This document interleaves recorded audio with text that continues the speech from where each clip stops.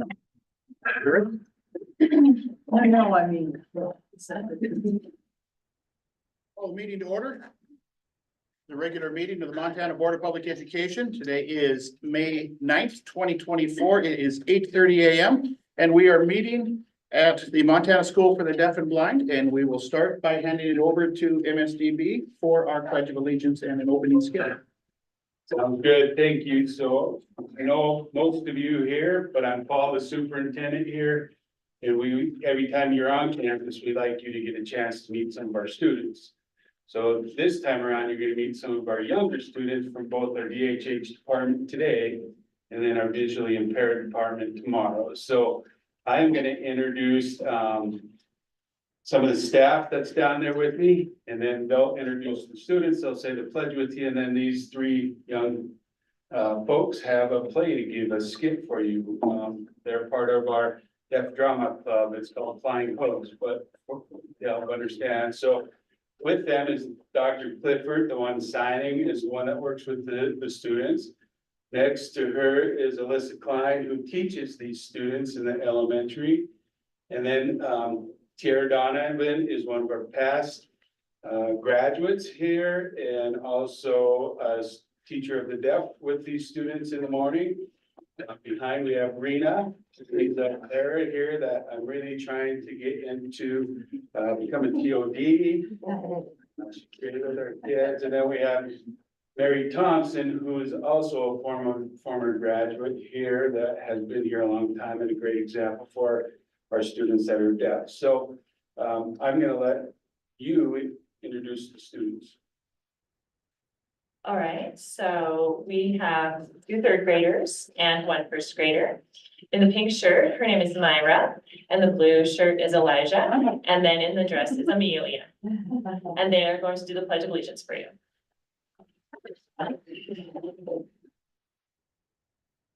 I pledge allegiance to the flag of the United States of America and to the republic for which it stands, one nation under God, indivisible, with liberty and justice for all. Can I ask a favor? We do that one more time. I'm gonna ask you guys to stand next to the plate because no one watched you sign. So can we do it again so you can see you sign? So go stand by the plate. So look at them.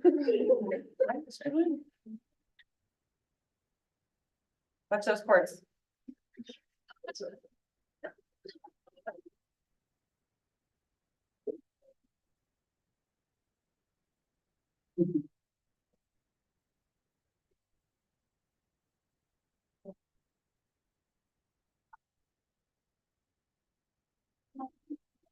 Allegiance to the flag of the United States of America and to the republic for which it stands, one nation, under God, indivisible, with liberty and justice for all.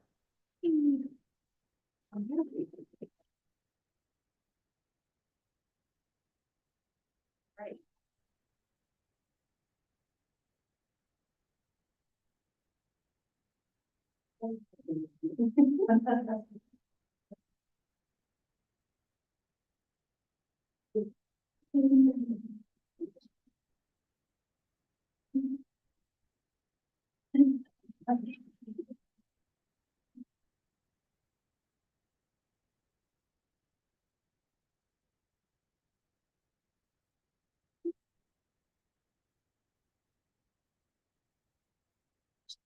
I really want a pet to love for my very own. Oh, look, it's a pet store. I really want a pet to love. What about a lizard? Ooh, gross. Oh, maybe a different pet? What about a snake?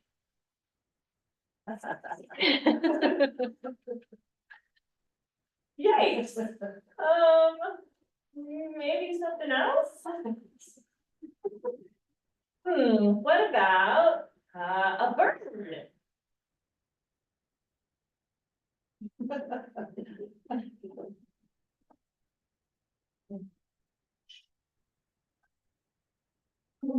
Oh no, the bird has escaped. Maybe something else? Maybe a dog?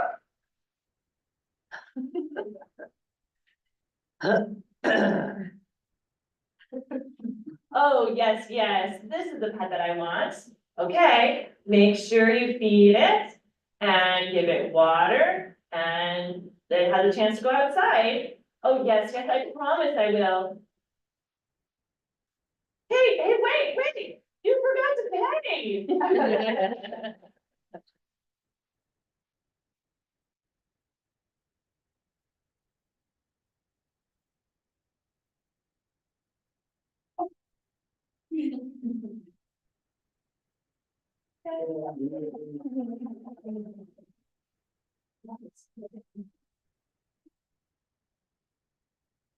That's awesome, guys, and just, a lot of people don't know, some do, but don't realize, but 3 students there. Only one's from Great Falls, one came to us from Idaho because of our services. Family moved here, and then the other students from Missoula. So coming here, they get access to do things like that, and that's the Magic Kingdom right there. So I'm gonna let you guys go. I will be bound later. Josh is gonna come hook you and Chris up. So if you need someone, text me. Thanks, Paul. Yep, thank you. Thank you. Yeah, we'll continue with the roll call. Chris, will you please call the roll? Tim Tharp, Here. Susie Hedlund, Here. Lisa Schmidt, Here. Ron Slinger, Here. Madeline Quinlan. Here. Jane Hammond. Here. Renee Rasmussen. Here. Gavin Mao. Superintendent Arnson, Good morning. Commissioner Christian's office, Here. Governor Gianforte's office. Here. Thank you. And Gavin is excused. He is taking finals right now. The Montana Board of Public Education encourages the public to participate in board discussions. Persons who wish to participate should sign the public comment sign-in sheet and identify themselves to the board chair or executive director prior to the board's consideration of the matter in which the persons are concerned. Anyone wishing to participate in board discussion will be recognized by the chair in keeping with normal board parliamentary procedure. We discourage public comment on personnel matters and ask that you discuss these issues in private with the board chair. Montana Board of Public Education is a professional development unit provider. Attending a BPE meeting may qualify you to receive professional development units. You can complete that information on the sign-in sheets if you are applying for professional development units. With that being said, is there any public comment? No hands up? All right, are there any visitors in the room who'd like to introduce yourselves? Good morning, Julie Mergelin, Montana Office of Public Instruction, Chief Program Officer. It's good to see all of you. Good morning, everyone. Assistant Superintendent at the Office of Public Instruction, Christy Moxtes. Good to see you all. Good morning. Good morning, Kim Popham from MFPE. Good morning. Morning, I'm Victor Wills, I'm the Pearson Virtual Schools.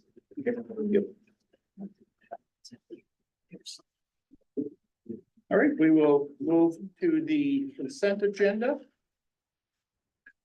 Their motion to approve the consent agenda. Mr. Chair, I Yes. move to approve the consent agenda. Here, motion by board member Quinlan, is there a second? Second. Second by board member Rasmussen, any discussion? Any public comment? Motion on the floor to approve the consent agenda. All those in favor say aye. I, Opposed? Motion carries. Is there a motion to adopt the agenda? so it's just so. Motion by board member Schmidt, seconded by board member Hammond. Any discussion? Any public comment? All those in favor say aye. Aye. Opposed? Motion carries. Okay, we're on to item number 1, chairperson's report. First of all, I want to acknowledge all the teachers across the state of Montana. During Teacher Appreciation Week, yesterday specifically Teacher Appreciation Day, and we thank everybody for all of their work. I find it interesting, Teacher Appreciation Day is right smack dab in one of the most frantic and busiest times of the year, working on end of school year stuff. wrapping up standardized testing, thinking about all that you have to get done when school is out in just a few days on the calendar and all of that sort of stuff. So thank you to all the teachers across the state. Secondly, since our March meeting, it's been an awful busy time. Got regular executive committee meetings with Director Flynn and Vice Chair Hedlund, and we stay up to date with things. So we had a special executive committee meeting with Macy. Was interviewed by Alex, and I can never get his name right. So, Sakarisia, Oh. Alex Missoula, for his, the story that he did on school budgets. Testified at district court hearing regarding a suit filed by MWEC. Had a visit with Dr. McLean and Christine Miller from Ochi regarding the math. Have their regular monthly phone call with MSDB. A joint meeting with OPI and others regarding the yellow kidney suit. I was able to watch the MSDB spring program via Facebook, and thank Paul and his crew for posting that. It's would love to be able to be in person, but just doesn't work from the other side of the state. So I really appreciate being able to do that via electronics. Charter School Subcommittee had a meeting and regarding changes to the application materials of the process that we'll be talking about tomorrow. And probably the most exciting thing for me these past 2 months was participating in the first ever Cognia accreditation review of a state education agency. They're worldwide, 53 countries around the world, 30 states in the union specifically have Cognia as their accreditation process. And that's what we did in North Dakota, is that they give it the contract with Cognia to do every 5-year accreditation with every single school in the state. But they've never done a state agency before. And so they took their regular standards and processes and rubrics and adapted them for a state agency and applied them to North Dakota Department of Public Instruction. And leading the review was Dr. Elgart. He's the president and CEO of Cognia. He's been involved in school accreditation for going on 30+ years. A couple of executive VPs were there on the team, some state coordinators. And when it came around to me, I said, I'm a retired bus driver from Galva Elementary, and I'm not sure why I was here. They had all of the top guns from Cognia there, and it was amazing being able to work with them. And spent 3 days there doing reviews, interviews, looking at all the materials that DPI had prepared for us. Working late into the night with the team, and then this very fascinating process. I took away way more, I believe, than I contributed to that, and that was probably the most beneficial professional development I've had in 40 years, just by being a part of that review and getting to participate in it. So I'm sure we'll continue our discussions later as with accreditation and specifically what Cognia might be able to partner with us and be able to do for Montana. And specifically, MSDB is, they are undergoing their Cognia review as well. So that's all I had for my chairperson report. If anybody had any questions or comments on anything. Okay. Moving on, item number 2, Executive Director's report. Paul? Thank you, Mr. Chair. Just want to start by thanking MSDB. Obviously, as you can see, it sort of takes a village to set these meetings up when we're not at the Capitol. Having that technology available to us in Helena is really incredible. But obviously, when we go on the road, it's a lot more work to sort of get those things set up and make sure people can watch our meetings virtually as well. So just really want to thank MSDB folks. Our time here each year is probably one of my favorites. Certainly being able to see the kids this morning, the Go Ball activity this afternoon is going to be so fun. If you're not familiar with what that is, on our agenda packet, there's a link. Go check it out in preparation for this afternoon. It's going to be really fun. And just really always excited to be here in Great Falls, especially at School for the Deaf and Blind. Since our last meeting, we've been super busy per usual. I'm going to give updates on some broad areas, but of course, a lot of these topics will also be covered later on in our agenda in more detail. First, want to sort of talk about some of the work with charters. Comes as no surprise, but with the public charter schools, it seems like there's always something happening. Although we finished sort of with the charter contracts and things like that, we're now in preparation with getting the new application and criteria out by June 1st. So sort of wrapping that up, and we'll have conversations about that tomorrow. We are working with our education partners to outline some of the next steps to create some required forms, and draft the timeline of coming up with some of the different reporting and submitting information to the board. Additionally, as a result of a number of the requirements in the charter contracts, we've been working with folks from MASBO, the school business officials, and really getting feedback from them on how to best ask for that information that we've required in those contracts. If you remember, there were two things sort of immediately that we needed to discuss. One of those was an initial statement, which really just outlined that these schools had adequate controls in place related to generally accepted accounting principles. And so that's the first thing that we need to get from them. And so coming up with a form to get that information was really important. The second is the quarterly financial reports. And although we've had conversations with the business officials, that's still sort of in flux to determine if that's the best way to go about getting that information. And then also specifically, what do we want? What is it that we are going to get from having that information? What information will we actually glean from having that information? So I think some of those things we're still sort of thinking through before sort of finalizing that form. But I did want to thank Board Member Quinlan for sort of meeting with the business officials and helping with that process, and wanted to see if you had anything to say about that before we move on. I guess I just would add, it's been great meeting with the business officials, all of whom are from the larger school districts in the state. But we've emphasized, what is it you think your board would want to know on a quarterly basis, and because we're trying to make sure these are valuable if they're going to have to provide a quarterly report. So, a format that is communicates to us some basic information about expenditures for the district, and also emphasizing more of a narrative, because I think as members of the Board of Public Ed, we really want to know the activities that these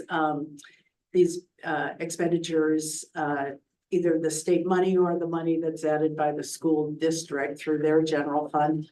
What are these activities, both in terms of startup costs and ongoing program costs? So that's the conversation we've been having. So we will expect those initial statements to come to us by June 28th. And that was based on the language in the contract that said that they had to get that information to us 120 days after execution of the charter contract. So we'll have those to us, and based on the conversation we just last had with the business officials, they were very fine with submitting that information to us by that deadline. So after this meeting, we'll finalize that and get that out to them so that they can prepare that information to us for June. All right, shifting to early literacy, you can see on your agenda that there's a request that the board approve the RFP for the home-based program. So it's really exciting. It's sort of the last thing that we have on our plates related to the early literacy targeted interventions. Although I'm sort of sad to see it go, it was very fun. And I think that really brought a lot of joy to this board to see that get off the ground. OPI posted the RFP in March. Statute requires that the home-based program must be selected by the Board of Public Education and must be operated by a nonprofit entity. It has to be research-based and proven effective at developing early literacy skills. It has to foster parental engagement and have a cost of no more than $1,000 per year per child. So they will talk a little bit more about that later today, I think.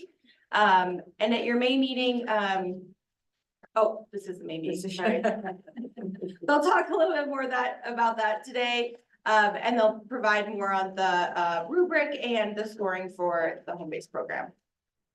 Now into rulemaking, you can see on your agenda that we've got a lot of rulemaking going on. We do want to make sure that you're aware of sort of what's in front of us now, what's coming, what we can get off our plates once we approve things. At this meeting, you'll respond to comments pertaining to Chapter 56, which I'm happy to report there have been none so far. There's sort of a weird timeline thing with Chapter 56, which are the assessment standards. the public comment period doesn't actually close until tomorrow at 5 p.m. So we won't take final adoption on that, although we don't have any comments because we do have to let that period end. And if we do get comments by 5 p.m. tomorrow, we will bring those to you in July. And then we'll just take action at a different day. And then you'll also see on your agenda for tomorrow morning, you will receive initial reviews of both Chapter 54 World Language Content Standards, Chapter 53 Math Content Standards. Those are both coming to us with economic impact statements. And so lots of information for us to digest. I want to recognize not enough time on our agenda to fully go through each of those line by line with a fine tooth comb. But I think that given the fact that we won't go out for rulemaking until a later date, allows the board to chat with some folks in the interim, reach out to OPI if we have additional questions in between, and really do some research, not here at the board meeting, but certainly in the interim between our next one. And then this fall, later this year, we'll receive the initial review of the Chapter 53 English Language Arts Content Standards. Those will also be coming to us at a later time. And, you know, per usual, we'll have time on our agenda to go over those. And then lastly, I wanted to give you all an update on the second year of the Seal of Biliteracy. We are underway. We started accepting applications, at the end of April. Last year we had 114 applicants from 11 different schools who received awards in 4 different languages: Italian, French, German, and Spanish. So far this year, we have over 140 applicants and counting. We have some schools that are waiting for scores and they'll get those to us as soon as they have them. And we have some new languages as well, including ASL, which is very exciting, and Portuguese. So, Mr. Chair, that's all of my report. I'm happy to answer questions if folks have them. Do we have anything from a call? All right. Moving on, item number 3, State Superintendent Report. Superintendent Arntzen. Good morning, Chair and members. Good to be here in Great Falls. When I walked into the office and got the tag and everything else, it was nice to see on the wall that this school is a Purple Star school, which means that with Maelstrom, the military base, we have a champion here that is very close to the base, but also supports military families and children. This is per statute from 2015 to have a commission that is from members from all across our state that look at Purple Star champions, Purple Star schools, Purple Star campuses as well. And we talked to the commissioner's office, making sure that, you know, we don't overstep what is happening with the veteran programs and the families that happens at our very unique campuses across our state. But we're also looking for Purple Star teachers as well. So we'll be enrolling that this fall. The applications for this open again for this coming year for the remainder of 23 and 25 and August through November. So if you have anyone that works with military children or families across our state, please get on our website. And it's through a compact that all 50 states have in our 4 territories. So very proud that we have that. It was the last time that we were here.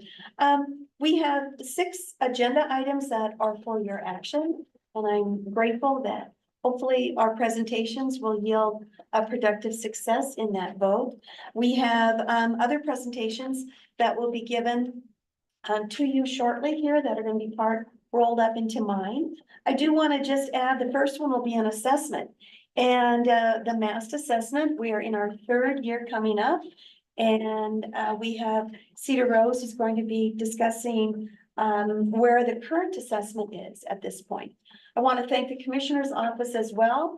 And Board Member Quinlan, you were there when the ACT came into Montana.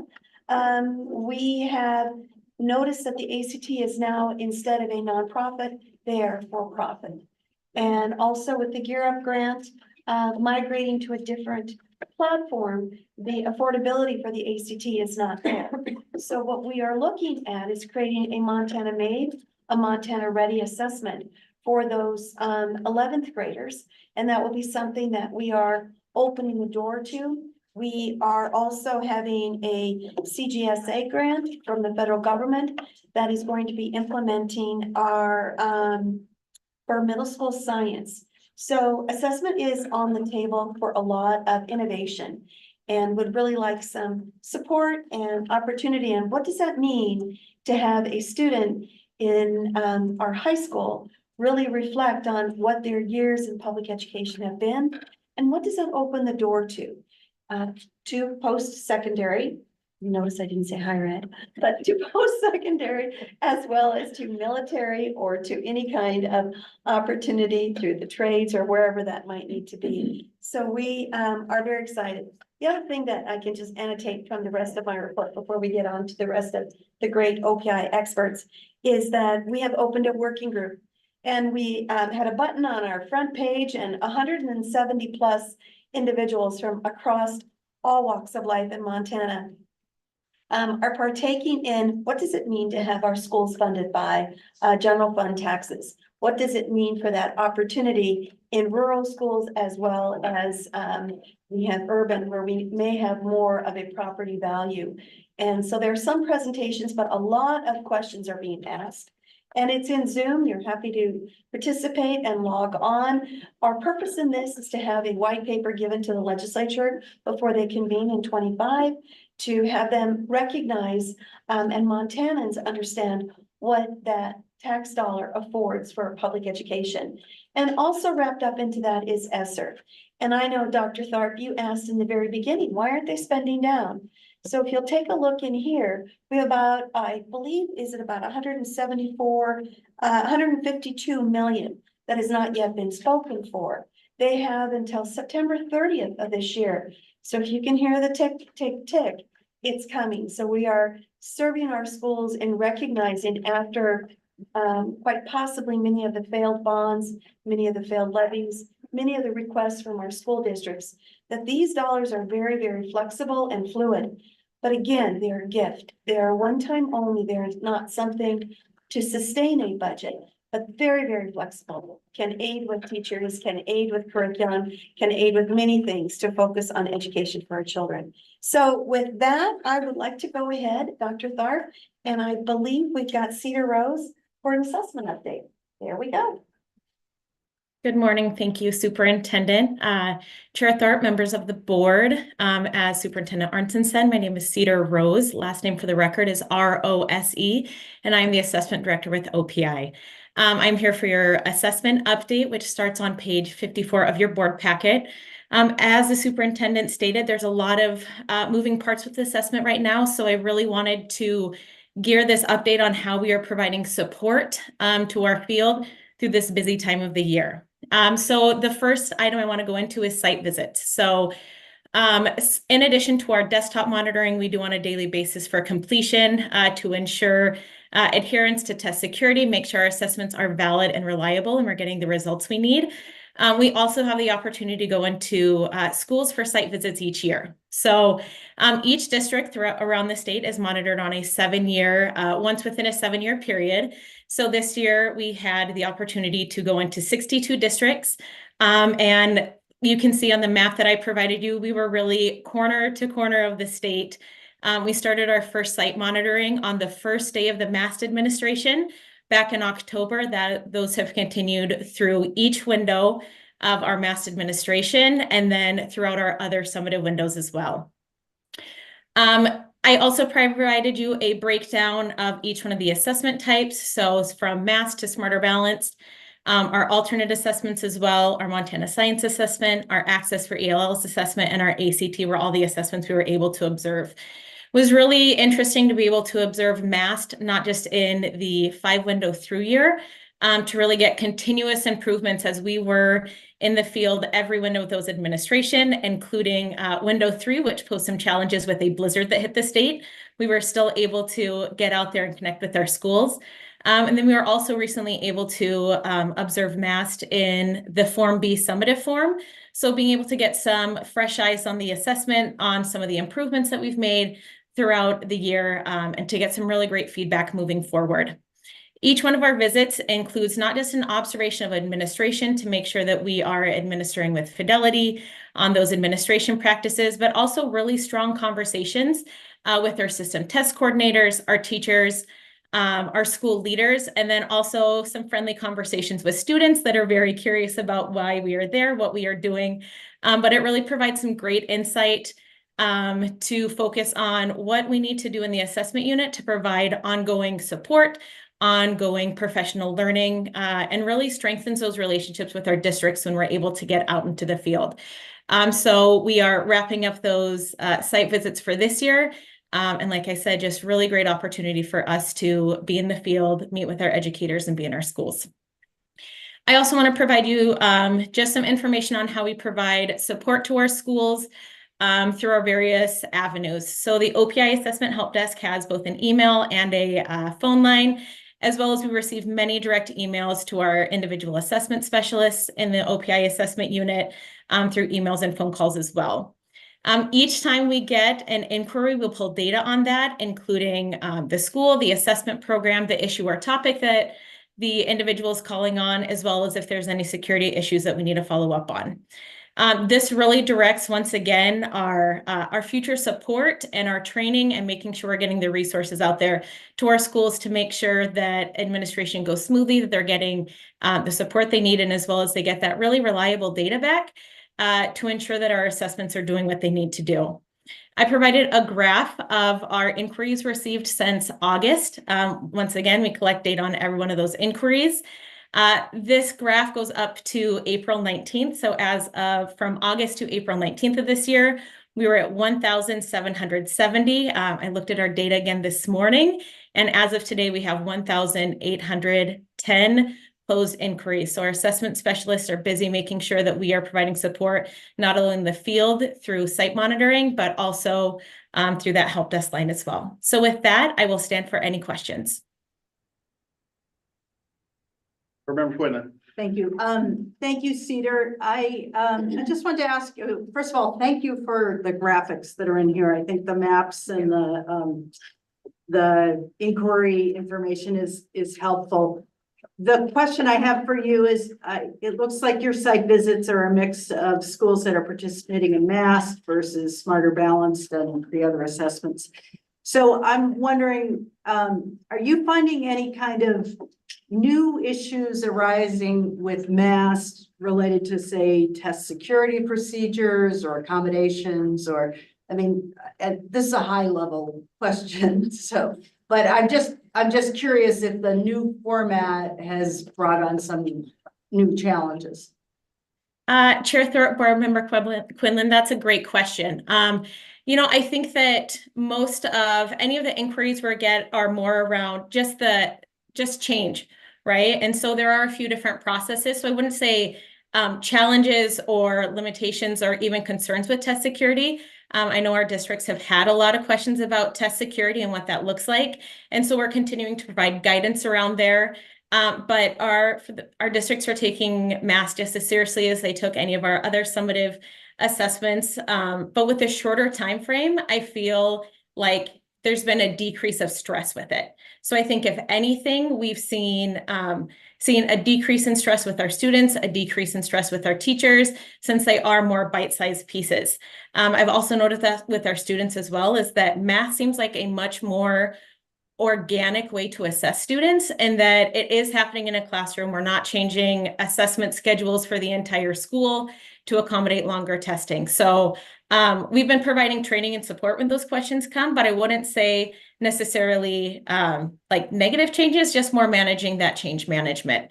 And then I think that, like I talked about, the Form B and going in and seeing it as a summative with fresh eyes, we have heard so many positives from our schools who were able to see it after we've made some changes throughout our through year based on information we've received from our pilot schools. And I have seen and heard so much positive feedback from our Form B schools who are just wrapping up their administrations this week, that are excited that this is where we're going in the state. So once again, continue training to make sure that all of the test security is adhered to, that our accommodations are entered correctly, but really positive feedback from our math schools, which is exciting to see. Thank you.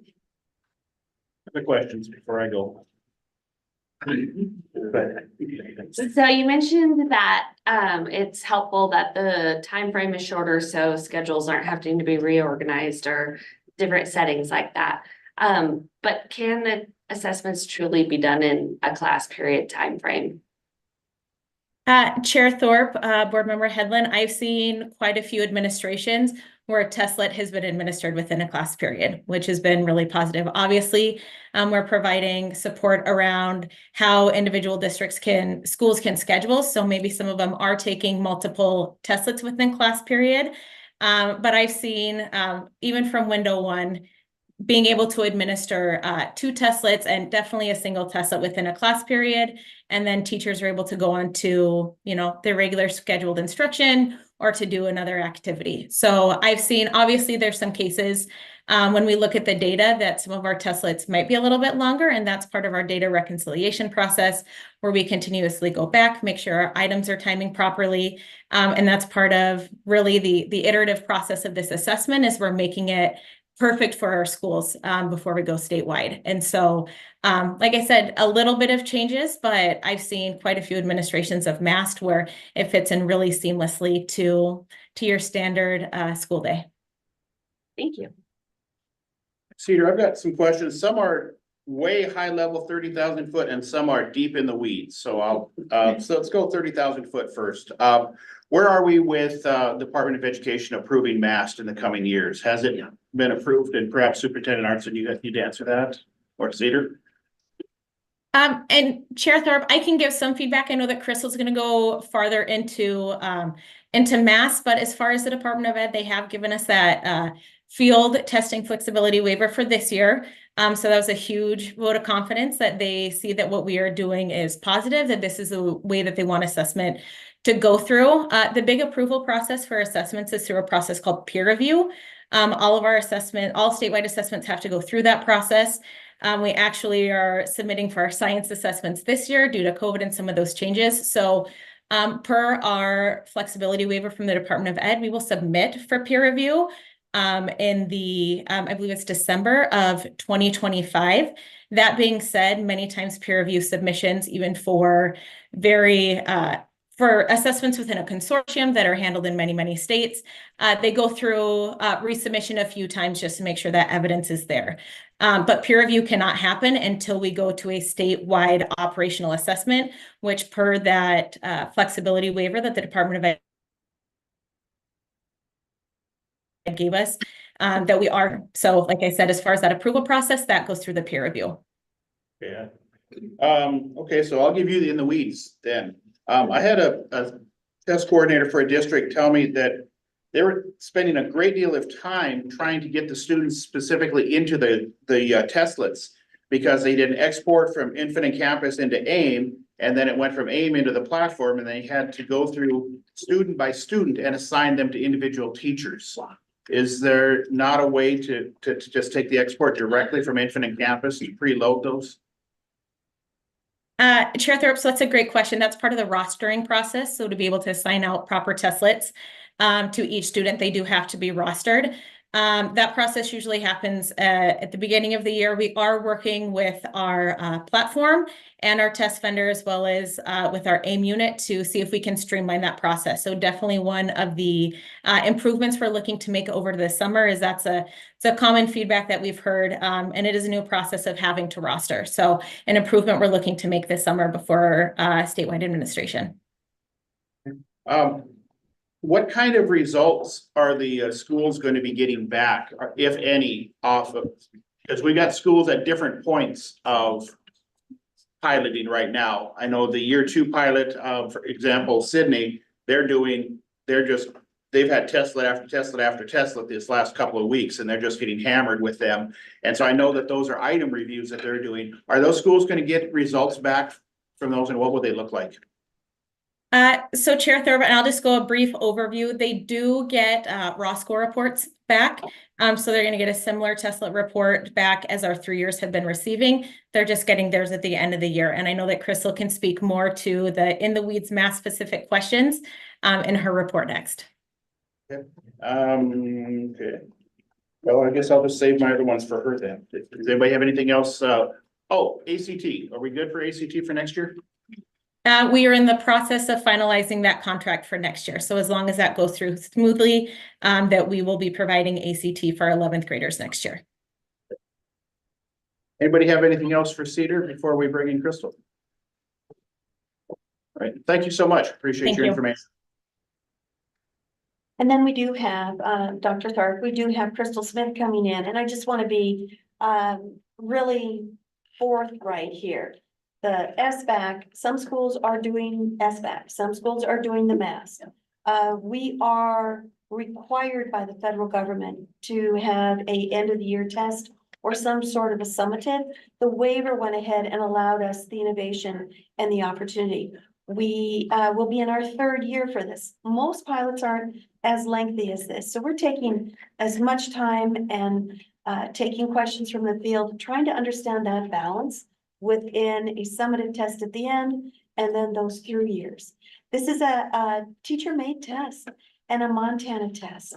And I'm really proud of the good work that our staff has done. But more importantly, as you mentioned, Dr. Tharp, this is teacher appreciation. And it's the teacher that delivers this. It's the teacher that recognizes that teaching and closest to the learning and closest then to that assessment. That is the ultimate end of what this assessment is. But Crystal's going to go give us a little bit on innovation. Thank you. Thank you, Superintendent. Good morning, Chair Tharp and members of the board. My name is Crystal Smith, SMITH for the record. I serve as the Education Innovation Manager for the Office of Public Instruction. The MAST update begins on page 56 of your board packet. The MAST Roadshow, held in early April, spanned 9 cities in Montana. The MAST team, in conjunction with our New Meridian team, provided in-person support and collaboration with school teachers and leaders during this tour of the state. The number of participants in each location are identified in the table on your in your packet. And the discussion topics included during this roadshow: the vision of MAST and the desire for change in the state assessment for federal accountability as outlined in the theory of action, testlet design and development, innovation, the innovative curriculum alignment tool, which is unique to this assessment model, engagement opportunities for educators around the state, and prototype score report review and feedback.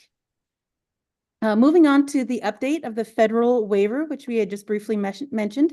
The MAST team met in late April with support from the National Center for Assessment to draft a proposed plan for an amendment to our ESSA state plan as required by our granted double testing flexibility waiver that the federal government provided for us. And it must be submitted to the Department of Education by June 1st.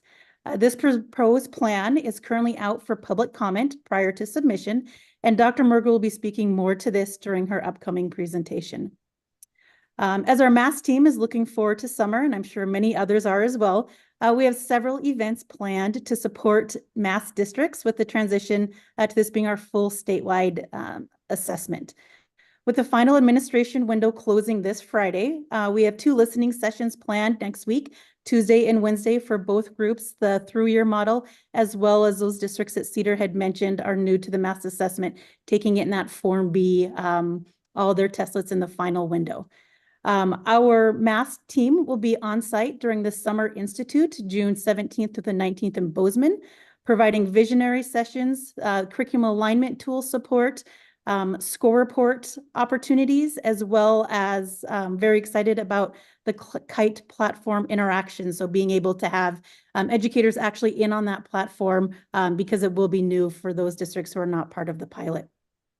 Furthermore, in August, our team will be hosting another virtual MAST summit, similar to what we did in February, with the new changes, the new updates, and really gearing up for this assessment window beginning in October.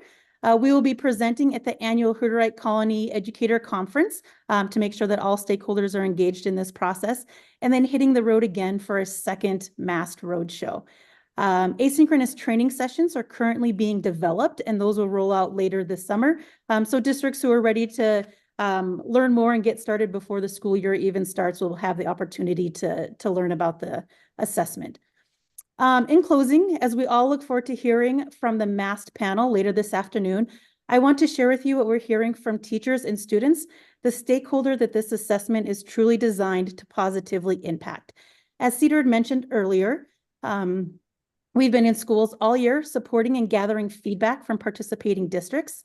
In Conrad, we hear that teachers and students prefer the smaller chunks of testing over time and are looking forward to the rollout next year for their through-year assessment. In Havre, students report feeling less pressure and anxiety when testing due to the format of the shorter testlets. Another student shared that he liked the tools that were provided on the platform so he could do his very best. Victoria, grade 5, shared that it was nice to have just learned the math that she was being tested on and that all the math problems were on the same or similar topics. Finally, out of Clinton, a student who struggles academically and socially was asked what was the best part of his day. And surprisingly, he replied, the MAST testing. When asked why, he said, I used to dread the other testing. It was so long and it wasn't good for me. On MAST, I can show exactly what I have just learned. So as we hear from the panel later today, I'm optimistic that these voices and opinions of our students will be echoed by our district leaders. And with that, Chair Tharp, I know you have some more questions for me, but I stand for any questions. Thank you. I guess deep into the weeds here, I had a comment that came to me that said, third graders struggle to input fractions into the testlets because the training that they had didn't cover how to do that. And I heard that from multiple teachers that they weren't, so I'm assuming that that's something that's already been brought up. But I had a little bit bigger picture one, was worried about, is the vendor have they been able to expand to be able to handle a larger numbers? Because recognizing that it's still in pilot phase right now, a school experienced a lot of crashing on the vendor side initially, and their concern was, well, what happens when we go statewide? Is the vendor going to be able to handle that many people in the system at once?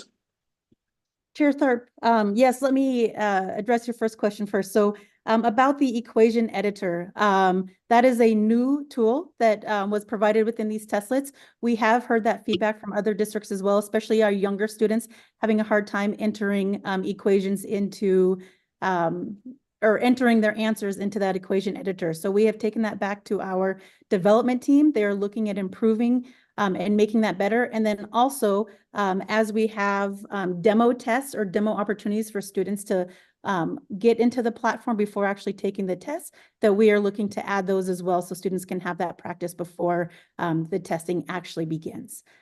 Chair Tharp, for your second question about the vendor and not being able to host our entire state, our platform vendor, ATS, out of Kansas University, they actually host several different states as assessment models on their platform. So you are correct. We were shocked as well, I guess to say the least, that when the testing window opened on that Monday, where we were adding not only the through-year students, but then also having the opportunity for the end of year Form B to be able to take part of the tests, that happened.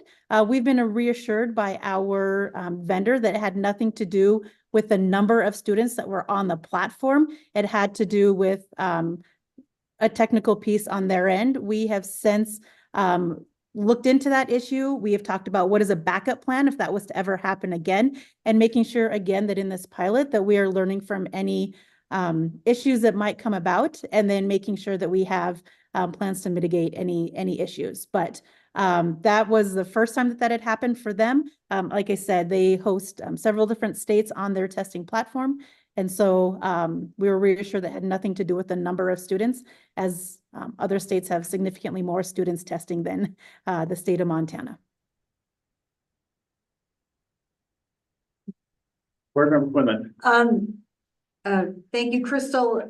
Could you explain generally what is the Form B, its purpose, and how, I understand it's a summative tool, but how is it different than the testlets that are taken during the year? Chair Tharp, Member Quinlan, thank you for that question. So Form B came about not planned. But it really came from the guidance that we received from our TAC and from New Meridian's TAC, their technical advisory committee, that said, in this pilot phase, right? So this is just this year, in order to help equate what a through-year model looks like as well compared to a summative model, that it would be advantageous for your state to recruit students and districts that would be willing to take shorter testlets at the end of the year so we can see the linking between how students perform in a through year versus how they perform at an end of year. We also were told that this would help us, as Cedar mentioned, get through peer review. So we have the data and the documentation of using this assessment, these test items, these testlets, and then being able to compare what does it really do for students to be able to provide a through-year model versus an end-of-the-year summative model. So the Form B, they're taking about half the number of testlets as that through year because we realize that there's no feasible way to ask students to do that in a 5-week window or a 4-week window. So it's the same testlets, or sorry, similar testlets, but the same type of model, very short, 8 to 10 questions on a testlet, and then the testlets are covering a variety of standards in both math and ELA. Thank you, that's very helpful. And this was also, if I could, Mr. Chair and board member, this was by school choice in order to take the Form B. Crystal, is the MAST going to be adaptive testing? Chair Thorpe, the MAST testlet, as it will be next year, is not adaptive. Nope, the forms are fixed forms. They will have the appropriate accommodations based on students' needs and their IEPs, but they are fixed at this time. You said at this time. Is there any thought moving forward, or what is the long-term idea? Yeah, so again, as this is an iterative process and really a Montana-made assessment, we would love to get to a point where we have several different forms. They may not be necessarily adaptive. As remember, we're truly assessing students on their grade level state standards, right? Are they proficient at state standards at their grade level?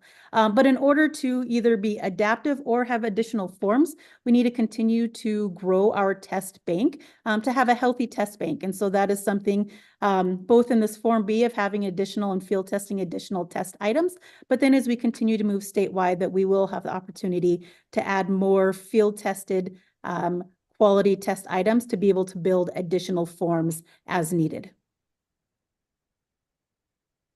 Other board member questions? Yeah. Can you explain in a little bit more detail how the data is being returned to the teachers at this time and if that's going to change in the future to a shorter timeline? Yes, Chair Thorpe, Vice Chair Hedlund. So in this pilot phase, after the window closes, it's a 10 business day turnaround for the raw score reports to be provided for classroom teachers. And as Cedar had mentioned, that rostering piece, that's one reason why it's different than Smarter Balance, because actual classroom teachers are receiving their score reports within the 10 days after the window closes. Again, that is just because we were in this pilot phase. Moving into next year, the plan is once a week during testing windows, score reports will be ran. So at maximum, it will be 5 days after the student completed their testlet in order for their teacher to receive their test scores. And those will obviously no longer be raw scores. They will have some more substantiality to the actual testing items, like a description of what was being assessed, the standards, the Montana standards that are linked to those, and then how the student performed on those. If I could also add to this, thank you, Mr. Chair and Board Member Hedlund. Parental reports are also going to be available and going out. So they can go out from the classroom teacher, they can go out through the school district themselves, they can go out multiple ways to make sure that that parent also recognizes in a very timely manner what is happening in teaching and learning in the classroom. Thank you. Yeah. Chair Thorpe, Vice Chair Hedlund, to add to the superintendent's comments, we currently are using a parent portal. We heard in, I believe, window 2 district saying, there's no way that we can print out all these reports and send them home every time. Like that's too much of a load. So we went back to our testing partners and vendor. They said that they could develop a parent portal. Parents can log into this and they can receive their students currently in the pilot raw score reports, but moving into next year, that option will also be available throughout each of the testing windows. I don't know if, I hate to put you on the spot. I don't know if either you or maybe Cedar in the background could pull this up for maybe for a screen share, but I got a copy from an assessment director on what one of these student reports looks like, and I loved it. It's super powerful. It has the grade, and then it says place value, powers of 10, and it said, and then it goes by each individual state standard. And then it assigns either full credit, partial credit, or no credit earned by standard on that particular test. And I mean, that is a super powerful to be able to provide directly to a classroom teacher within a few days after the test. So if there's some way to share that with the entire board, I think that would be great for them to be able to see. So I really love this. I mean, I would have loved to have something like this when I was in the classroom. But Yes, Chair Thorpe, I can pull that up right wonderful. now. And Chair Thorpe and Crystal, I have that as well, if you would like Okay. screen share. Sure, go ahead. Yeah, go ahead, Cedar. While you're working on that, we'll go to board member Rasmussen's question. Thank you, Mr. Chair. I don't know which one of the two wants to answer this, maybe Cedar. But as a former superintendent of a school who provided an Infinite Campus portal for parents to log in, and I was continually, I forgot my password, I forgot my login, reissuing those. Rather than having several parent portals, I would hope that at some point that logging into just one portal for parents under Infinite Campus or wherever would provide them with another, place where they could log into their student scores as well. Just an observation for people who had to reissue lots of. Go ahead and zoom in a couple more clicks. Old eyes in here. There we go. Chair Thorpe, Member Rasmussen, I have taken note of that. Thank you. Yes, I appreciate that. So everybody has a chance to see what that report looks like. And Chair Thorpe, just as a reminder, this is the raw score report. The score reports that will be provided moving into next year are much more in depth, obviously still providing the same information, the standard, the description of the standard, how the student did, but there will be additional information in next year's. These are the bare minimum, so to speak.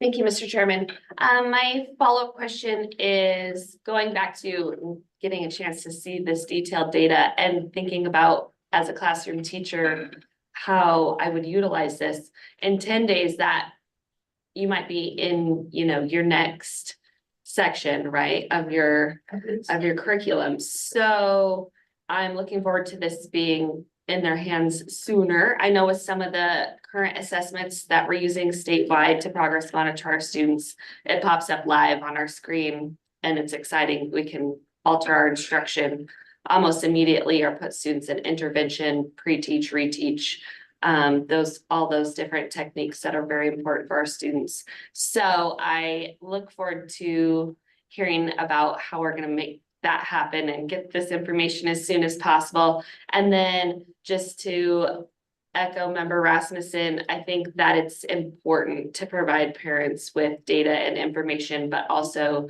to make sure that we have a way of communicating with them through that, explaining what this actually means to their students' learning and all of that. So we'll have to build out some components of communication within this as we work with families. Yeah, Chair Thorpe, Vice Chair Headland. So we're really excited in the math score reports next year that there will be misconceptions identified for students who miss the same concept or strands over and over again. So when we think about new teachers or maybe teachers who are emergency authorized, who really don't have the lack of training of saying, here's my score report, what do I do next with it? Those misconceptions based on their students' reports will be identified immediately. We're also very excited that, in this model, it's not just saying your student lacks number sense or your student lacks algebraic thinking. It actually identifies the problems that they are answering to the Montana state standards that they are being asked to know and understand and be able to do. So when I think about my time in the classroom, being able to have these school reports, like, they're not immediate, but at maximum 5 school days, since the time my students took the test, I then could be able, within my PLCs, to be able to build those intervention groups needed for students and have very specific data points that have immediate opportunities for students to learn, instead of saying, what does it mean if my student gets a 190 on number sense? Like, what does that really mean? What are they lacking? We believe that these score reports will pinpoint much more precisely what students are unable to do in order to provide those interventions to help support their learning if need be. Board Member Hammond, did I see your hand up? Yes, thank you, Mr. Chair. Thank you, Crystal. I was wondering if you could provide a little more information on the Hutterite Colony meeting that plan. Yes, Chair Tharp, Member Hammond. So Cedar and her team will be heading to present to, I think it's in Great Falls, to that Hutterite conference, to be able to, continue to share the masked message and provide the technical support that they need. But as Cedar and her team, and maybe she'd be better to answer this question, but as Cedar and her team have been out on the road, I know that they have site visited different Hutterite colonies and had some very engaging opportunities to learn about what their unique needs might be on the colony, as well as how our team can best support them. So Member Hammond, if you don't mind, I might turn over to Cedar to add more about that. Thank you. Chair Thorpe, Board Member Hammond, yes, I did have the unique opportunity to personally observe a mass administration is actually of the ELA performance task in one of our colony schools this year. Going in, one of the things that we were thinking about is, well, how does it look when you're administering these testlets at, I believe there are 4 different grade levels that were all taking the test at the same time. And so the test administrator did a wonderful job of organizing in a way that was really seamless to, all the students they had their test ticket, they had their access code, they were all able to read the same administration script and get in and take their performance task in a really timely, smooth way. And just some informal feedback with the students. The students seemed to really like it. One of the younger students was really excited to tell me how much she had written on the performance task and how excited she was to share her work. And so as we have been site monitoring, we've been able to see, some of those unique school environments, as well as some of our bigger schools that have some more unique challenges and unique environments. So along with that, as Crystal mentioned, we will be at the Hutterite Educator Conference in Great Falls, making sure that we are engaging with of all of our stakeholders and making sure that they are ready to go as well. Thank you. Great, thank you. Any other questions on mass or assessment? Dr. Tharp, if I could just add before we close this door, we are not teaching to a test. We are teaching state standards. And that's why the 11 teaching standards are so important when we come in front of you for teachers' request of what these standards look like. When I taught for 23 years, 5th grade, didn't even know what a state standard was. So this is an incumbent then upon our districts, our school leaders to have professional development, and we'll do this at the state level as well. What does a state standard in math and in reading even look like? How do we do that in a progression to recognize what the legislature is requesting on personalized learning? So it's not just about being age 10 and working through a state standard in age 10. This is working through the entire breadth for a student's performance. So I believe that when we look at any report or we look at any aid for teachers, finding out what that state standard really means, implementing that prior to the test set throughout the course of teaching, as well as any acceleration after the fact. That's the pivot of this. Why do we have a state standard? It is because that is what teachers teach. That means the trust coming back to public education is based and incumbent upon the board, how we implement the board's request in these state standards and put believability back into that time that a teacher spends with a child. That is the purpose of where we are going. Thank you.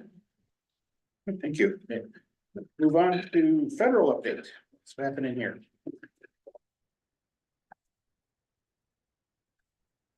Good morning. Good morning, Chair Tharp and members of the committee. My name is Carrie Koba, and for the record, I am the senior manager, or for the record, KOUBA, I'm the Senior Manager for Improvement and Engagement at the Department of OPI.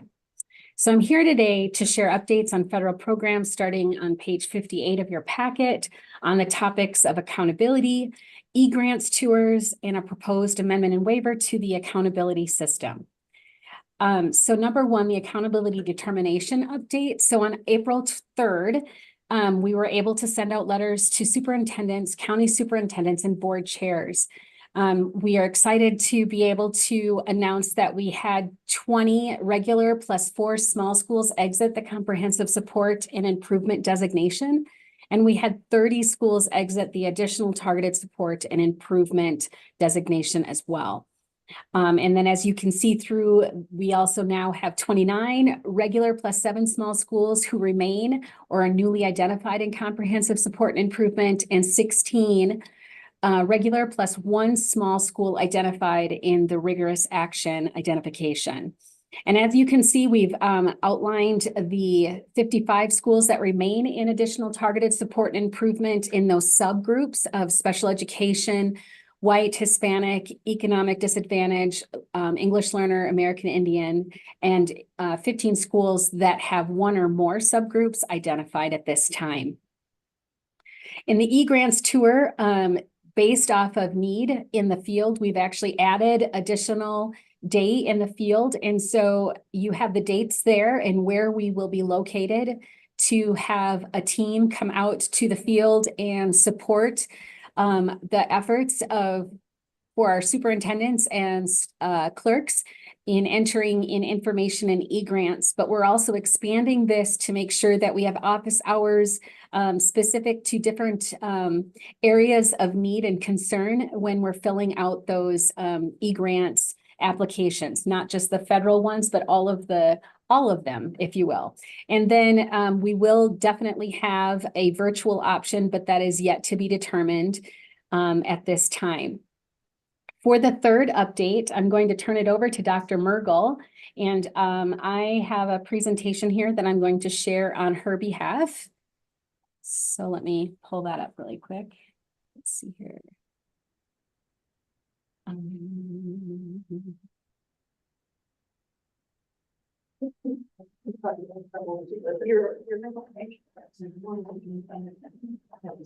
Good morning, Chair Guard, members of the board. For the record, Julie Mergel, MUR GEL, Chief Program Officer of the Montana Office of Public Instruction. To continue on our federal report, as we transition from our Senior Manager, Koba, what she's highlighting here is we had within the comprehensive support and improvement, these are the schools that are identified with needing the most support in the bottom 5% of our schools. And so within that, we have schools that are newly identified within that bottom 5%. We have schools who've exited that bottom 5%, and that is a celebration. We also have some who've remained within that bottom 5%, have not exited and now are in rigorous action. That cycle for that identification happens every 3 years. And that particular component was delayed due to COVID and that whole process. So that cycle, those schools were actually in there longer than the 3 years. All of that kind of came back after we've been recovering from COVID. And so we ran that system again based upon all of the data that was generated in 23. I think that I'm bridging this is because this relates to how does the MAST assessment relate to accountability, which we'll be talking about here in just a second. But I think the point that I want to make is in that bottom 5%, we have many schools who have 0% proficiency in math and ELA. And those that are in rigorous action have been in there in some cases, not only for the 5 years, but since 2018, but for decades before that. And so the schools that are not in the bottom 5%, the other 95% are universal schools. But the universal schools, in some cases, are scoring 10% proficiency in ELA and math. And so within that bottom 5%, I think it's really important to recognize that we've got to be raising all, right? The bottom 5% cannot remain at 0, 1, 2% in terms of that for our students, right? We've got to be seeing all of that raised. So just because we might be universal does not mean that we really are performing at the level that we want for all of our students in the state of Montana. And so I think that the MAST is really critical, because the MAST is about measuring proficiency, and not proficiency at the end of the year when we're done with our work and we move on and the scores come too late to really talk about that. But measuring proficiency in small bites right in the moment of instruction, where we are looking at our students in our classroom who are coming back with 0% proficiency, that propels us to action much sooner and quicker. And so I just want to reiterate, when we're looking at these bottom 5%, what that means for us in terms of how are those students performing, what are the opportunities that are coming to them. But Dr. Tharp, you had asked the question earlier when Cedar was presenting about the assessment field testing waiver, and where are we at with our federal use of this MAST assessment. So when we went out and obtained that field testing waiver, there were conditions that the Department of Education had put on, and it also outlined within our CGSA grant as we've been piloting MAST. And so these are the key elements from that particular waiver, which is bringing us to a requirement to respond to the department. So the waiver was granted to us on the condition that the OPI would launch this new MAST assessment statewide in 24-25. And that we would then set those achievement standards starting in the summer of 2025. So that means next summer, once the whole MAST assessment is done statewide, we'll be gathering all that data, psychometricians working, doing all of that work so that the standards can be set and turned over to the Department of Education for peer review in December of 2025. We also agreed through that waiver that we would report the information to parents and to educators on how they did on the work in 24-25. So we would put out on the report cards, how did they perform? What did we see happen? And that would then be out there, published and available. That Montana would have to run the accountability system for data for 24-25, including all of the components. And those components include, right, proficiency, growth, progress for our English language learners, graduation, and then Montana's flex indicator around college and career readiness and attendance. So they put that condition in there. Well, it was perfect timing for us as when we're transitioning, when we're thinking about the cycles for comprehensive schools, because we just ran that based upon the data from 23, when all the students took the Smarter Balance, and we will not have to run that comprehensive again until 26. So that gives us 24-25 and 25-26 to have this assessment in good gear as we're statewide before we start to set those designations. That said, for targeted, those have to be set every year. And so within this, then, this presents an issue for us around the growth indicator. So the growth indicator is comparing apples to oranges. It's taking 2 consecutive years of data and saying, how much did your school grow between your results in 4th grade to 5th grade? So now that we've had half of our schools participating in, or 1/3 in the math through year, and then there's like a little bit closer to half participating in that Form B that Madeline had asked about earlier. And then we have half of our schools participating in SBAC this year. Well, we can't compare, right, how kids did in 2 consecutive years when you have this thing happening right here in 24. And so the department came back to us and said, you must adjust your system to address this growth thing, because we still expect you to run it and help us see how schools are doing and report on that growth. So we are proposing to address this by using what we call skip year growth. So we met with the Center of Assessment, we've been meeting with our TAC to really get the best information to say, what approaches have been utilized across the nation to address when you have a gap year in assessment data to really determine growth. And we explored lots of different options. And the one we came down to is using what we call skip year growth.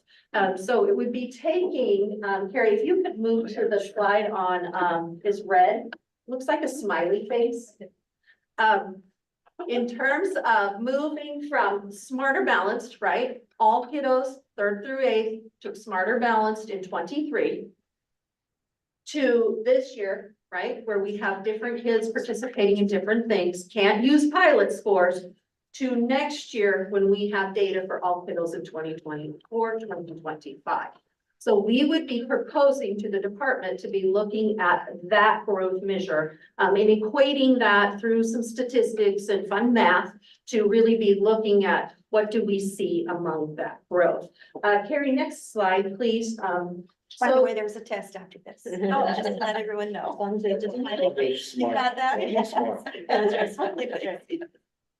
Just a quick question, we don't have access to that waiver slide. Is there any chance we can get that? I was just searching OPI directory, I couldn't find that slide. Yes, for chair, sorry. Member Rasmussen, we will definitely Thank you. get that over to. Thanks. Absolutely. Yeah, that link on page 59 is working. Yeah, it doesn't work. The link doesn't work. Okay, and so in terms of, looking here, you guys, so this is kind of just a summary of where we're at to kind of get a good look at that. So 22, 23, we just talked about, right? All kiddos taken smarter. We just ran the accountability system, looking at the 3-year cycles. That's been done. 23, 24, we're right here, right now. This is what's happening currently in our schools, closing tomorrow, last day on the window, for our mask. This is what's happening for accountability. That was part of that federal waiver that we would assure. The schools that are participating in Smarter, we have to report those results out on the report card of how they did, and we have to run the system. Just because we run the system and report doesn't mean that we hold them accountable for that, right? But we will have to hold them accountable for targeted for our Smarter schools. Our schools that are participating in mass this year, their designations are on hold. Okay, then we move to next year. Everyone is administering the MAST, operational statewide. We have to report out on the report cards, how did students perform? We are proposing to use what we call skip year growth from 23 SBAC to 25 MAST. But we are also asking the department, that means we're not running comprehensive, so nobody can be put in or out of comprehensive because that holds for 3 years. But for targeted support, that's for student groups that are performing like our comprehensive schools and where other groups of students might be performing okay in a school. For those, we're asking for them to hold that. Meaning, given that this is the first year for MAST, right? And that we're kind of using the skip year growth, let's just pause. We'll report out, we'll give you all of the data, but let's not run the targeted because we're not running the comprehensive either. And then after another year of administrating the MAST assessment, we will be at that point where we've had it for 2 years. We can have growth measurements that are not skip year, but are a growth measurement from 25 to 26, and which is at the point of when the accountability fully has to be operational again for the comprehensive. So this is our timeline for this particular amendment that has been required by the OPI to submit to the department. We're here today presenting to you on May 9th and 10th. We've got to meet with the governor's office and have consultation on this month. We will be presenting about this information in the advocate meeting on the 21st. Public comment will close on the 24th. We'll hold a webinar to kind of talk and walk through what we're hearing from the field as to what if they feel like this growth, skip year growth makes sense. And if they agree that we should be holding schools harmless and not doing anything for the targeted designations next year's. And so on the OPI webpage, we put this information out. There's an FAQ, a lot more detail than what I'm talking about right here, right now, to kind of get down into the weeds. A copy of that actual waiver, so that folks can reference that, but also a survey. And we've had the survey out there. We've been communicating. We are encouraging all of our districts and our families and everyone to participate in that survey, to give us information that we can then share with the board on our proposal on how to address growth and what's happening with our accountability system. So I stand for any questions. I have a question. If you can do your math wizardry between 23, 24 and 24, between Mast and Smarter Balance for a skip year, why don't you just do your fun math when you have 2/3 Smarter Balance and 1/3 Mast test takers? So, Chair Clark, Board Member Schmidt, it's a really good question. Because we are in a pilot mode right now. And so those scores are not to be utilized because we're testing test items. So we may be getting results for test items that are not actually good items that have to be thrown out. And that's why when you saw on the screen here, a raw score report, they're just showing, are you getting the question correct or not? They're not quite yet reporting out if you are proficient on those standards. So we can't do that yet because we're not, we've not done the standard setting to say these are good items that actually do report out on proficiency. Thank you. How long do you expect after that June 1 submission to hear from the Department of Education? Chair Tharp, that's a really good question. They have up to 120 days statutorily to respond. We have found that given kind of the steps along this waiver that we've had to do, they've been pretty responsive. They have been getting back to us more around like 30 days. Wow. So I would anticipate somewhere between 30 to 120 days after this. And Dr. Tharp, we have, as Dr. Mergel had shared, we have used all kinds of stops. We have used political, we have used other philanthropic groups, we have used individuals within the department. I gave them in one letter 15 days. Well, that amounted to 45. But, you know, trying to get them to move. But remember, this is we're the only state in the nation doing this. So they're very much looking at the innovation and the incubation of the period of time. So they've been kind to Montana. But I have to give credit to everyone that we have at the agency that is really focusing on this at this point. So good kudos. Kudos. One more question. Who's your target audience for the survey that's now open for public comment? All stakeholders, board members. Okay, so board members. You perhaps could, should- yes, I encourage all of our stakeholders. I encourage you, I encourage our families, our teachers, our higher education people. Yes, and in fact, in that survey, it asks you to designate what's your primary goal. Thank you. I'd like to go back a little ways, and I don't know who should answer this. But I'm looking at the first page in the update on federal programs. And this lists 29 regular plus 7 small schools remained or were newly identified as comprehensive and support an improvement based upon that there was 30 that exited. Okay, targeted. I'd like to know if they exited targeted, did they go to comprehensive? When you say exited, do you mean they just went to another level? Or they exited meaning, Yahoo, I'm free? Okay, so I can't tell that from here. And so I kind of like to know that. So Chair Tharp, Board Member Rasmussen, exit criteria, there's exit criteria to exit targeted. You have to be out of the bottom 5%. Okay. And you have to show sustainable, like growth, that your students are continuing to grow at the rate of the goals that are set by the state for long-term in ELA and math. So if they have exited comprehensive, It means that they are no longer identified in being in the bottom 5% and have met the exit criteria. If they've exited targeted, it means that student group is no longer performing in the comprehensive. It also means that they didn't move out of targeted and now down to comprehensive. Okay, that's fine. Because you, if you do have groups, right? That's one group that's performing like the comprehensive. So if they're no longer performing like the comprehensive, then you're out. Okay, that's Maybe what I you wanted to know. Thank you. You're welcome.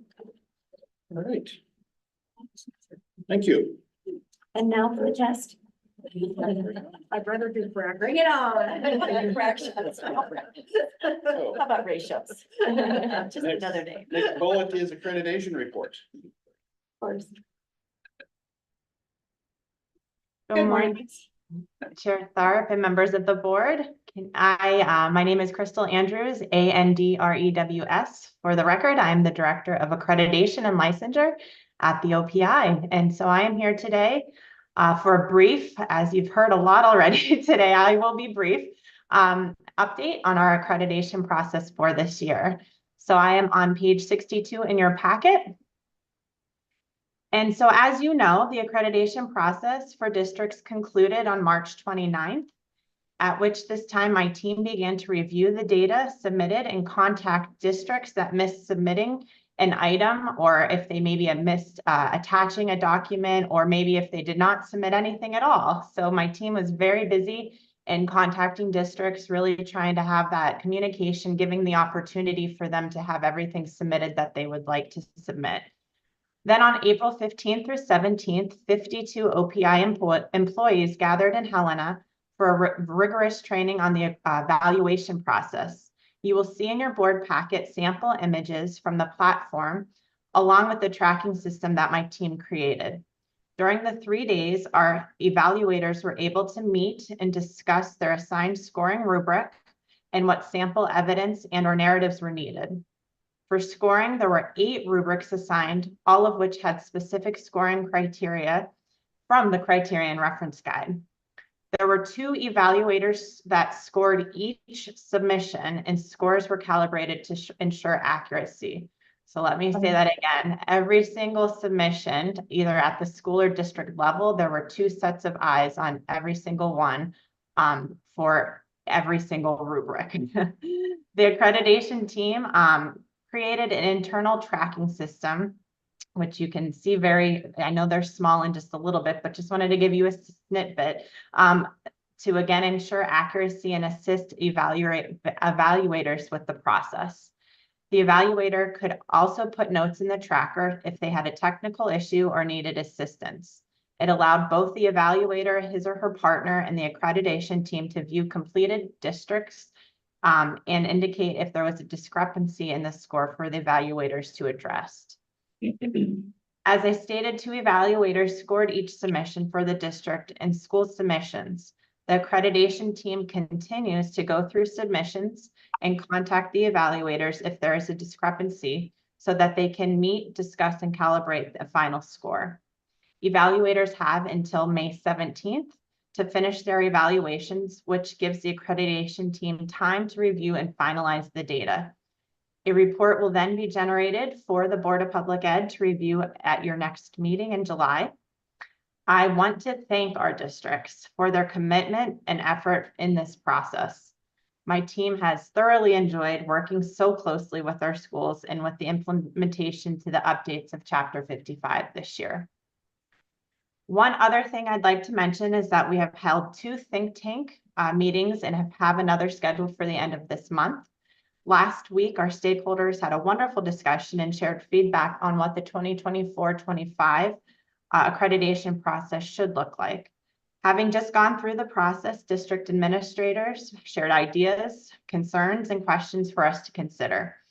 I believe that we are to look at the process at the next board meeting and hope that maybe in the interim, the accreditation subcommittee would be willing to meet with the OPI to review feedback from the think tank. And with that, I'd like to just leave with a comment that was made at our last think tank by a veteran superintendent and one of our I believe Class C schools. He said that this was the most support, this process this past year was the most support he has seen in a new implementation at the OPI in his tenure. And I share that with you because I have to say that in my tenure at the OPI and seeing a lot of implementations, I am really proud of the effort and time my team has put into this accreditation process. We have things to improve, areas to grow in, but it has been a very productive, positive experience, I believe, for districts and for us. And I think that you'll be really pleased with what you see in the report next month. And for that, I stand for any questions. Board Member Rasmussen. Thank you. I get a lot of data thrown at me. I can't remember if you told me this, so I'm just gonna ask this again, if I may, Crystal. Were the school districts given the rubric that you were gonna score them on pre their submitting their information? Chair Thorpe, Board Member Rasmussen, yes, they received the rubrics, that criterion reference guide on October 2nd, which gave them 6 full months to have that criteria for what they're being assessed on. Thank you, Crystal. I don't have a question. I just appreciate your comment that you'd like to meet with the board's accreditation committee. So we'll look forward to getting that feedback. Any other board member questions or comments? Thank you, Chris. Thank you. See you this afternoon. Content standards. Good morning, Chair Tharp and board members. My name is Marie Judish. That is Judisch for the record, and I'm the Senior Manager of Teaching and Learning. Today, I'm going to give you a brief overview of the content standards that we have in revision, because I will be getting to spend a lot of quality time with all of you tomorrow as we dig a little bit deeper into the different content standards that are coming your way for your adoption. I'll share screen quickly so that we can learn about the ELA process that is going on right now. So this, I believe, was right next in your packet. So as I said briefly, we are going to be discussing world languages and mathematics in depth tomorrow. So just a brief overview there. And then we are open onto the revision phase for the English language arts and literacy standards.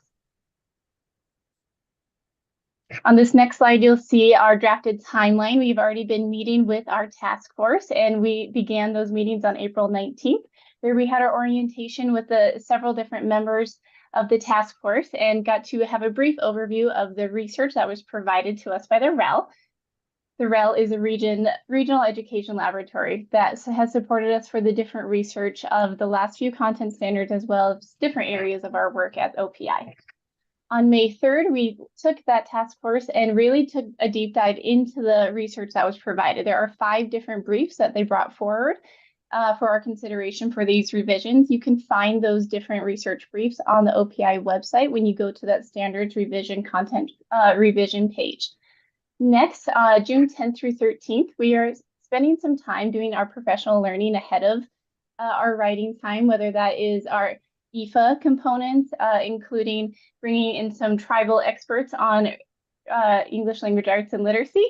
We will also be looking at what the task force individually want for their own professional learning before we go into the writing components, whether it is what other states are doing for their latest revisions, what has changed from the Common Core standards across the nation.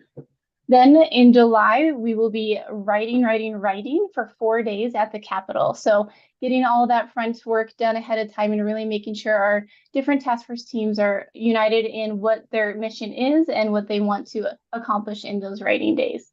After those 4 writing days, we will bring together the review team to take a look at what they're doing, making sure that they go through for that vertical alignment component, what other pieces need to be adjusted, or some pieces that they were hoping to see that were missed.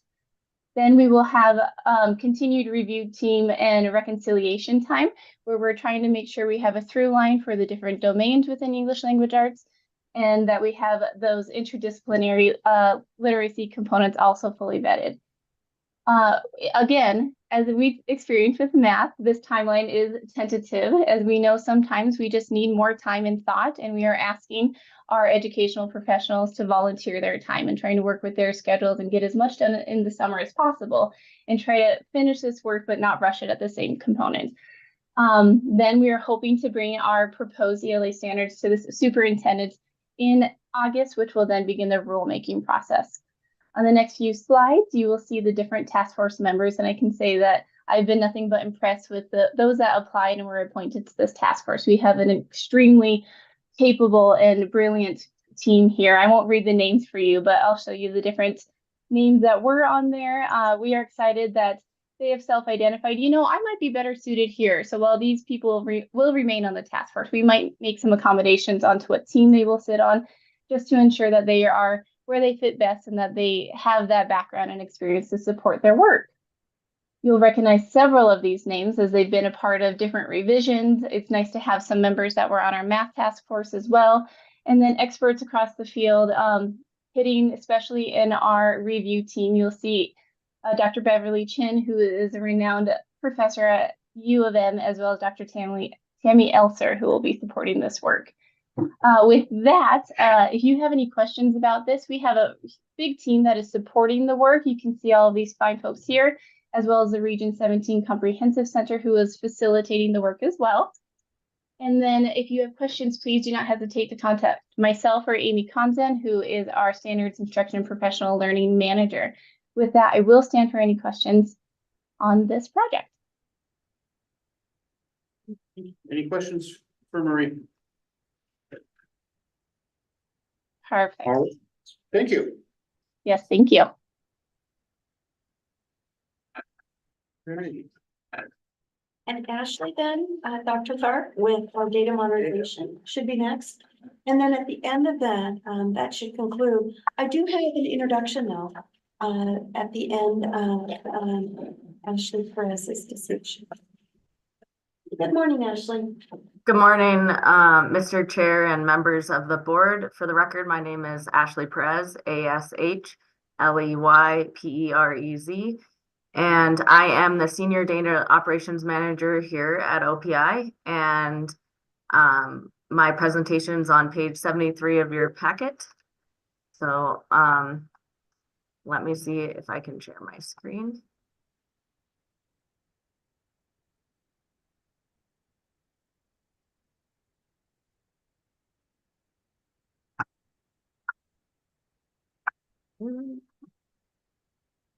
Okay, I think it's working now. Is it sharing?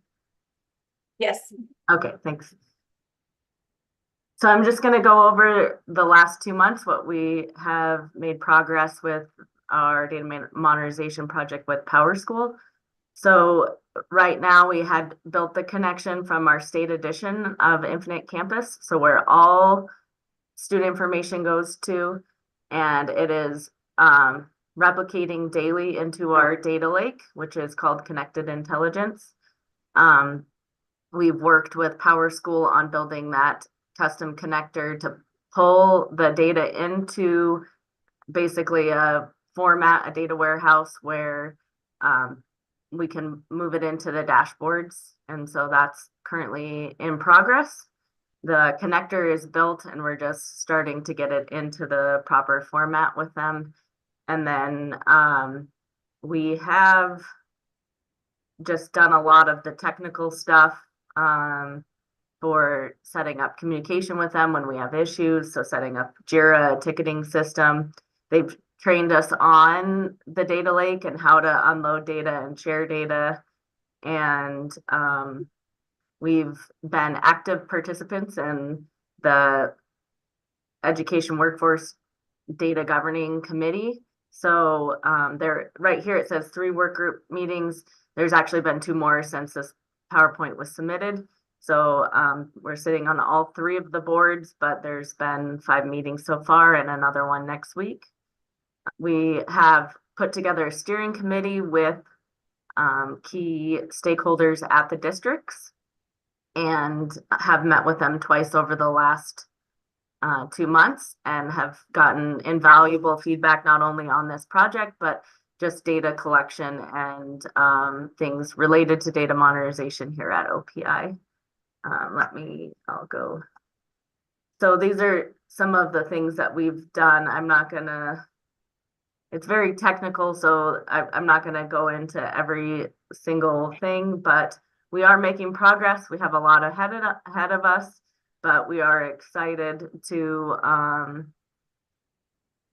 meet some of these milestones and get these dashboards in the hands of teachers and principals and administrators so they can make better informed decisions based off of data. So here's the upcoming stuff that we need to do going forward, and I will stand for any questions. Do you have any questions for Board Member Rasmussen? So far, because, you know, you don't have this, there's no requirements of schools for putting anything in the data lake yet. There's not, we're still just trialing it out and that will come later.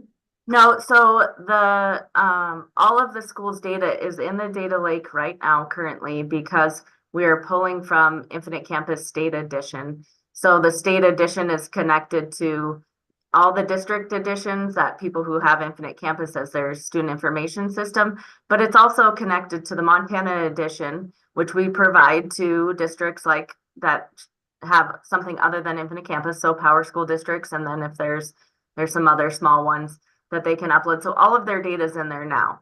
However, part of the plan for this is we will pull in to from self-hosted Power School districts. There's 6 of them. We will have to build virtual private networks to pull in their data into the data lake. And then as well as the ones that are hosted by Power School, the rest of them are in their cloud. And once we get it in there, we're going to work to automating or the state reporting for those districts, because right now there is a lot of manual work that goes into the exports from Power School districts into the Montana Edition, and we're trying to eliminate as much of that as possible. Hello, Mr. Chair. Good. Thank you. That's part of what concerns me because a lot of Power School users are big schools, right? Yes. Yeah, and they're having to manually enter data.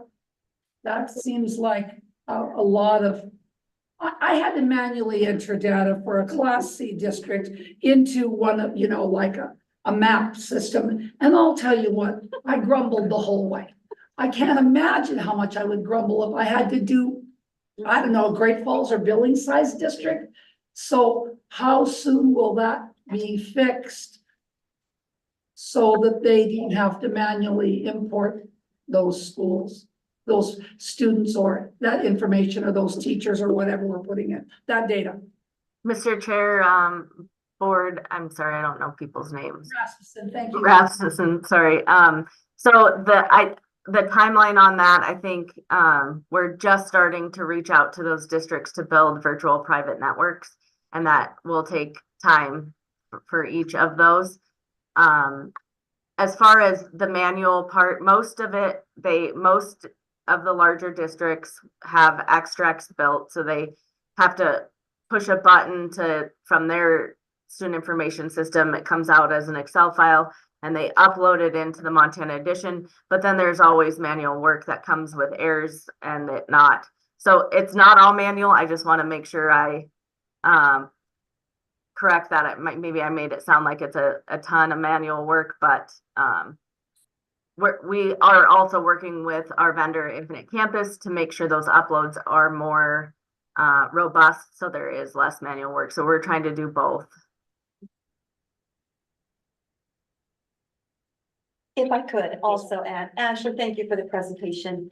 I think the number one question that I'm hearing, and I also heard this when the bill was going through as well, is if we do this at the state level and we require the state to be doing this, what is it required of our districts, whether they are small districts, whether they are Infinite Campus district, whether they are Power School, large or not? And I think that is the question at this point, is to know what kind of energy and effort or lift there will be regarding anything. And we're doing our darndest here with a small but very powerful team here at the OPI to implement this 8.6 contract, million contract is what this is.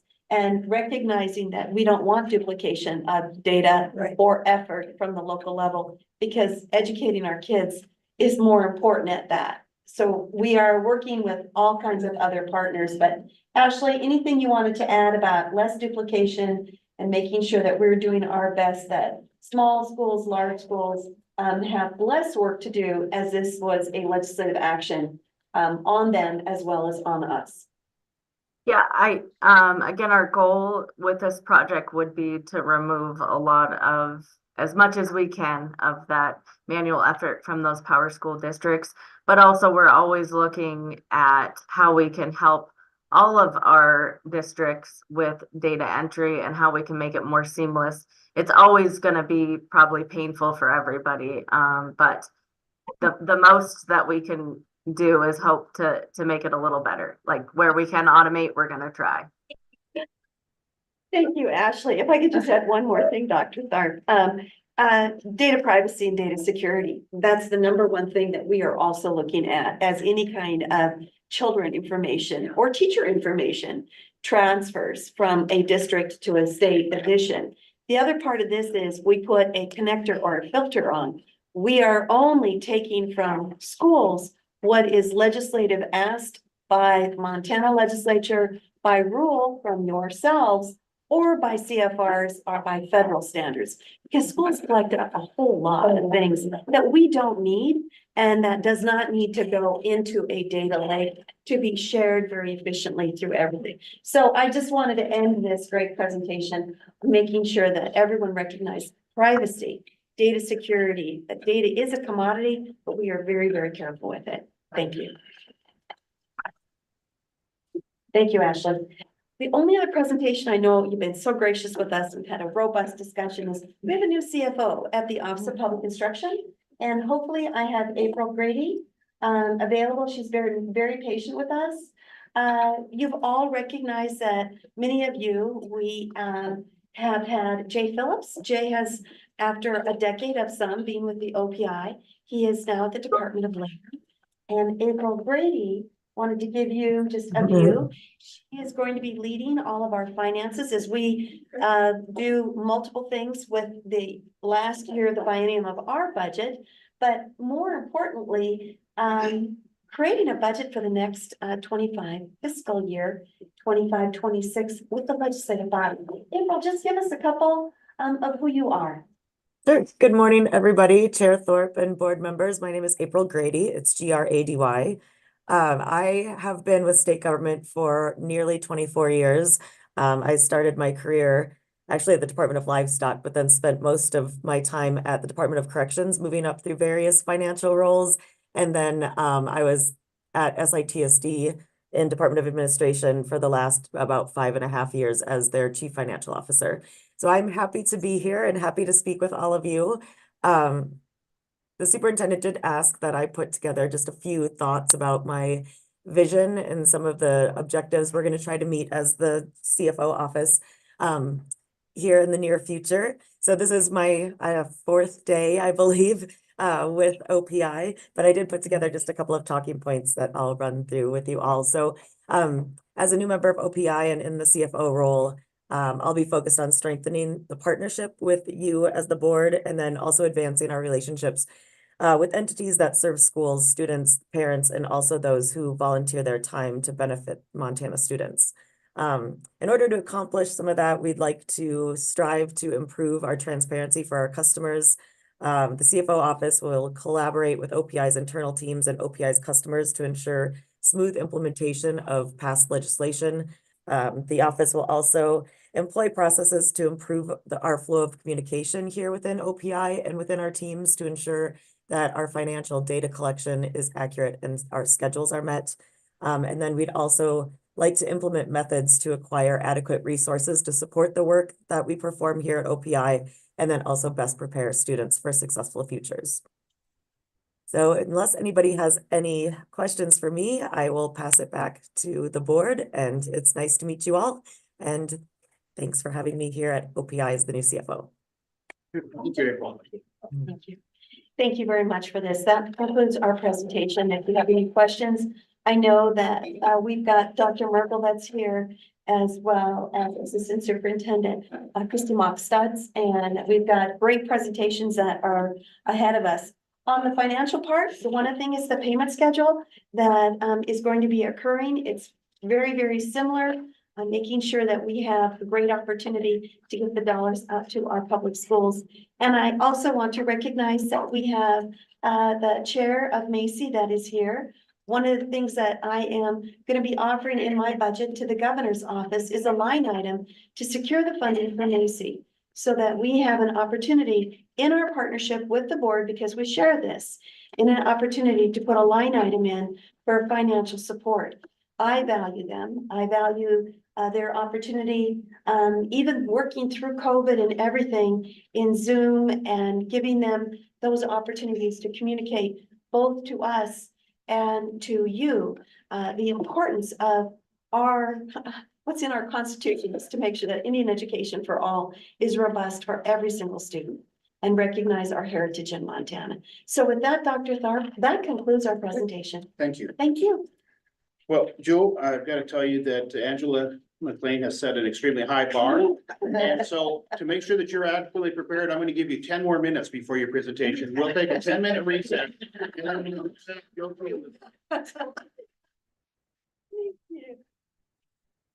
Amen. Oh,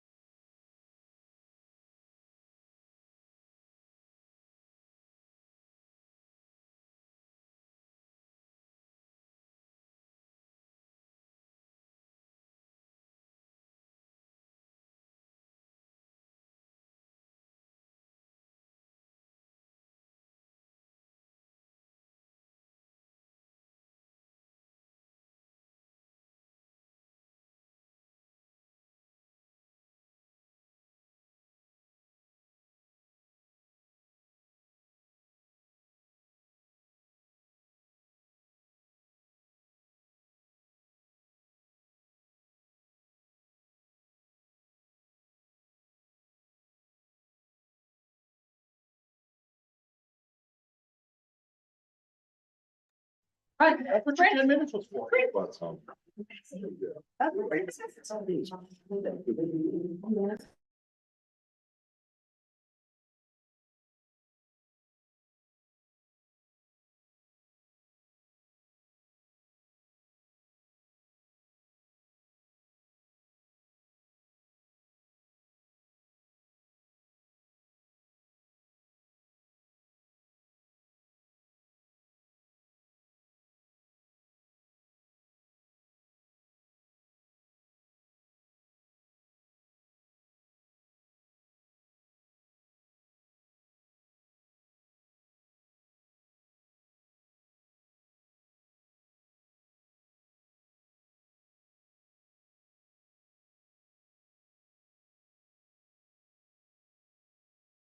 No. Okay. You can tell them, on a quick little note.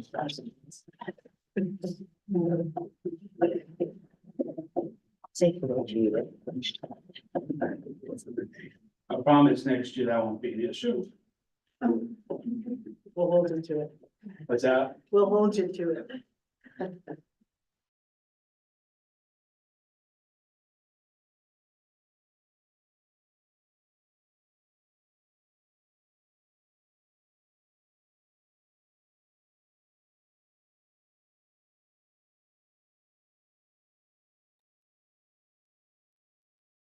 All right, we'll call the meeting back to order and continue with item number 4 on our agenda, Commissioner Higher Education Report.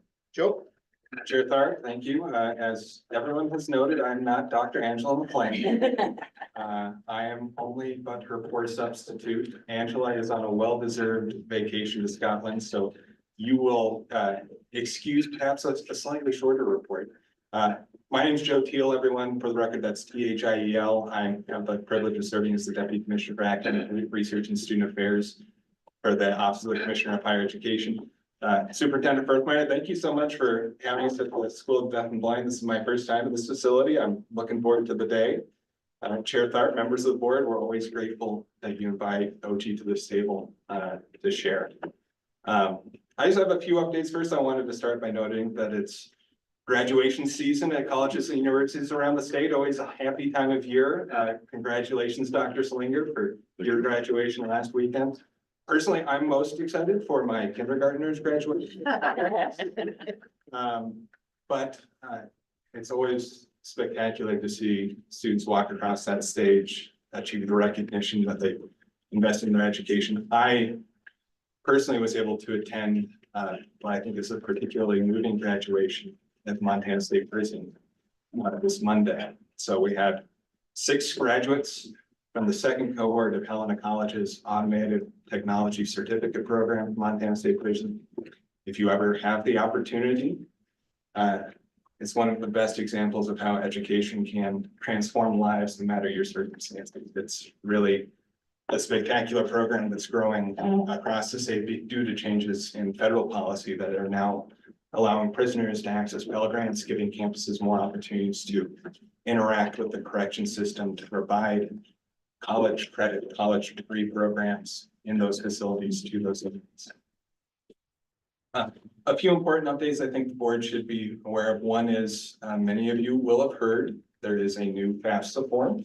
You may have heard that the rollout of that FAFSA form by the U.S. Department of Education has not gone exactly to plan.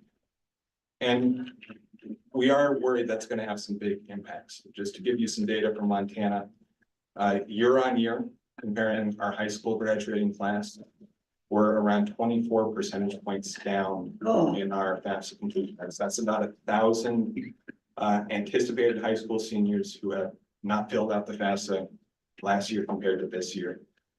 And in a typical year, national estimates are that Montana's high school graduating classes leave $9 million in federal grant aid on the table. So that's just the graduating class for their first year in college. If you think about the compounding effect of that in terms of assistance for students and families to pay for college, in the university system right now, that's $40 to $50 million that come through Pell Grants to support students' education. Our concern is this year that could be elevated.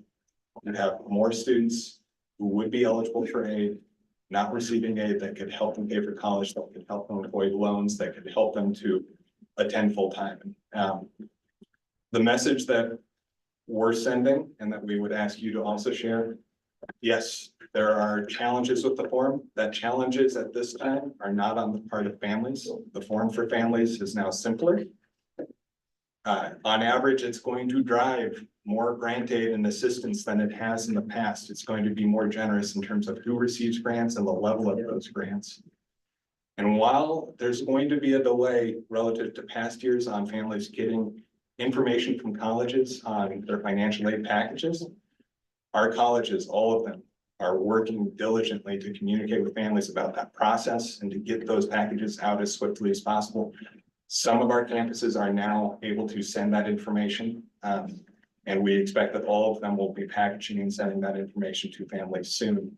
So we urge you all, please, when you are visiting with peers, stakeholders, high school seniors, share that it's so important to fill out the FAFSA, that there's aid available to help them pursue their educational dreams and trajectories.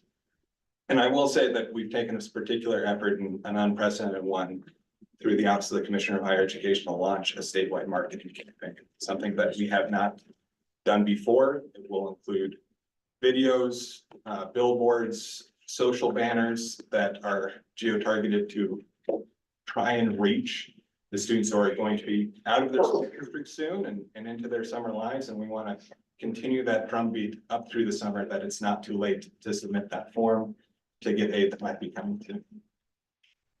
Please. I can probably follow a piece of what you said. you said the campuses are getting information out to families. Are they actually able to offer financial assistance at this point because the students have been successful or families have been successful in completing the form? Yeah, so, and I can just give a Chair Thorpe, a quick description of the process. Students and families submit the FAFSA to the U.S. Department of Education. U.S. Department of Education now is able to, with families' permission, draw on tax data, other records. Financial aid packaging doesn't happen until the Department of Education sends those records to campuses that a student has applied to. For those campuses to then go through and package that aid. In that process, I'd say most of the challenges first have been the form was delayed in terms of when it was opened. Most of those challenges have been solved now. The challenge now is, are campuses receiving accurate and complete records? And are campuses able to package that aid using a new formula? And now we do have institutions in Montana that are sending out full aid packages to students. Thank you.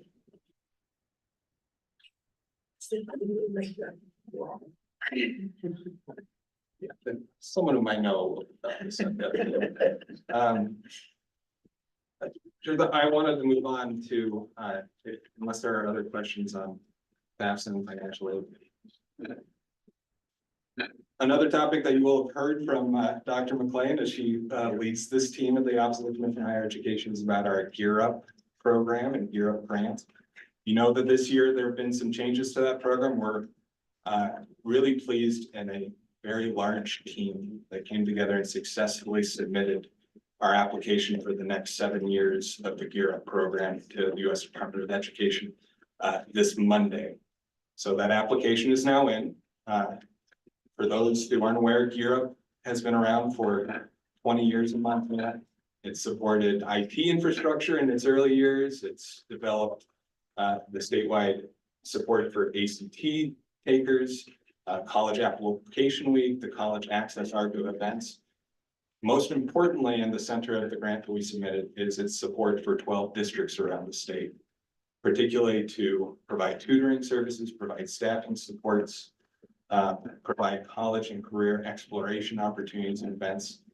And then new in this grant cycle, provide scholarships to those students, up to 4,100 students to attend college, and then provide them additional supports in their first year of college. So a very important grant for our office, for the state of Montana. It is a competitive grant, so we are not assured of receiving support. But we anticipate that we'll hear back if we are successful later this summer. And then finally, I wanted to follow up on a presentation that you all heard in February. I know that you had Dr. Lauren Fern, Director Miller, Sierra Frank-Sanchoy from our office speak to you about some of the work that's been going on over the past 2 years in the university system on math and writing remediation, co-requisite supports, really an all of the above strategy on how do we accelerate students through college level math. And, the Board of Regents will be meeting next week in Havre and considering a pretty important policy change on that front, a policy change to our approach to placement at colleges and universities around the state, setting forth some benchmarks on placement best practices and having a process to assess kind of deviations from some of those best practices. Just so you all know the high level purpose of those placement standards. The aim is that wherever possible, we should be accelerating students into college math and then giving them supports in that college level math class that help them to, in a more timely fashion than in the past, get through what is often one of the main barriers to getting a college degree. Can I cut it when it comes to the math expectations? And then second, recognizing that our former placement approaches, our former assessment approaches, were too high stakes.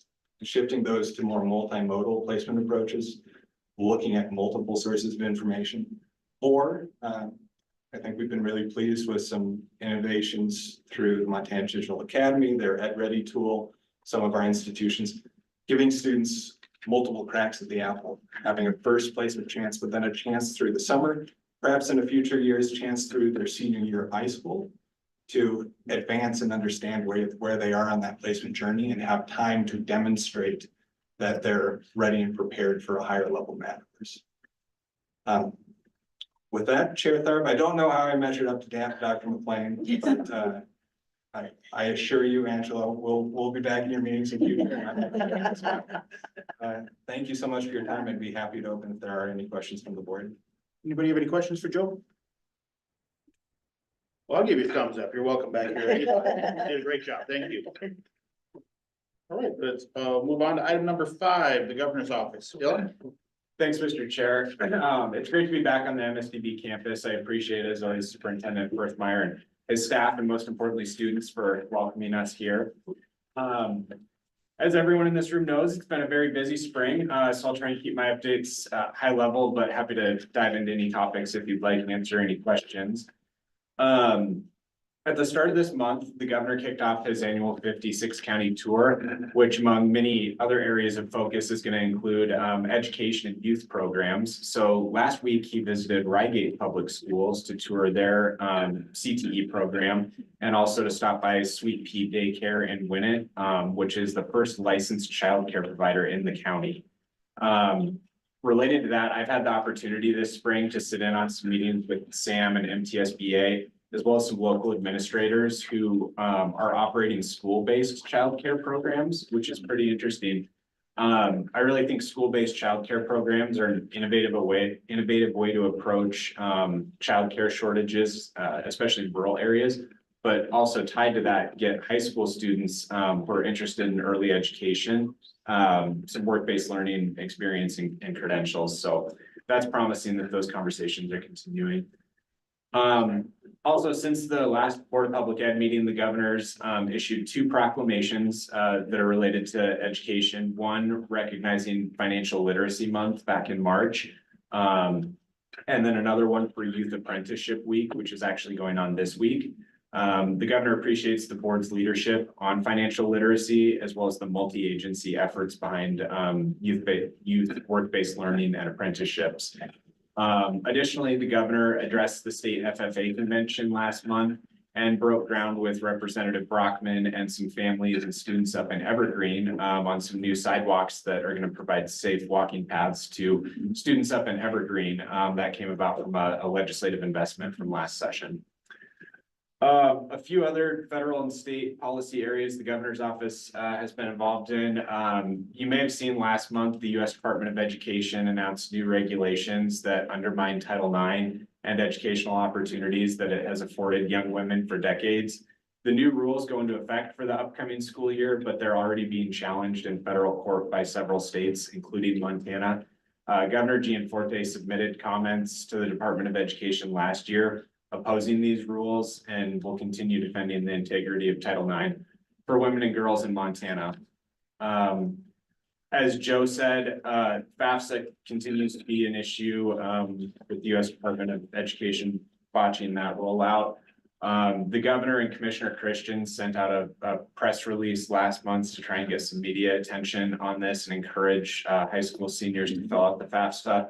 And so we'll continue working with OCHE, OPI, anyone to try and get the word out that students do need to fill out that form. There is no hard deadline. They just need to get it in as soon as possible to access that financial aid. And then the final federal policy I wanted to touch on is the governor was pleased to write a letter of support for the Perkins plan that OCHE put together, Montana's State Career and Technical Education Plan. We appreciate all the work that OCHE and OPI and other partners did in aligning that state plan to our state's broader workforce development efforts, and look forward to continued collaboration between other agencies such as DLI and DPHHS on our other federal plans related to workforce like WIOA and TANF. On the state side, the governor's budget office has been working with OPI and school business officials to ensure that all eligible districts can access their TEACH Act funding. to raise starting teacher pay and ensure that as many districts as possible are taking advantage of those state resources to support their early educators. Last year, we had over 90 districts participate, and this year it's sitting at around 60. And so anything that we can do to assist districts and ensuring that they can take advantage of those for the next year, we'll continue doing. Couple of other brief updates. I was able to join the Macy meeting last week, and I know Jordan's got a presentation that was they had a really great discussion that I think was timely with OPI's report cards coming out last month. They spent a lot of time going through some local report cards and discussing the need to improve academic outcomes for students. And as we saw in the state report card, with fewer than half of Montana students being proficient in reading, math and science, I think that these renewed efforts, especially on early literacy that the board is working on to set that foundation is so important. Couple of updates on, or an update on jobs for Montana's graduates. As I've told the board before, the governor sits on the national board for Jobs for America's graduates and has really encouraged JMG to expand into more schools. As a result of that, JMG has, they created a virtual program for the Digital Academy, so that they can deliver that program virtually to any school that wants it. If they don't have a teacher there willing to do it. And they're also engaged in conversations with two-year community and tribal colleges to see how they can expand their reach to young adults and post-secondary programs. So I'll keep you updated, and if any schools are interested to see if JMG would be a good fit for their students. Of course, I'm happy to connect anyone with the folks at DLI that work on that. The last update I want to provide is several of us, Joe McCall and I, were in Missoula last month for a full day of strategic planning with the Digital Academy board. It was a really good opportunity to really reflect on what the board is doing well and what we need to work on. Some areas that we honed in on for improvement are increased marketing and communication, just to make sure that schools know that it's out there and how to take advantage of it. Additional engagement of non-public students as we see that student population continue to increase in Montana. And then expansion of the clearinghouse for third-party curriculum. I just shared JMG would be an example of that, but they also shared that they've got, they're working on a partnership with Dick Anderson Construction to get some of their training materials up online. So good work happening at the Digital Academy. And with that, Mr. Chair, I'm happy to answer any questions or take any feedback. Anybody have anything for the governor's office? Mr. Chair, thank you, Dylan. I just, you were talking about March being Financial Literacy Month, and I'm wondering, we had in March, some information provided to us from the school administrators of Montana. They've done some surveys, and school districts were indicating they're having some trouble finding people to teach these courses with the background to teach the courses. So I guess I'm wondering, do you have any insights on that, and maybe what the board or what we can do at the state level as partners to try to improve that situation? Yeah, Mr. Chair, board member Quinlan, I know that there is some curriculum out there that's been developed by major financial institutions. One of the groups that came to support that bill around financial literacy last session was State Farm Banking Division, and they've created materials. And I know that there's others out there like that. I think that would be a good opportunity really for the Digital Academy to come in, because we need, of course, to have a licensed teacher there delivering content or supporting the student as the content is delivered. So that would be an area where I would like to see the Digital Academy step up, and we could definitely talk about that at the next Digital Academy board meeting, how we could get some financial literacy resources up there. Great, thank you. Dylan, could you, go ahead, Renee. I was gonna ask, I assume that there are some colleges there that are taking advantage of maybe dual enrollment with financial literacy. I would imagine so. Do you know if there are any dual credit, or I guess board member Slinger? Dr. Slinger, you teed it up. Plug away. Chair Thorpe, Reporter Rasmussen, yes. The answer is yes. So we've been approached by a school district that has a financial literacy class that actually aligns really well with our personal finance class. And so it'll be a partnership that we're starting with them this fall, where those students will be fully enrolled, so they get college credit for that financial literacy class, while at the same time, meeting the requirement for OPI and for this board and for graduation, but they also advance themselves by starting to build academic transcripts. So there are tons of opportunities like that. And to that point, I think as we look at teacher shortages across the state in multiple facets, I think there's a tremendous opportunity for every institution of higher education in the state to partner more with rural and districts that are having incredibly difficult times hiring certain categories of teachers for their region, to where we're partnering in that way also with a couple districts where they are now having all their students take online chemistry with us that want to take chemistry because they have not been able for 3 years to hire a chemistry teacher. It serves the students really well, serves that district, serves the Eastern Montana, and obviously it's additional enrollment for our college. So I think there's endless opportunities for us in higher ed to try and partner more with K-12 on trying to meet these responsibilities, and also give pathways for students, give them opportunities to start building an academic transcript and move forward towards higher ed. Follow up. So is that something that would be part of the Digital Academy's list of possibilities to fulfill this requirement, or no, because it's a college credit? Okay, wrong person. I think either good answers. Board Member Rasmussen, this could be the Digital Academy has been a storefront for college courses. And in some cases, those college courses are dual credit courses offered by one of the post-secondary institutions. And yeah, it depends too on if the student wants to take dual credit or be dual enrolled on like a specific campus such as MCC, but with the university and the Digital Academy moving to a single learning management system, that should make it all a little bit more seamless depending on what route the student wants to go. Okay. Dylan, could you go a little more in depth with where we are with Teach Act and getting, because there are a lot of schools that said they couldn't find the process, and so as we approach the June 1st and get ready for budgets for next year.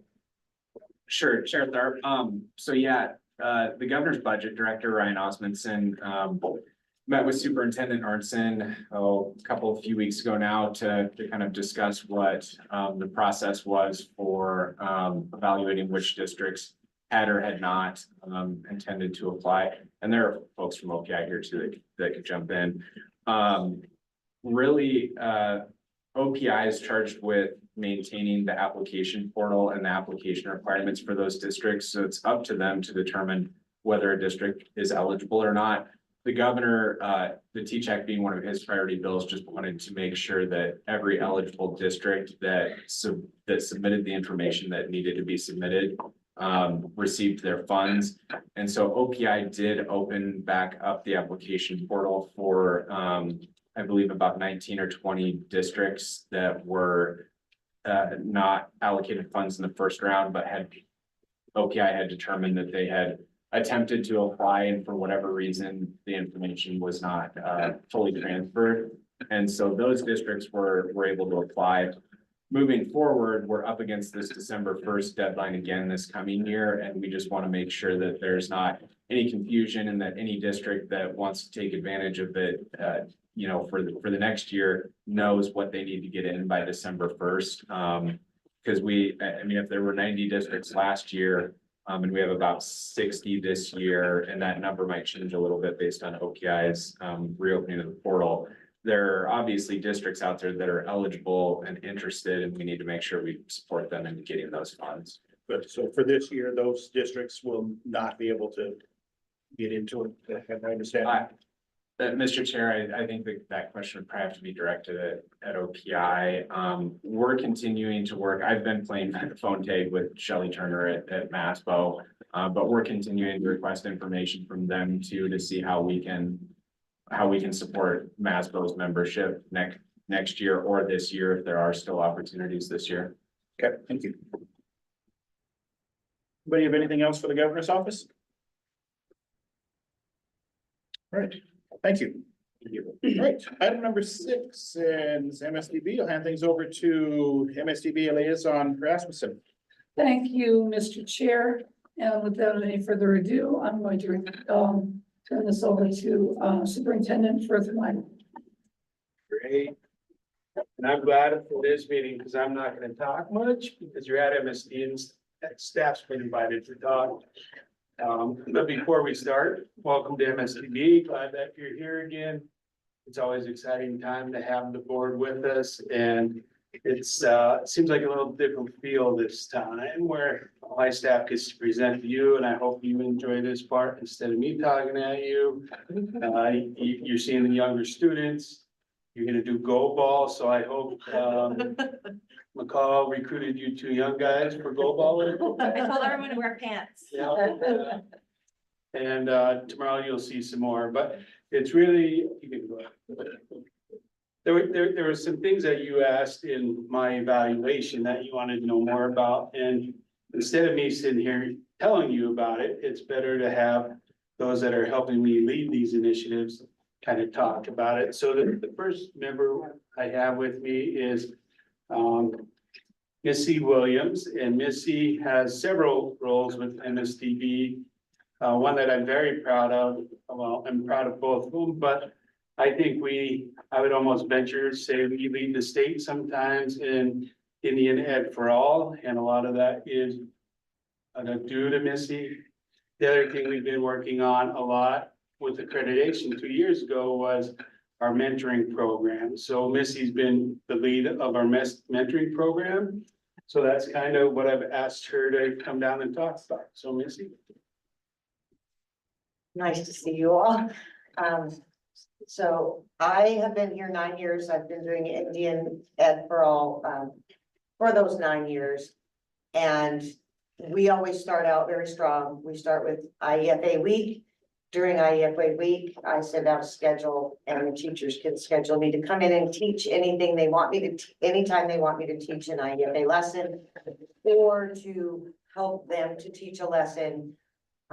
They have to check in with me on a monthly basis. I want to make sure that we're having Native American lessons included in the classroom.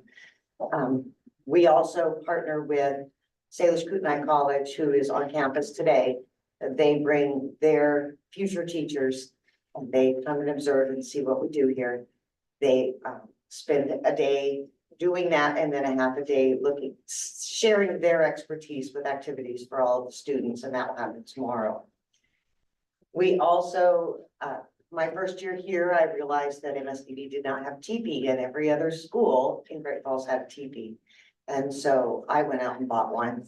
It's not a big tall one because those were crazy expensive, but I went out and bought one. And if you'll notice from the picture, there's painting on it. And what that painting represents is all along the bottom are the hands of the staff. All along the top and down the side are the hands of the students. And we are reaching towards each other because we learn as much from them as they learn from us. As I said, we do class lessons regularly. A teacher knows they can call on me at any time and I will come in.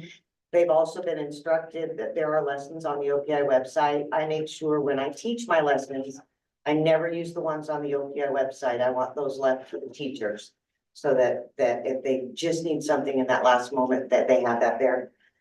I have made connections with the public school. So as far as I know, it's the first time once I started that our students are now involved in the Eagle Feather ceremony.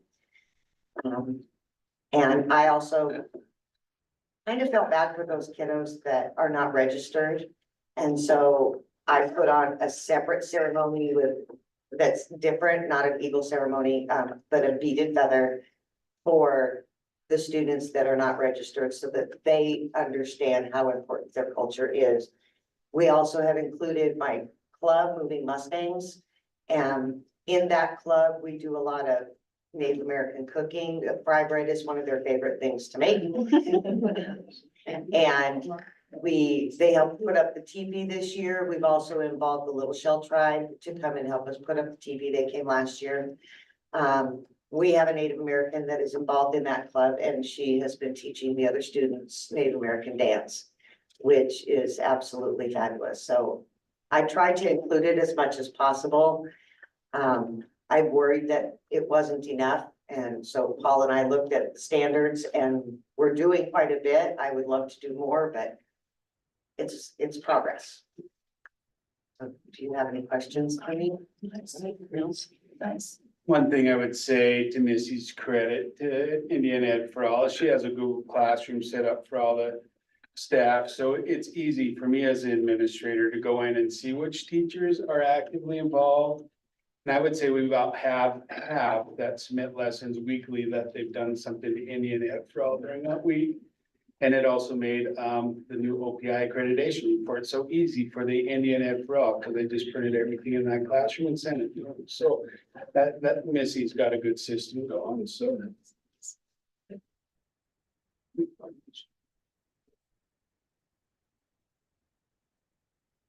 Okay, so on to the next item, the mentoring program.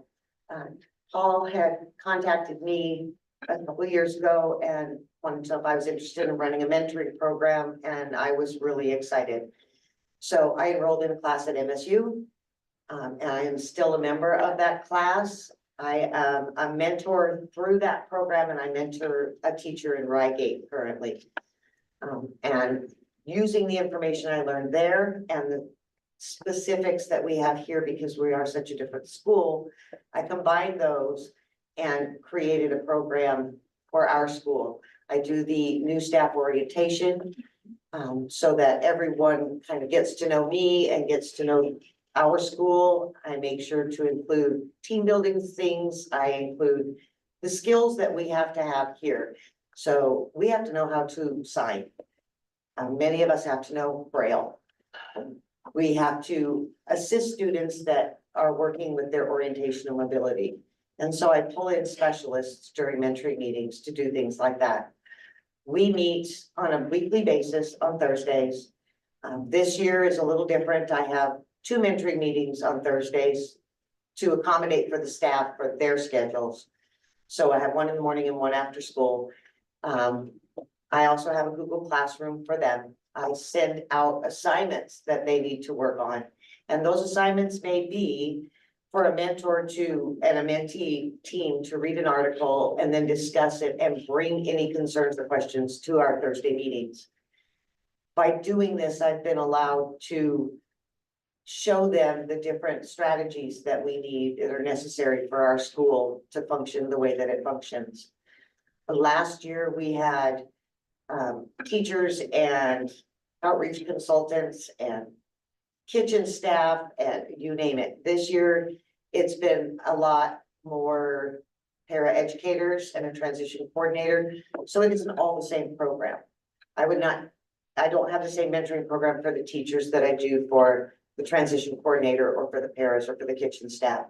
And the areas that I don't usually work in, such as outreach and cottage staff, I work with the staff members there to help build a program that will be more beneficial for them.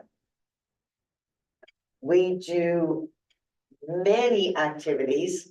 I also include SEL, social emotional learning. I'm a licensed social emotional learning facilitator. And so I include that so that they can take those skills and bring those skills into the classroom. Currently we have I don't know what you call her, supervising para. Yeah.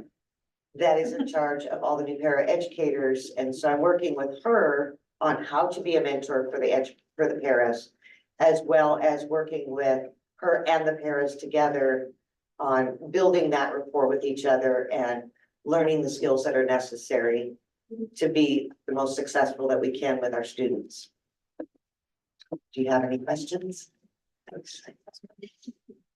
Again, just to add to it, and point out what Missy was talking about, is it's been a challenge and she's done a great job with we have outreach here. Most schools don't deal with outreach. We have residential. Most schools don't have that. So really, Missy's been doing a good job and taking her time over a couple of years and setting up different mentoring programs in each area. And my task to Missy was, when you and I leave, we're gonna hand a document to somebody so this mentoring program can go. The exciting part for me is, as you can tell, there's a lot of good stuff going on in mentoring. So our foundation has actually agreed to pay 2 professors from MSU to come in that run the program that Missy's talking about, to do an external audit kind of on our mentoring program and give us where our strengths are and where we can probably work on. So we appreciate our foundation for paying that bill for us. Is that the Mentor Montana program? It's like through the Aspire grant that they have. Well, if there's no more questions. I just want to say thank you for your presentation and especially for the work you're doing with Indian Ed for All. I think it's really important that we as a board learn as much as we can about what's happening at the School for the Deaf and Blind about Indian education. It's important that school districts all over the state share that information about the activities that are happening. I would have a question about, have you given any thought to how to expand Indian Ed for All into your outreach program? I have been thinking about that. However, the way the outreach works, their job is to go in and support teachers in other districts. They don't really get so much involved in that, but I did find that there's a lot of knowledge that's lacking. So I have been asked to speak to the outreach groups when they have their monthly meetings and talk to them about some of those things that they have to be considerate of, some of the ways that Native Americans may have their social skills, looking someone in the eye, or, how they feel about certain things that outreach isn't quite aware of. So I am working on that. I'm trying to put together a presentation for that. I would love to have it go out even farther. We do have it on our Mustang News that we do on a daily basis. So that kind of puts the word out a little bit more, but I would love to have it go out even farther. Out of all my jobs that I have here, that's one of my absolute favorite. Thank you. I thought bugging me with you. I said this is one of the.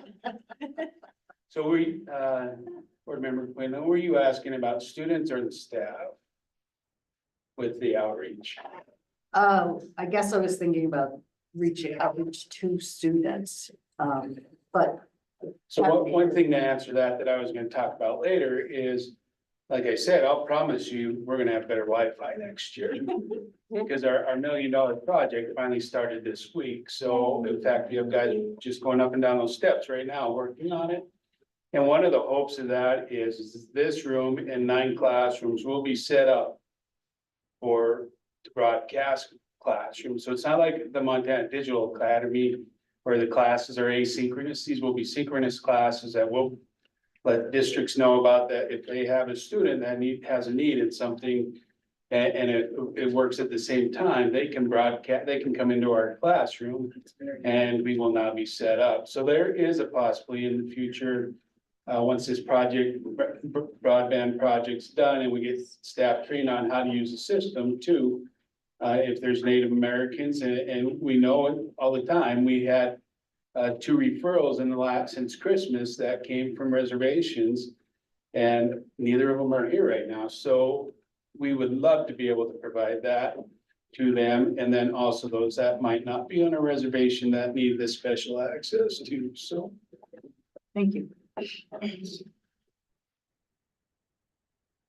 Well, if there's no more questions for Missy, I'm gonna let her go. And then I'm gonna ask Dr. Clifford to come up and talk to you about our Portrait of the Graduates process. Thanks, Missy. Thank you. Thank you. And I just want to say, Joe, you've been part of this process a couple of evenings, and I want to thank you. And why Dr. Clifford comes up, I think Angela's not here because she hates to face me. Never talked that. Avoiding MSDB. So I've asked Dr. Clifford to join us today to talk about the work. She leads our assessment team here at MSDB, and that team has taken over our Portrait of the Graduate work in addition to our MTSS systems of support work. But I've asked her to come talk to you today about our Portrait of Graduate because next week's when we reveal our kind of last draft. So Yeah, so, it's my privilege to be here today to talk to you about Portrait of a Graduate. It's one of our really exciting things that's, happening here at MSDB. It's the umbrella that's going to bring all of the things that we're doing together under, it's our, as we're partnering with Battelle for Kids, and they're, one of their, I guess, points, sayings, I can't think of the word that I want right now, is the North Star. So it'll be our North Star and be what we're all, striving to do. So I was just gonna talk to you, about the process that we've been going through for Portrait of a Graduate. And then at any point, if you have a question, just feel free to interrupt me. So it all started for me when we went to the annual event, from Battelle for Kids. Are you familiar with Battelle for Kids? Yes? No, it's a educational, organization that is nonprofit that partners with other districts, across the nation and the world, actually. They have several other countries that they partner with to take them through the process of Portrait of a Graduate. And then, after that, after we get the final, I hate saying final product because we have it will have our graphic and all of our competencies and all of that sort of thing. And they take us through the process to do that, but then they continue that process afterwards. So what do we do with that and how do we use it, and networking with other schools that are doing the work, and how we get all of that together. So we've been partnered with Battelle for Kids to be able to go through this process because it's kind of an involved process to get this all together, because we really want to make sure that we have all of our stakeholders involved in the process. So that's another one of the great things about the Portrait of a Graduate. So we attended the annual event and we learned about other schools that have had Portrait of a Graduate, how they went through their process. And the three of us that went got to be excited, and we couldn't wait to come back and do that here at MSDB. So when we got back, we set up some teams, as Paul was saying. So we had the leadership team, which was the assessment committee, and we added a few more stakeholders to that committee. It's a committee of about 12, and it's a really excellent committee because we have representation from almost all of the different areas at MSDB. So we have outreach from the deaf and hard of hearing side and from the blind and visually impaired side. We've got teachers classroom teachers from the deaf and hard of hearing side and the blind and visually impaired side. We also have our transition coordinator is with us, cottage staff. We have one of the counselors and one of the house parents is involved. We have a specialist, our speech pathologist is involved, and then admin. So it's really widely representative of MSDB's culture. So we have the leadership team, and then we have the design team, which is our last meeting is coming up on Tuesday. And that is a large stakeholder group. So we have, with the different meetings we've had between 40 and 60 at each meeting, and that's wide representation from all over Montana. So we've got foundation board members, we've got community members, business people, parents. Joe's on that, excellent. I had to teach you in a breakout room, so Opie on. So it's really a wide representation of our community, which we consider the entire state of Montana. So that work has been going on. I'll be going into that process a little bit more. And then we have the executive team, which is four of us, myself and one of the other members of the leadership team, Paul and Julie D, who meet with Battelle for Kids and set up all of the things that need to be set up and make those absolute final decisions about things. Another slide. As you go to the next slide, yeah, I just want to talk about stakeholders really fast before I forget. Some of the most important stakeholders I feel we have on our team is very good representation from the Montana Association of the Deaf. Then every board member off of the Montana Association of the Blind is on this committee, so it's been great to have those areas covered, so. Yes, and then, so with the process, there were 4 meetings, and I just put that graphic up of the different 4 meetings. So at the first meeting, we discussed how the world has changed and what are all of the different landscapes that students have to navigate through. And we had discussions about those just to get people thinking about what it is that we want students to be able to do when they leave MSDB. So we had a big discussion about that. And then the second meeting was the competencies. So they had a list of about 30 different competencies that we did. I was like, yeah, that's a lot of them. So 30 different competencies like responsibility and critical thinking and those sorts of ideas. And you had to narrow it down to your top 7. And then you had to get into a group with 4 or 5 other people, and you had to narrow all of theirs and yours to the top 7. And so we'd had about 9 different groups that did that. We also wanted to make sure that our students had a voice in this, so they couldn't really come to our meetings, which were after school or in the evening. So we had a special session, and actually just in this room, with all of the high school and middle school students. So we had about 18 students, and they went through the exact same process that the adults were going through to get their feedback on that. So we had 3 groups for those. So with those 12 groups, we put together, whittled it all down and put together a list of 6. So we have decided on our 6 competencies, and I wrote them down just so that I made sure that I didn't forget them. So we have communication, which I just want to, as an aside, say every single group picked that one. All 9 of the adult groups and all 3 of the student groups. Everybody had that one in their top 7. Flexible thinking, problem solving, and independence. And those ones came mostly from the adult group. And then we also had responsibility and digital literacy, which came glaring through the student groups. So it was really nice to be able to merge those 2 different perspective, the adult perspective and the student perspective, into our list of 6. And then with some other advice that we received, we've changed those now into roles. So instead of communication, we've changed it to effective communicator. We've changed flexible thinking to flexible thinker, responsibility to responsible learner, problem solving to problem solver, digital literacy to digital citizen, and independence to independent person. So there's a role that they can assume, and then we can talk to parents about this is what your student is going to be at the end of this process. So we did all that, and then we also in the third one, we started looking at different pictures, graphics that we could represent our school for the portrait of a graduate. And that was, there are different ways that you could do that. It was pretty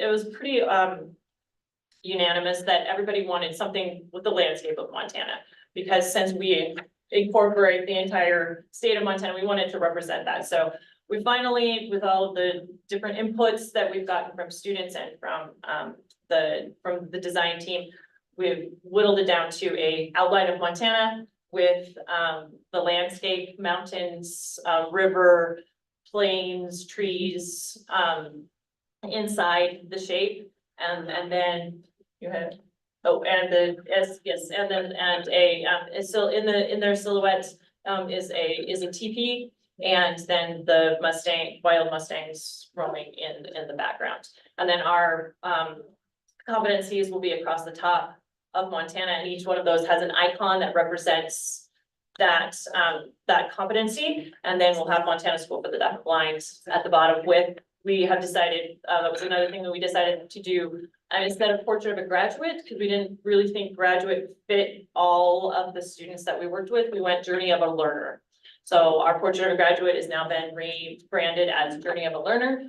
And I would have put it up and brought it to you today, but I haven't solidified it yet, so I didn't want to put it up for anybody. Not Tuesday. Right, it's not And they Tuesday. gotta wait. You gotta wait till Tuesday, so that's the reason why it's not up there and I haven't shared it with you. So that is pretty much, before I get to the future of the portrait of a graduate, I just want to say that, the process in itself has been excellent. Just from the murmurings that we've heard, lots of people around the state of Montana are really excited about the work that we're doing, here on campus, since I don't get out that much. People are, saying, you know, what a great process with this is, how much we feel more connected, how we can all we're going in the same direction. So it's really exciting. So now that once on Tuesday, when we get our final feedback from everyone and we make our final little tweaks for it, then we have our final product, but it's not final because it's actually just the beginning of the rest of the process of how we're gonna roll out the portraits, how all of the different initiatives that we're doing, we want to incorporate it into our strategic plan. We want to have it into our instructional framework. We want to get it out there. It's going to be in classrooms. Teachers are going to be teaching this and connecting it to their lessons, and it's going to be, and how do we work it with outreach to make sure that everyone is feeling connected to our portrait of a graduate. So will we get to see it in July? You can see it Tuesday when you get online. Yes, it will be in July. Yes, I will have it in July. And in fact, you look in the packet that you have, you've already received the meeting 1 and 2 stuff, and the meeting 3 is in this packet, and then, yes, the meeting 4 will be put in the July one. One thing I really want to say that, I'm proud of the students and I'm glad they're in there because they gave us 2 competencies that the adults that thought they knew what the kids needed completely missed. And then the other thing that I'm proud of the students for is they're the ones that noticed there was no Native American symbolism on the graphic. So that's why there's a teepee is from the kids. And so that was pretty cool. The other thing I want to say is one reason why we call it Journey of a Learner and not a Portrait of a Graduate.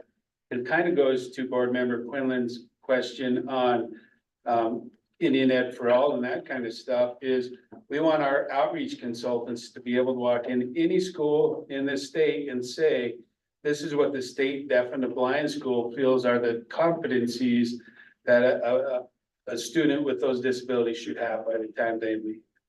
So, and that's why it's all compass in Montana, because that's what we view as our community. Our community is not Great Falls, our community is the entire state. And it's been great. We've had great representation. Pat from OPI, Joe's been there. A few more other upper institutions have been on with us. From the community college here, UGF's been on here. And many folks from DPHHS have been on this with us. And those are the people that are gonna work with our students after they leave here. So it's great to have their voice in there as well, so. And now our next step, see, this is why they should give me the time. They should. Our next step, we're already working with Dr. Marie Halcock. If you don't know who she is, she knows a lot about proficiency-based education. And we are starting to shift to start working with her. We've been meeting with her and Battelle at the same time, and her suggestion, example, was you need to make this a role for these students, and so that was her suggestion. So that's where we're going, and hopefully 5-6 years from now, we have it all lined up, all the way to a proficiency-based program here at the school that starts off our competencies of this portrait of the graduate. So that's our vision, and we're sticking to it. Any questions for Dr. Clifford? I think you're joining us for lunch, right? Oh, yes. So you'll have time there. So we will let Dr. Clifford go because I have Alyssa Klein that is here with us, and I want Alyssa to talk about PLCs going on here at MSTV. Yep, no worries. Thank you. And again, it kind of goes to the mentoring program is we're so unique that people talk about PLCs and they're thinking about educators getting together. But we have cottages to think about. We have, we want our cottage folks to improve. We want our teachers to improve. We want our outreach consultants to improve. And so just like I went out for Dr. Clifford and Missy, I approached Alyssa and said, let's go with PLC. So I'm gonna let Alyssa talk to you about PLC. Good morning. Thank you for having me here today. It's nice to see all of you.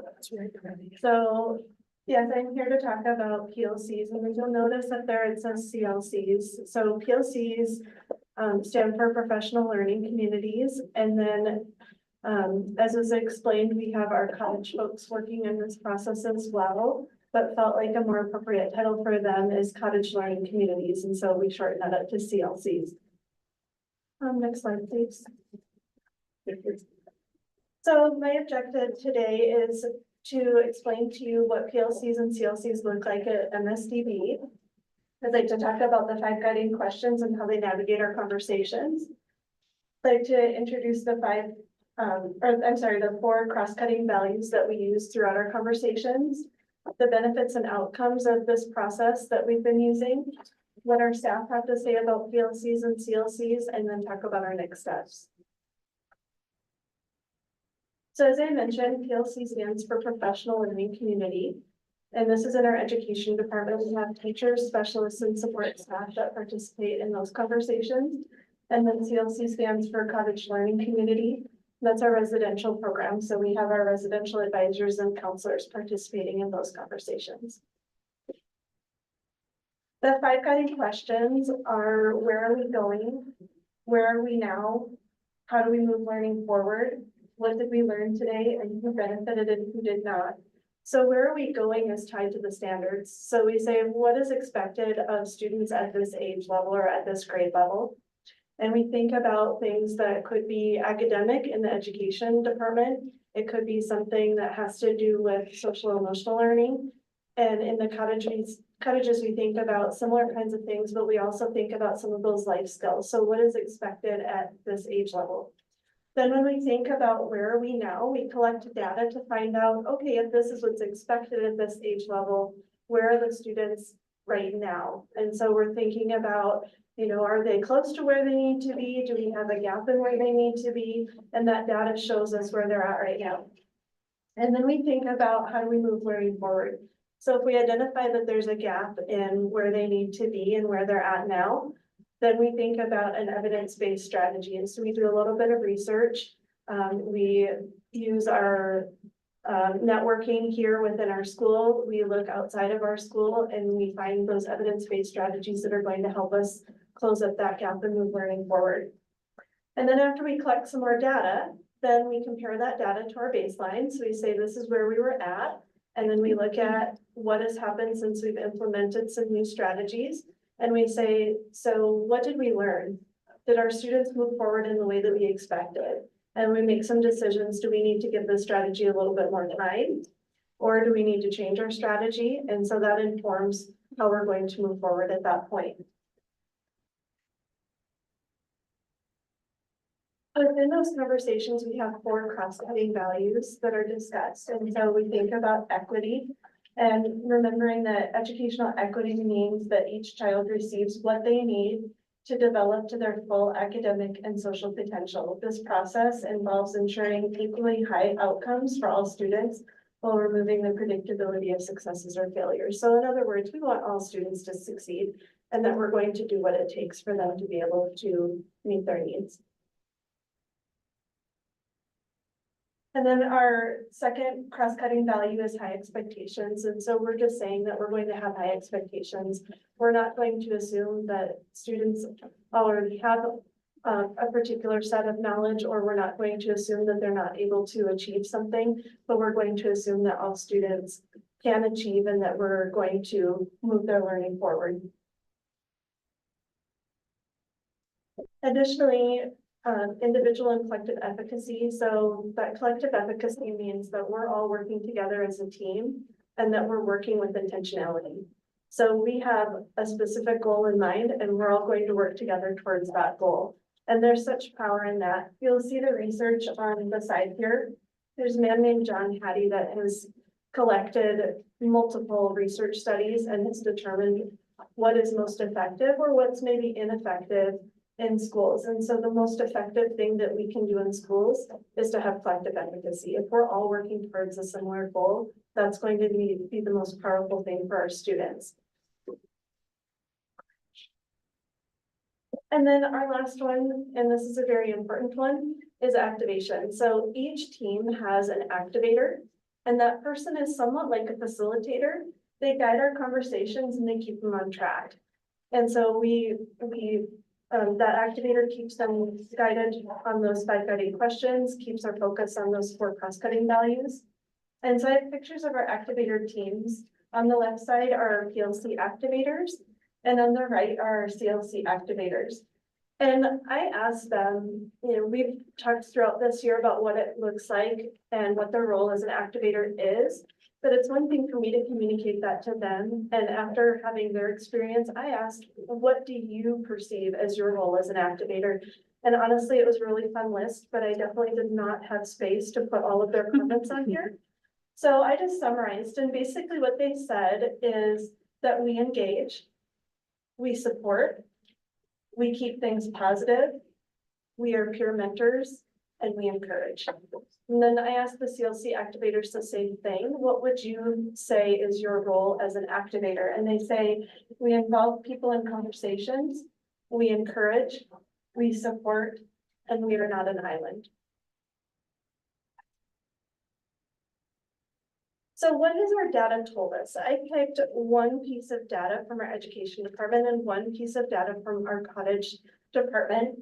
I honestly wish that I could have shown you so much more because there are so many neat things happening in both departments. But this one is from a vocabulary team. They're specifically working on morphemes, and those are word parts. They're prefixes, suffixes, and root words. And this particular piece of data is looking at a pretest about most common prefixes. So they thought that students at this age level, if they were looking at middle schoolers and high schoolers, would have a pretty good knowledge of common prefixes. But of course, we collect our baseline data, so we know exactly where they're at, and they were surprised. So you can see down the left side, the pretest scores were 2 out of 10, 7 out of 10, 9 out of 10, 6 out of 10, 4 out of 10, 3 out of 10, and 8 out of 10. So this is good information. We see that some students did in fact have the knowledge that we thought they would have, and some students had some larger gaps. So then they put in some evidence-based strategies. They taught the prefixes, and then they tested again. And the post results were 8 out of 10, 8 out of 10, 10 out of 10, 7 out of 10, 5 out of 10, 5 out of 10, and 7 out of 10. So what this group learned is that 1, it's important that we never assume what the students know. And then 2, that the evidence-based strategy was effective. So all but 1 student improved their score after the evidence-based strategies were put in place. This one is from our cottage, one of our cottage CLCs. And you can see that they observed 5 students, and what this is representative of is how well the students tidied up their bedrooms and tidied up their bathrooms. So they were not looking for like wiping down surfaces or those kinds of things, but did they keep their clothes cleaned up and put in a hamper? When they were finished in the bathroom, did they clean up their towels and put them where they needed to go? Were their bathrooms and bedrooms tidy? And so you can see that the light green bar is, yes, their bedroom was tidy. The coral colored one is no, their bedroom was not tidy. The darker green is yes, their bathroom was tidy. And the maroon colored one is no, their bathroom was not tidy. And this was over several days that they took this data. This is their baseline data. And so you can see that there are some students who are kind of in the middle. Some students are doing really great with this skill, and some students that need some support with this skill. So this is good information. And what they have done with this is now they're putting in place some evidence-based strategies. They're continuing to collect that data. and see if those evidence-based strategies are in fact improving their ability to get hired in their bedroom. So what do our staff have to say about PLCs and CLCs? They say we are working as a team to find solutions and increase our knowledge on how to address ways to increase learning. It is best for the students for us to work together and make decisions together. It helps me to understand the students and how to approach them in a situation better. We are brainstorming new and different ways to address issues with students to help them grow.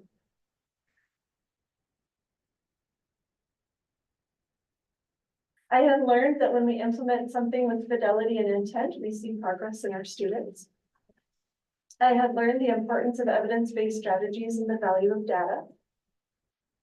Working with this group of teachers has helped me think about different ways of using graphic organizers that I may not have thought of before, and has encouraged me to use organizers that I have not tried in the past. It provides the opportunity to think from someone with a different perspective from where you are, working through a given problem. Collaborating with teachers, support staff, and outreach consultants that we otherwise wouldn't be able to work with.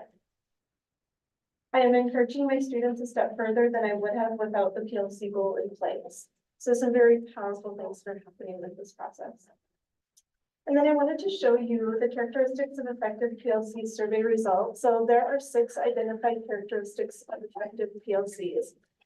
And I won't read all of it, but the first characteristic is structural conditions. And basically, do we have a regular schedule? Do we have supports in place for it? The first bar, that blue one, is the 2022 average. So that was our baseline. And then 2023 is the red ones. And then we just took the survey this spring, and that's the yellow bar. The next section was supportive relational conditions. And basically it says, do we have trust and respect in place where we can communicate effectively with each other? And then the next one is our shared values and vision. Are we all working towards that same goal? Are we all on the same page here? The next one is intentional collective learning. So are we reflecting, are we using our knowledge and our skills to move learning forward? The next one is peers supporting peers. So are we lifting each other up? Are we supporting each other? Are we celebrating our successes with each other?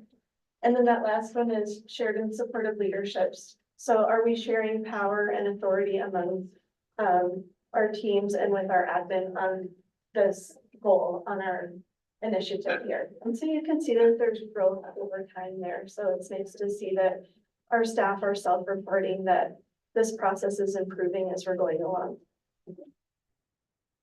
And then the last slide is what's next. So these are our DHH and VI outreach teams, and we're working on implementing this process in our outreach department next year. So we are piloting a team right now. We have one activator that has some outreach folks on that team so that we can get a feel for how that's going to work next year when we implement it.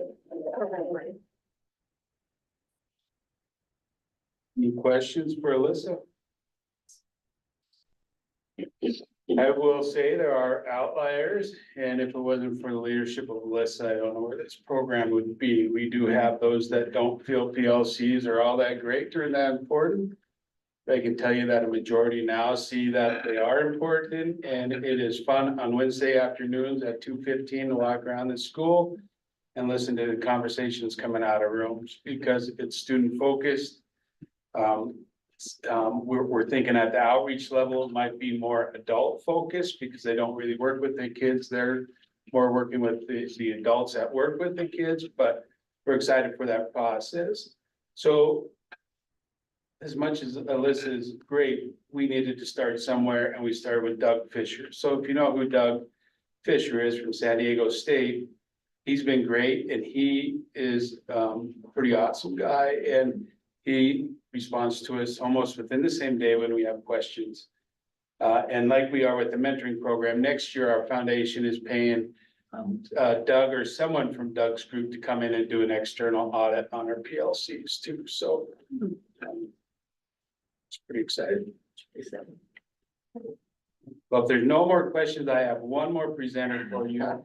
Thanks, Alyssa.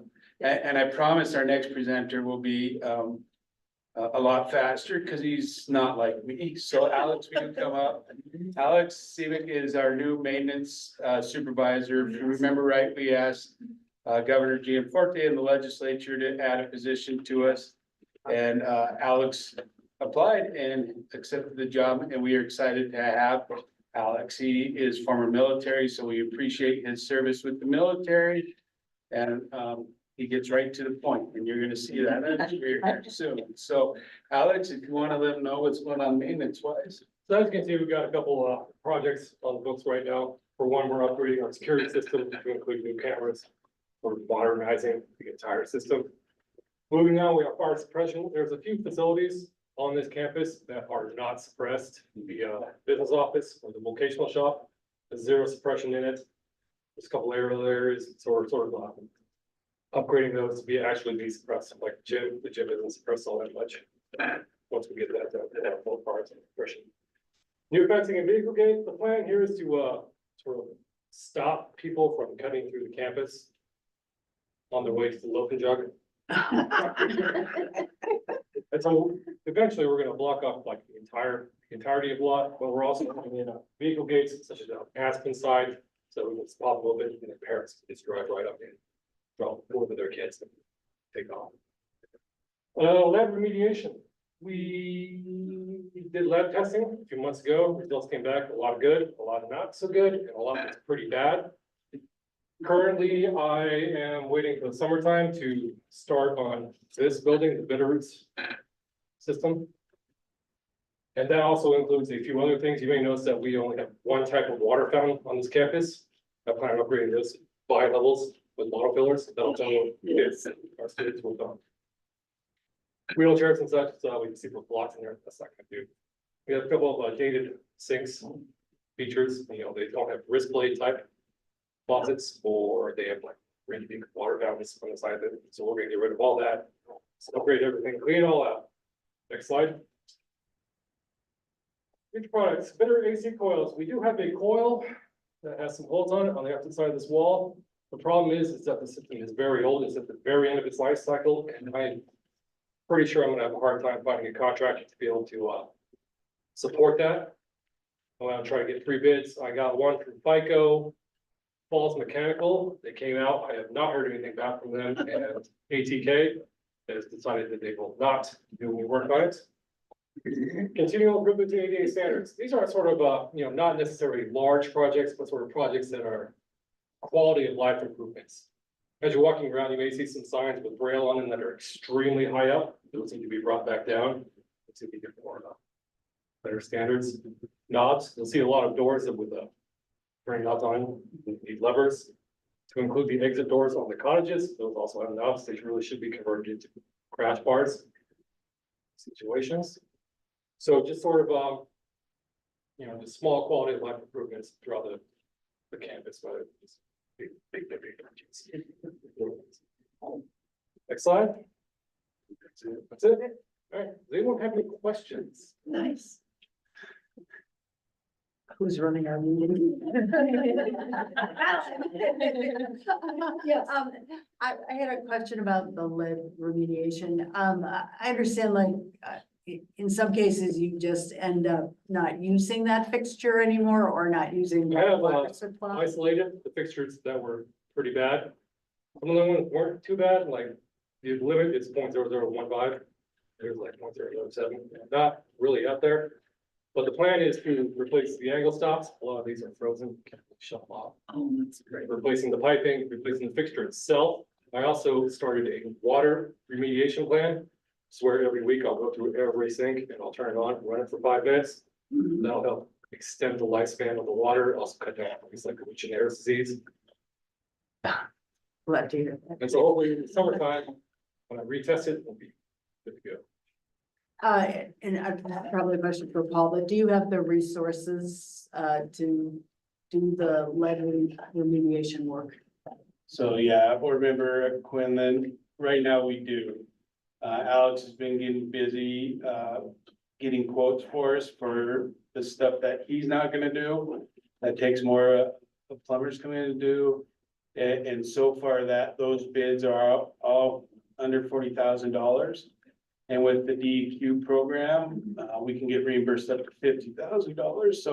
So far, we're under that. The problem is we gotta wait till summer now, because we have to originally pay for it, and then DEQ gives us the money back, and we're just at the end of the year, don't have that funding just to fund it up front. So that will start July. So it looks like we will not pay a dime out of ours. And if it's in your packet, the report, the lead report's in your packet, so if you want to see, Alex immediately shut off all of them that were red and start taking care of the ones that were yellow. So everything's safe, and we can tell our parents that, and then this summer we'll get it remediated and see where we're at again. Great, thank you. Can you go back a slide? Oops, sorry. That's okay. Because I just can't. And I know you're trying to catch up with your time, and Alex does a good job of that, but one more, yeah. So the fencing, I know there was some chuckles and there is, but our goal is to have this place completely fenced off in a year or two. And there's reasons for it. We keep finding knives, other weapon on our ground, what could be considered weapons. We have alcoholics and drugs users that walk through here all the time, because on this side, on their side, our gym is low income housing. And that's where they come through, and they'll walk right to our campus to go over to the bar. That's over here. And then the city has approved a multi-unit, low income housing that's gonna go right on the other side of our campus. So 2 out of our 4 sides will be low income housing, and with that comes some problems. So it's not that we're trying to block people out, it's for the safety, and that's also the security system that Alex talked about. That's going on at the same time with the broadband. So state A&E was able to work with the same company, so they're putting in the broadband and the camera system in at the same time. We are working with our local officials to get notified when things happen. So I'm gonna give you 2 examples, because I'm not sure if you heard about the shooter on the base. This is a couple months ago now. We didn't know about it. The only way we knew about it is one of our workers' husbands was locked in a room on base texting her. And then just last week, I think it was, we were having prom. We do have prom here for our students. And so our gym is right here, and then right next door is the low income housing. When I left to go home, I noticed there's 4 cops there, but there was gunmen in that area, and we had our gym wide open. So we were working with our police people that we're not a typical school. We're got kids here all the time. Please notify us of that kind of stuff. So the cameras are gonna help, and then the fencing will hopefully help. And just to make things feel a little bit safer. Alex has been a great asset to our school. Alex started in July and has done a lot of work since July. He's done a lot more than what's on his slideshow, but. Thank you. Thank you, Rita. Thank you. Alex. Thank you. Any other questions? So the only thing I have left, Board Member Asmussen, are the agenda items. I'm not gonna go through the whole packet, so. The first I would ask would be to adopt the personnel action report, which we have a couple of retirements. One is Amy Tangen out of the VI Outreach. Shirley Wormling is in our business office as payroll technician. Both have been here for a long time. We have some resignations. Autumn Harvey was going to school full-time and now has another job. Sherry Lawango's husband's with the Air Force, and they're moving to Florida. Andrea Reimer is a former student here and wants to focus on her kids. Faye Schweiger is an admin assistant that's moving to New Mexico. And Shaylee Hansen is a part-time paraprofessional that will be coming back to work with us sometime. But she's pregnant and wants to stay home with her kid for a little bit. But the good thing is our hires. We have Cecilia Prefontaine, a full-time interpreter. It took me a long time to get her to commit to us, and she's coming from New York, Rogers RIT. And we're really excited about her. Jamie Jones will be filling our VI teacher. You might recognize her as she was a teacher here before. Amanda Stoner will be a cottage resident advisor. If you look at and I don't think it's in this packet because we just recently done it, but when we looked at our budgets, our personnel services in our cottage is over $200,000. And a lot of it was because of overtime that we couldn't fill positions. So we're really excited to have Amanda join us, so we don't have to be paying all that overtime. LPN Len Warren, it's nice to have almost a full LPN staff for the first time in 9 years that I've been here. And you'll see we have substitutes on there as well. And then we have a BI outreach consultant, Jen Norlander, coming to us from the Great Falls area. And you can see the positions that we have open. We will be interviewing for our outreach director next Thursday. We have 6 good candidates we'll be interviewing for. So Board Member Rasmussen, that's personnel action. Thank you. Are you ready for a motion? Please. I move to approve the personnel items for the MSDB as listed in the agenda packet. Good. Second from Board Member Hammond. Any discussion? Any public comment? All those in favor of the personnel action items, say aye. Opposed? Motion carries. So Madam, Board Member Rasmussen, I would ask that you approve the Golden Triangle Curriculum Cooperative Agreement for next school year. You ready for a motion? Yep. I move to approve the Golden Triangle Curriculum Cooperative Agreement with MSDB. Your second? Second. Second for Board Member Quinlan to approve GTCC. Any discussion? Any public comment? All those in favor of GTCC, say aye. Aye. Opposed? Carries. MHSA cooperatives. You ready for a motion? Thank you, Mr. Chair. I move to approve the Great Falls High School MHSA cooperative agreement, the Great Falls High and Montana School for the Deaf and the Blind Cooperative MHSA agreement. Sorry. Your second? Second. Second from Dr. Slinger. Discussion? I noticed a discrepancy on the boys and girls. Great Falls doesn't have baseball yet? Oh, good. No, and you will have one more within July, because I think we're gonna have a couple of our girls do the dance team. Oh, good. So that wasn't on our radar, but they're doing the tryouts, so we'll probably come back. Any other questions or discussion on the cooperative agreements? Any public comment? All those in favor, say aye. Aye. Opposed? Motion carries. And we've got some policies. In your packet, we are not acting on public displays of affection. That is in there for your information or use of force abuse. 7310, we're looking at 7310P and 9320. 5710, sorry. Can't read. 5710P and 9320. Thank you. Page 129. Yeah. Yeah. Are there any questions? Are you ready for a motion? I move to approve MSDB policy 5710P and 9320. Your second? I'll second it. Second for Board Member Schmidt. Any discussion? Any public comment? The motion is to approve the changes, our final approval for 5710P and 9320. All those in favor say aye. Aye. Opposed? Motion carries. And you'll notice in your packet, there are some coming up. This is their first reading. They're for first reading, so And I noticed there was not any yellow on them, so that means that they're totally new. brand new. Thank you. That's the ones for service animals, which is kind of amazing that we don't have that. In the campus we are. And the other one is with our new director of nursing would like to bring in AED. So we don't have a policy. So Need a motion then for first reading? No motion on first Not reading. for first, okay. All right, so we'll get those taken care of at July then. Anything else, Superintendent Frithmeyer? Yeah, just one more thing, you can read everything else in here and get a hold of me if you have, but for the first time all year, I can now say that we've increased our enrollment. So even in here, I think it said we had 42 students, we're now up at 44.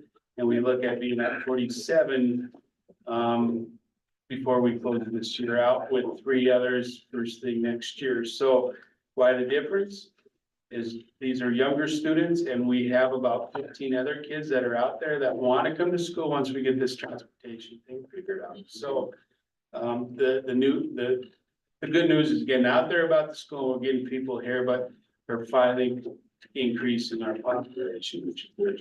Very good. Thank you so much. So that's it. Yeah. Okay, anything else, Renee? That's all, Mr. Chair. Okay, we'll move on to item number 7 for a Macy report and ask Jordan Langford to come. Have a seat, please.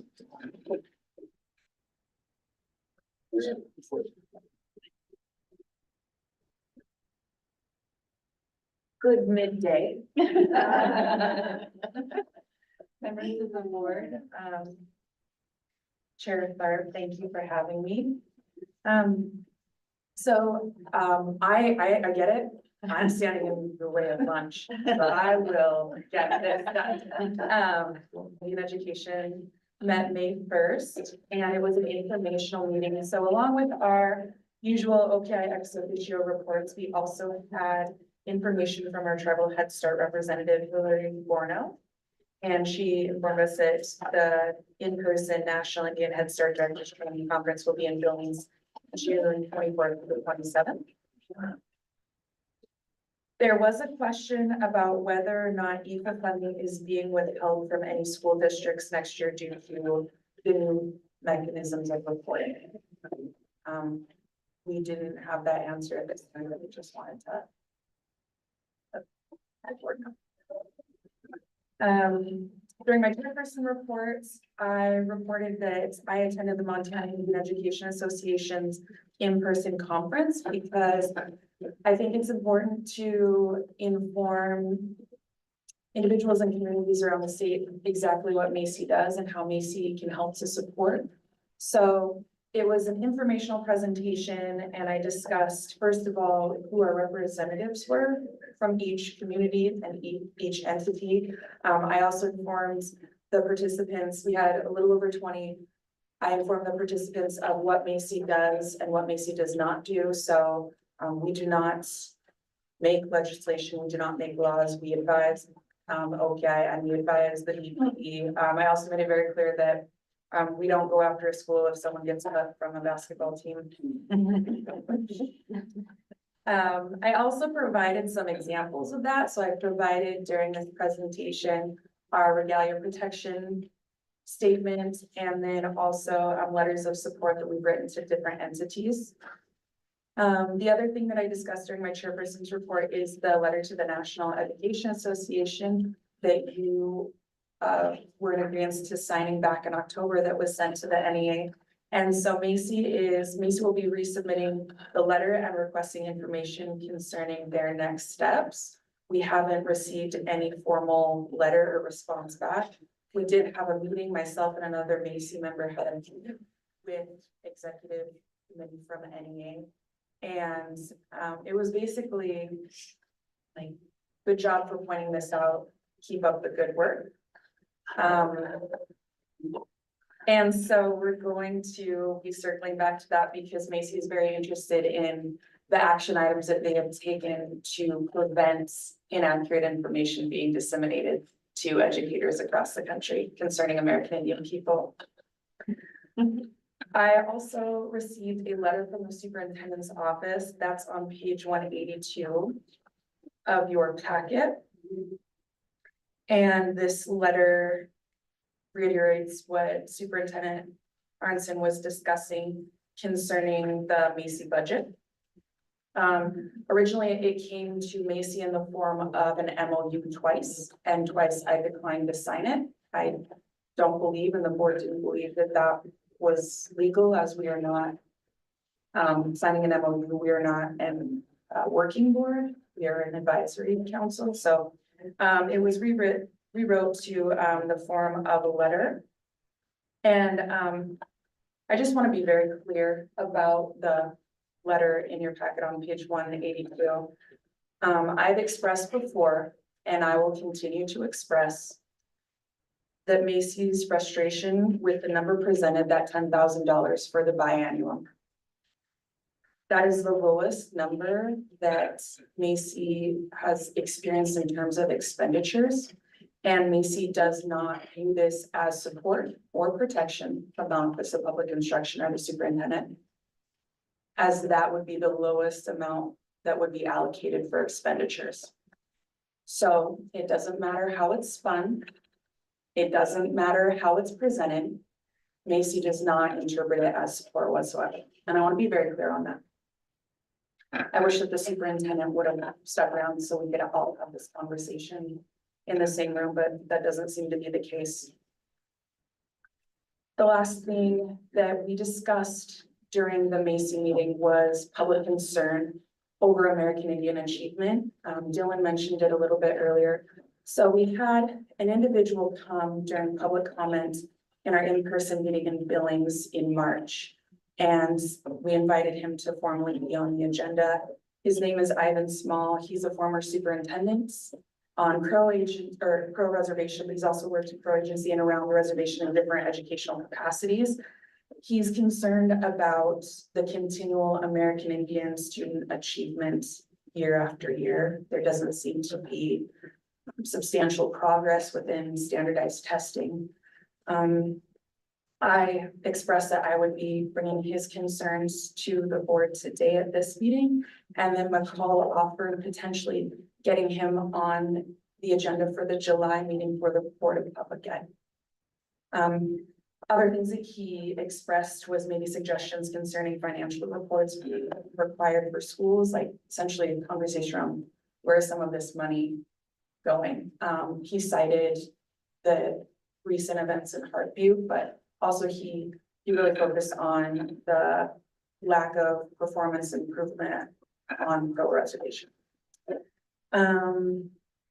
The last couple of things that I have is I would like to encourage all of you, because it is graduation season, to remind your respective entities about our American Indian Students Regalia Protection Act 2-1-315 that protects our American Indian students to wear their regalia or other items of cultural significance to their public graduation ceremonies. And then our next Macy meeting will be June 5th, and that will be a working session. Any questions? Yeah, regarding the letter from the superintendent, what are your feelings about putting that money into a line item, or putting money into a line item to recognize ongoing support? Because I have a follow-up about the dollar amount, but what are your feeling about putting that into a specific line item that would come directly through the state budget to the governor's office? My feelings are multifaceted. My concern is, let me start over. The superintendent is correct in that Macy has not been a line item because it's never had to be. It's never been questioned to this extent. My concern over that is, despite us demonstrating what has been spent by the Macy board in the past, this $10,000 for the biennium would be lower than that, and that includes 2020, where we didn't continually meet throughout the year.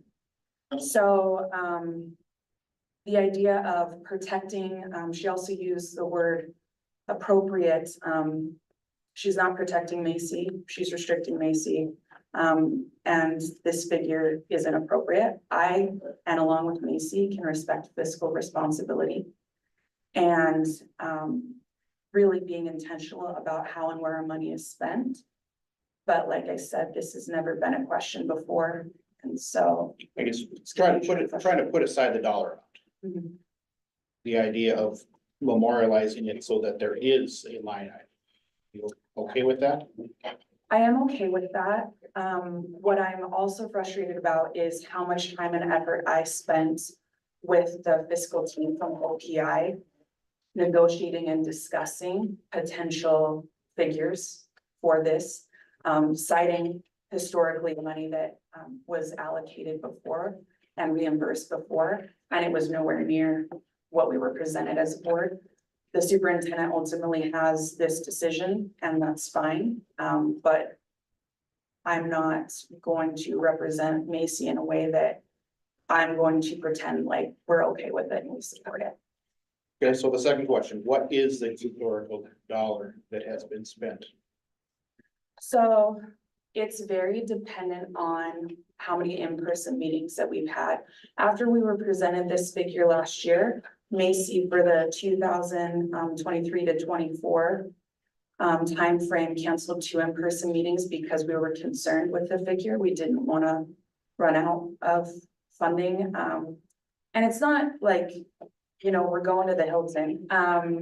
Our members are being reimbursed per diem. That's standard, you know, lodging, mileage. And so for example, the 2020 year was, and that was just for 1 year, that wasn't a biannual. 2020 year, Macy's expenditures was over $7,000. And that was when we stopped, we halted continually meeting. I've seen it, to my recollection, as high as $18,500. The lowest that I have seen was that 2020 year in terms of expenditures. What through the meetings that I had with the former person in that position, Jay Phillips, was we cited probably on average $16,000 a year. We were bold and requested 18,000, and we got essentially 5. So, But I would be fully in support of a line item budget that was truly appropriate and reflective of what we're trying to do. We can't, Macy can't be in the threat of losing our ability to meet. So a biennial budget, 2-year budget, 30? I think that would be fair. Is that something that you would like me to bring to Macy? I'm just trying to wrap my head around, you say 10 isn't enough. I don't know if that means that you need 15 or you need 50. I just want to make sure, so I know kind of what your. Well, we've never done it. And you know, if I had 50, I'd give it to you. So I want to know what you need, and so that we go to bat. I would say just in terms of what I've seen for a regular functioning year, which was around 16,000, I would say that 15,030 as a biannual would be fair and reasonable and appropriate. What year was that? That was 18,000 or 16,000 or whatever it was. I believe it was 2015. We've had inflation since then. Yeah. Right.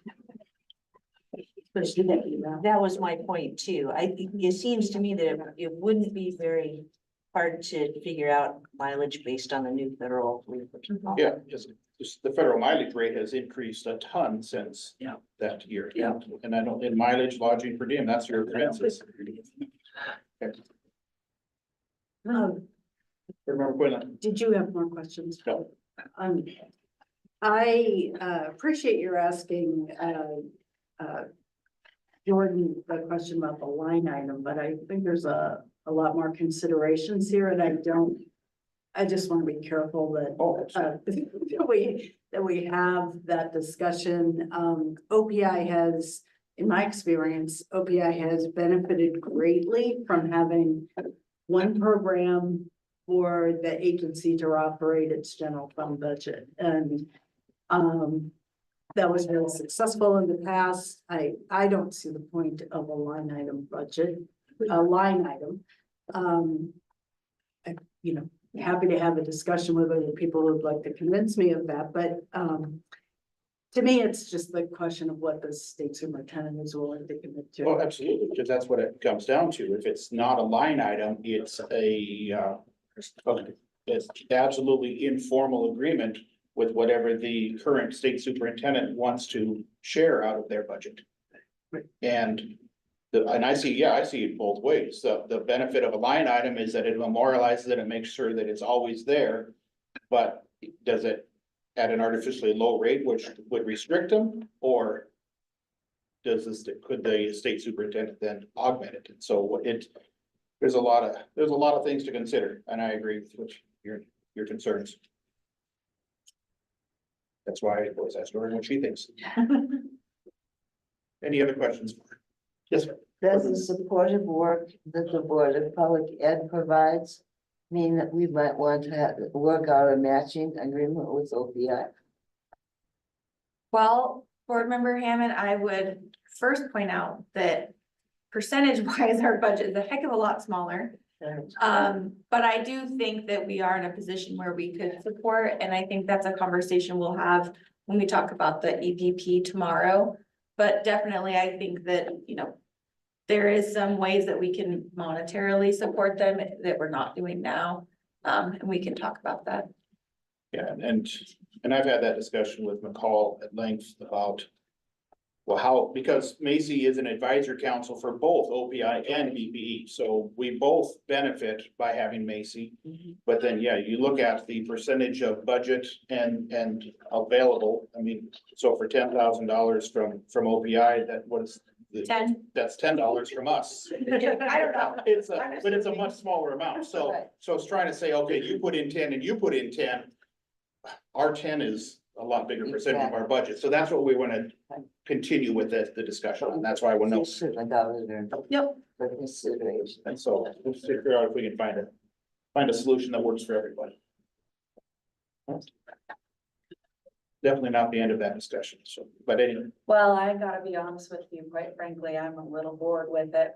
I'm not bored with it, but it doesn't matter, it matters very much. My concern and my frustration also lies with how much Macy's time this has taken up, this discussion. Meeting after meeting, then it was an MOU, and then I was asked to sign it again, now it's a letter, like. It's getting in the way of Macy's work. I understand. Okay. Do you have anything else for us?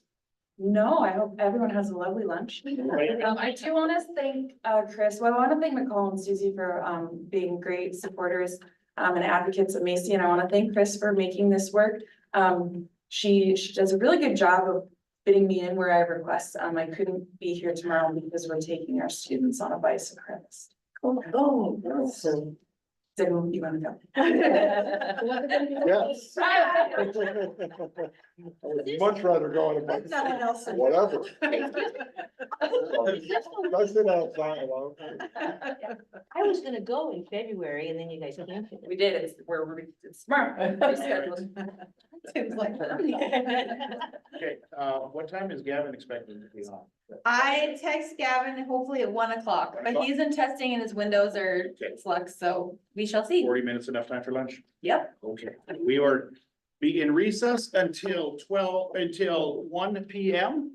And we will then commence with item number 8 on our agenda, board standing recess. Just so you know, there's lunch right outside the door. We're gonna set up some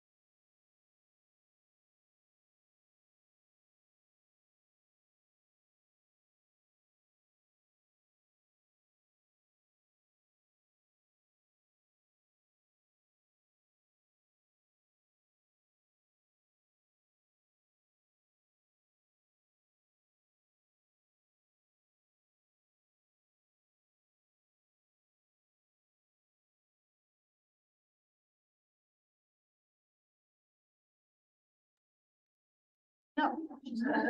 But I'm ready. We'll call the meeting back to order. All right, now our camera's working. Okay, we're gonna call the meeting back to order. It is 1 p.m. on May 9th, 2024.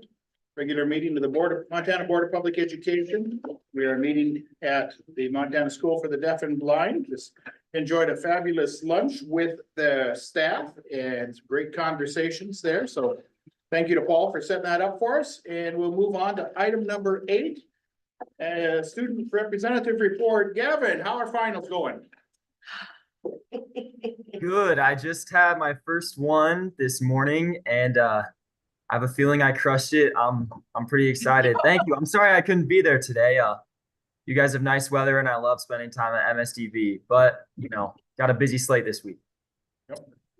So first thing is MASC has entered a new, I'd say, year, and we have a new executive board. So we got 6 kids from Conrad, Helena, Laurel, Chinook, Forsyth, and Miles City. And unfortunately, our in-person meeting was canceled, and McCall, I would have loved to see you there, but you know, it's Montana. We have snow. Stuff happens. But I've been working with them, telling them what my goals are and making sure they know that they can always communicate to you through me or just directly. And we're all just focused on the common goal of serving as leaders for Montana students. And yeah, they're all great people, and I'd love for you guys to maybe host them for a questionnaire sometime. Now, next thing is the survey that I mentioned to you guys last meeting. Yes. Of the 60 MASC schools I reached out to in late March, 40 responded to me and 25 said they could afford the time to participate. Now, this process has been significantly slowed by the fact that the old people I was working with are out and a bunch of new people are in. New year, new administrators, new students, but you know, what can you do about it? You got to work around it. And so I'm still collecting information for another until next Tuesday, and then that'll be done and I'll be able to share that with you guys. I think that's all. Not too much going on. Are there any questions for me? I think Board Member Asmussen and I had the same idea when you said the old people you were working with.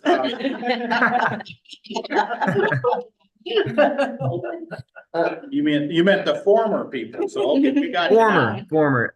Yep, that's the correct terminology. My mistake. I am not yet in that state of being a former person. Which final did you already have? So this morning was environmental science, and I feel like a 5th grader could have taken that test and done pretty well on it. I think it was extraordinarily easy. Yeah, got US history tomorrow, so pretty excited for that one. All right, after that statement, you better have crushed it then. We expect nothing but total crushing on all of your finals, yeah. Anybody have anything else for him? All right, yes, go ahead. One quick question. I'm sure you've glanced at some of the responses that have come in so far.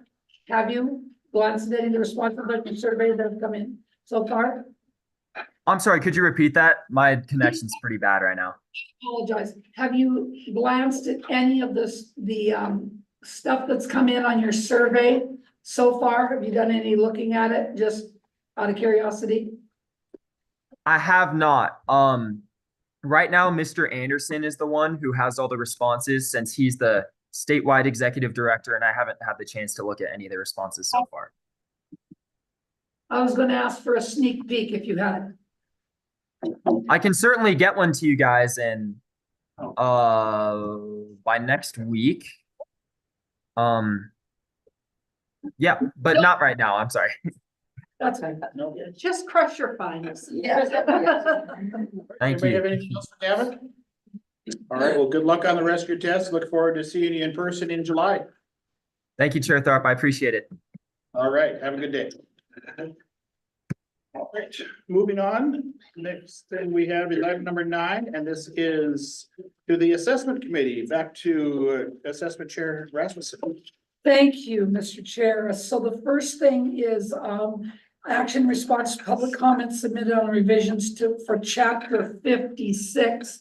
And I'm just checking with you, McCall, when we last spoke, you hadn't gotten any responses on 56. Have we gotten any since then? No, Madam Chair, and this one is sort of strange, just the way that the timeline worked with the requirements of MAPPA and the ways that our meetings sort of landed. The public comment period doesn't end until 5 p.m. tomorrow. So we don't have any comments at this time to respond to. If we get comments between now and 5 p.m. tomorrow, what we'll do is we'll bring it to you in July. You'll respond to comments one day, I'll integrate them, and then you'll be able to see the notice of adoption the next day. We'll just go that way, so we can honor MAPPA and make sure that we see everything. I did want to, do you want to do that? Okay, go ahead. I just want to, behind those several pages is the OPI's impact economic, thank you. I was going to say environmental because of him. Economic impact, and I hope that you got a chance to look at that. And you can see it's on page 8 of the report.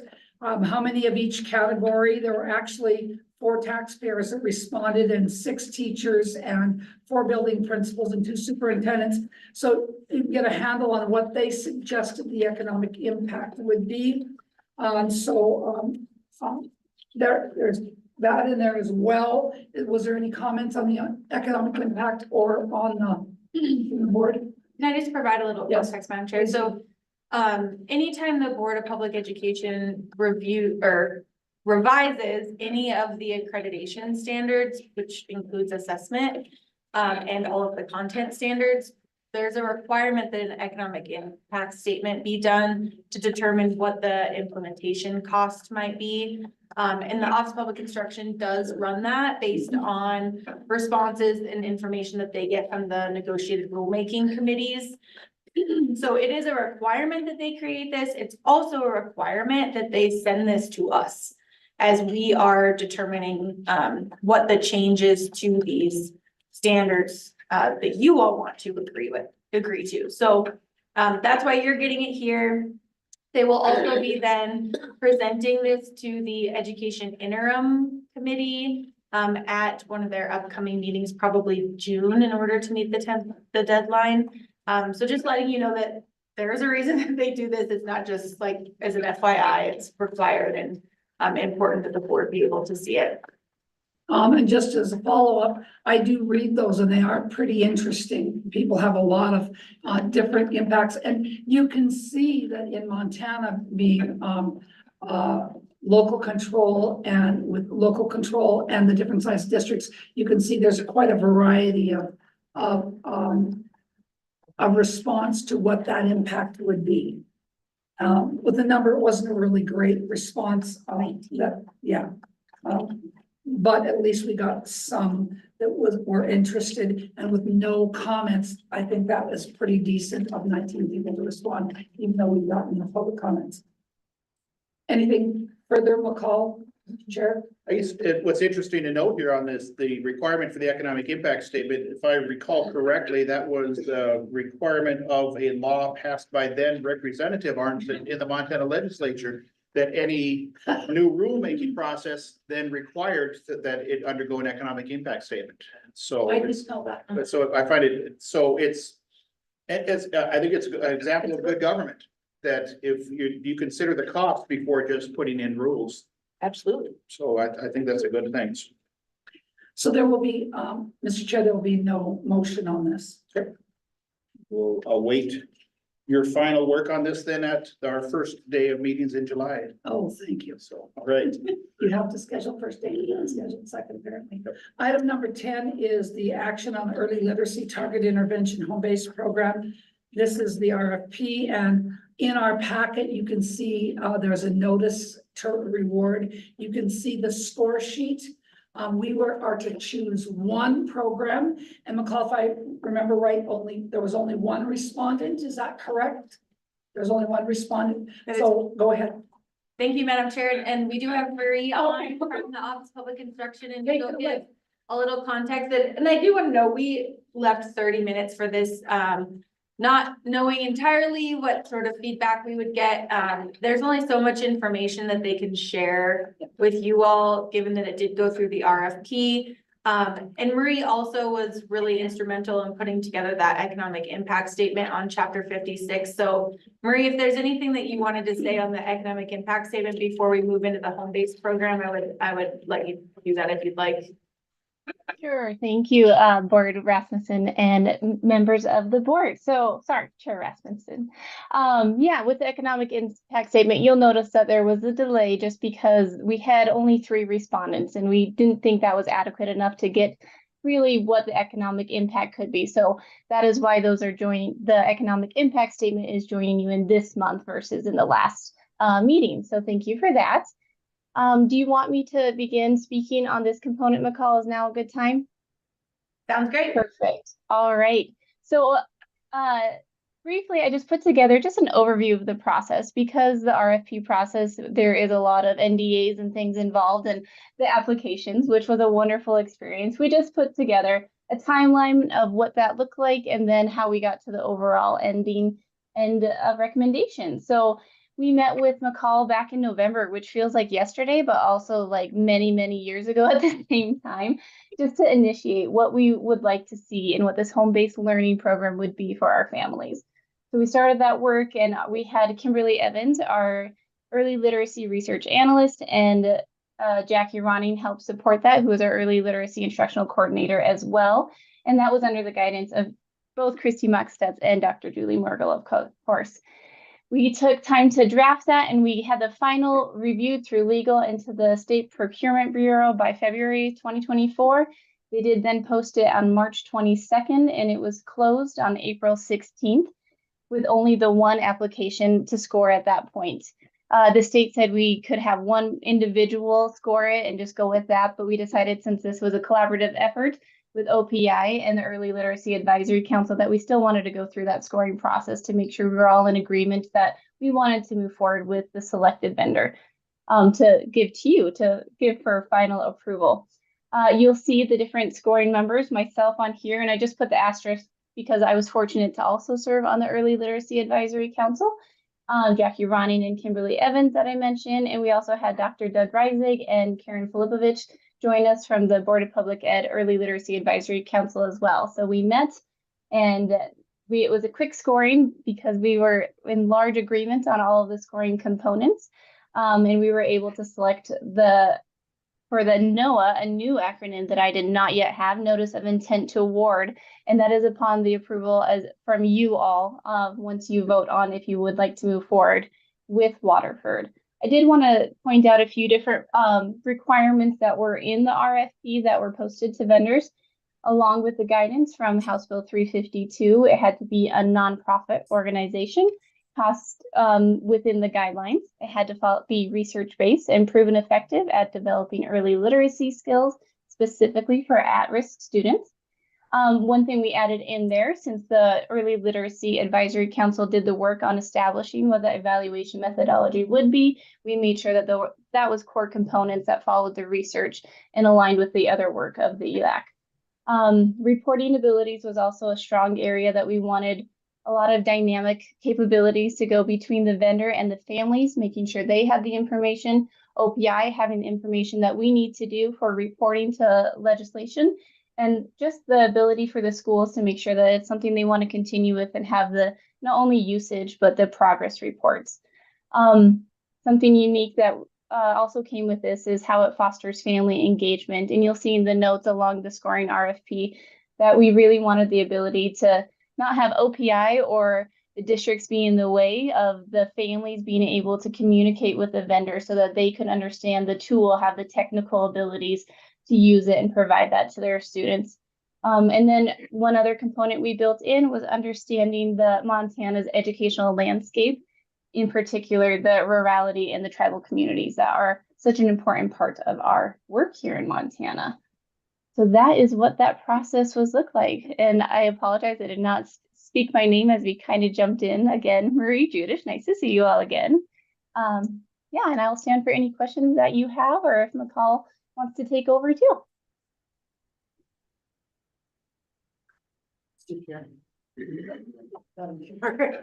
Board Member Quinlan, thank you. Thank you, Marie. I'm curious how this, this tool is administered. Is it online? Is it, I mean, is it a program or is it an assessment or what is it? So it's really tricky because I can only share so many components about the actual proposal they provided, which is what is in your packet. I can say, based on what is in here, that it is a digital platform. And you can see also in there that they built in components that if families did not have access to the internet or did not have devices, that would be something that they would also be providing. It does have diagnostic assessment capability and also continual assessments throughout, so it can track their progress and help get them to grade level standards. Thank you. Mm-hmm. Lisa. Hi, Marie. Hello. We used Waterford in Conrad, correct? Is this the same company that we used in Conrad? It is the same company. Yes, you're right, Lisa. Or sorry, Board Member Schmidt. Would you, can you talk about how it worked in Conrad? You know, Chairman Rasmussen and Board Member Schmidt, this was actually done at the Head Start in Conrad through the Upstart grant, so we did not use it in the public school setting. I know a lot of our families that transitioned into my elementary school had used it. I got to sit on a few of those initial task force for Upstart, and they did a wonderful job having a family liaison, really connecting with them, and it's only 15 minutes a day is what the expectation is. I think 3 to 5 days a week. None of this is in that. That's just from my prior experience with the platform. It's also very searchable on their website. And if we need the vendor to come to a follow-up meeting, I know McCall could coordinate that so that they could present to you. Any other questions? I won. So, hi, Marie, on the scoring rubric, demonstrations, 10 points, but they didn't receive any points. Did we not do a demonstration because they were the sole source that applied, or we were familiar with the platform? Or? Yes, so the scoring committee felt very comfortable with their capabilities that were presented in their package. So we decided to forego the demonstration. Mm-hmm. Chairman Tharp. So, like I said, so no more than $1,000 per student, right? Correct. So that would mean that we 1,500 students. Is there a chance we come in under 1,000 and can serve more students? They are actually providing match funding because their product was worth more than $1,000 per student, but they are providing match funding to get it down to $1,000 per student.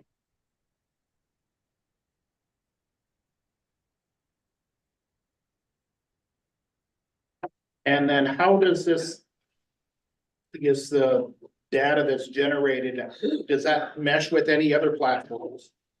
And it is an independent platform. Sorry, Board Chair Member Rasmussen and Board Member Tharp. It is an independent platform.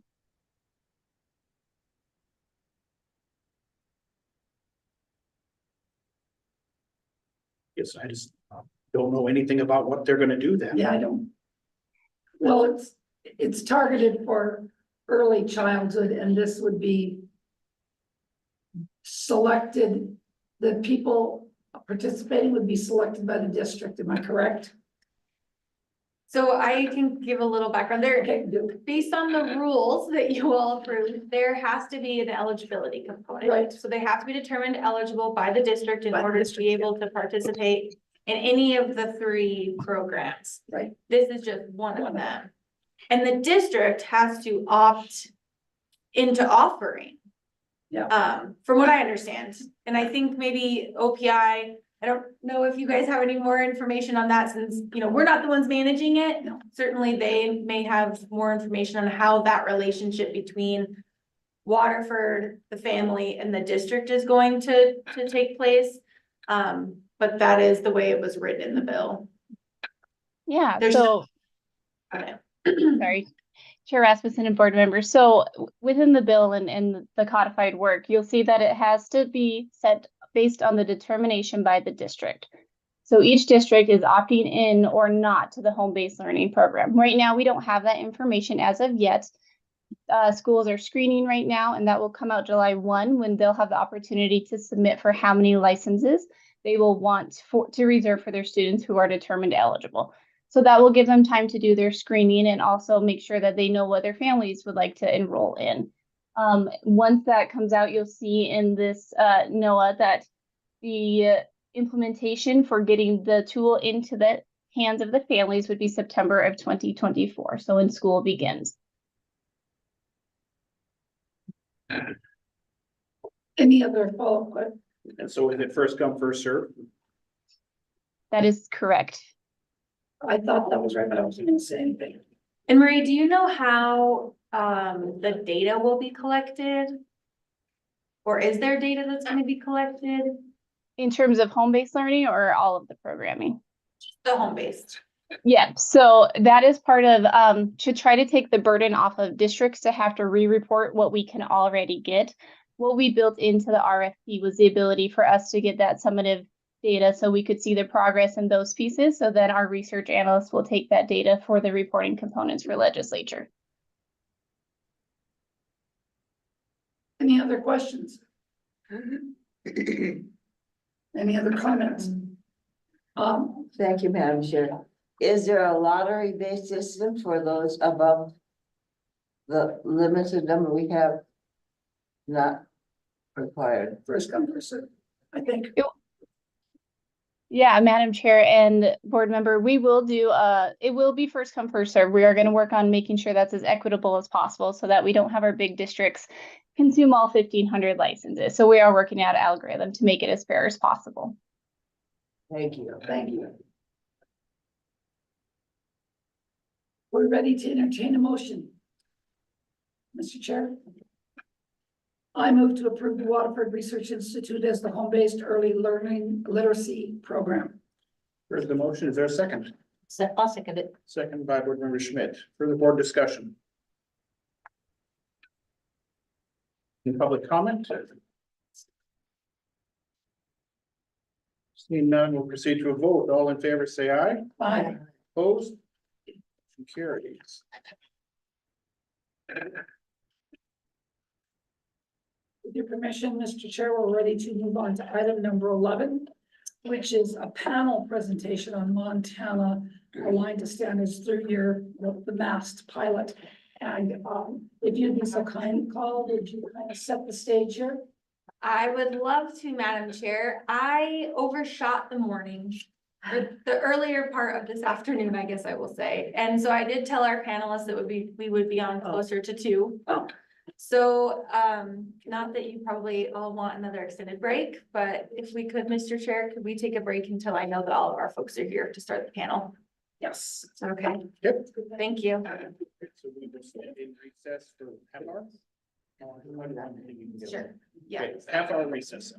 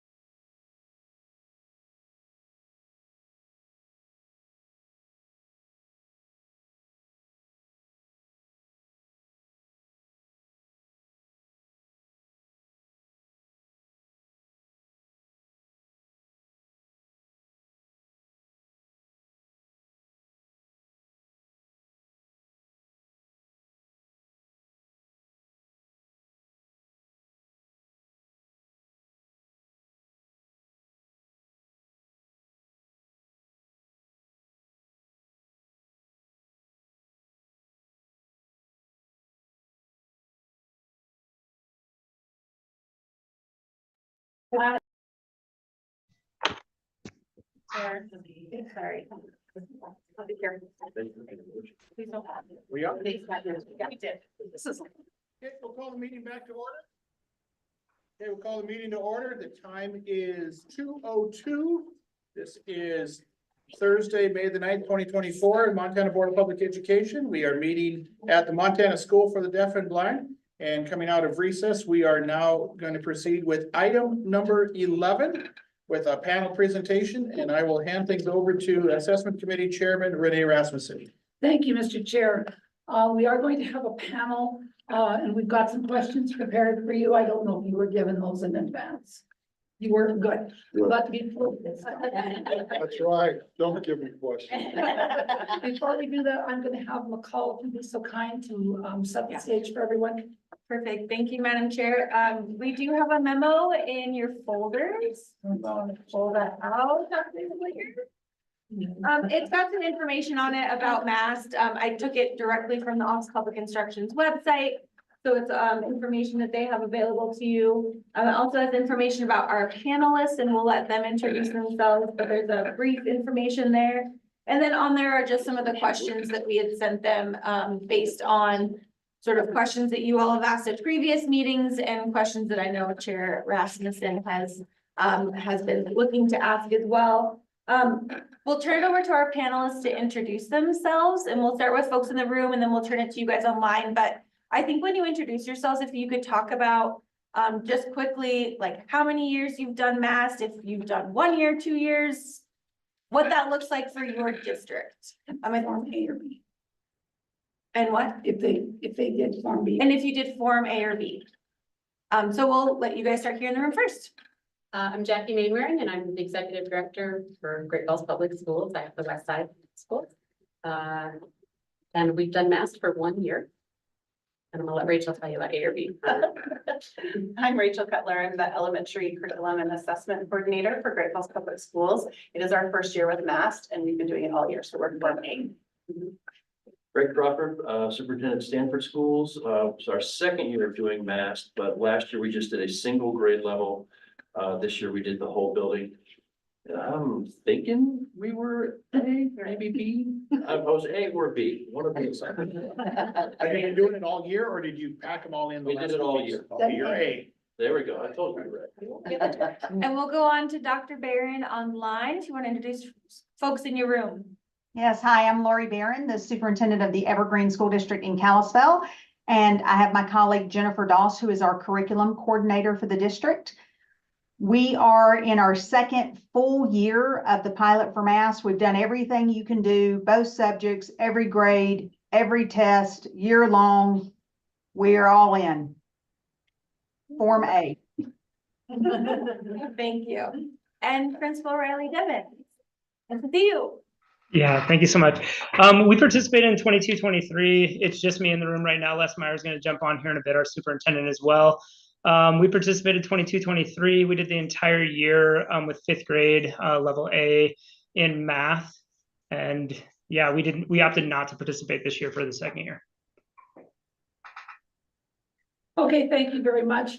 For the board here, these questions, there's about, what, 2, 4, 6 of them. They're not meant to be exclusive. They're meant to give them a chance to respond. And if you have other questions, please fill in with those. And please don't wait till the end. If they prompt for questions, we can go with that. Okay.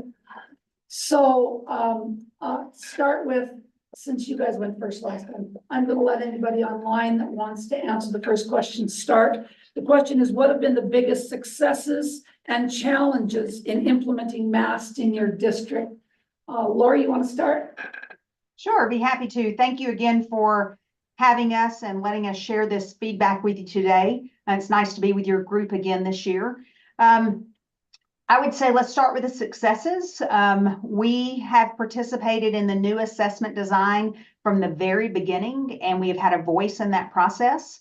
We did all of 5th and 7th grade English language arts and math last year, and we've done both subjects, grades 3 through 8 this year. So we've been as involved as possible in the process. We felt like the train was moving forward and we wanted to be on it instead of being run over by it. And so We have felt like that's been positive to have that voice. The possibility of having an assessment that's stronger and better than the current Smarter Balance assessment was appealing to us as well. So we'll consider that a success. Our staff is wholly committed to the pilot. It has been difficult to do at times, but we are very proud of our staff and the effort and commitment they have put into the full implementation of the pilot. The flexibility of the testing has been nice in this pilot. We've been able to kind of change some things sometimes, have some flexibility, and we've appreciated that. And then finally, I would say access to OPI staff.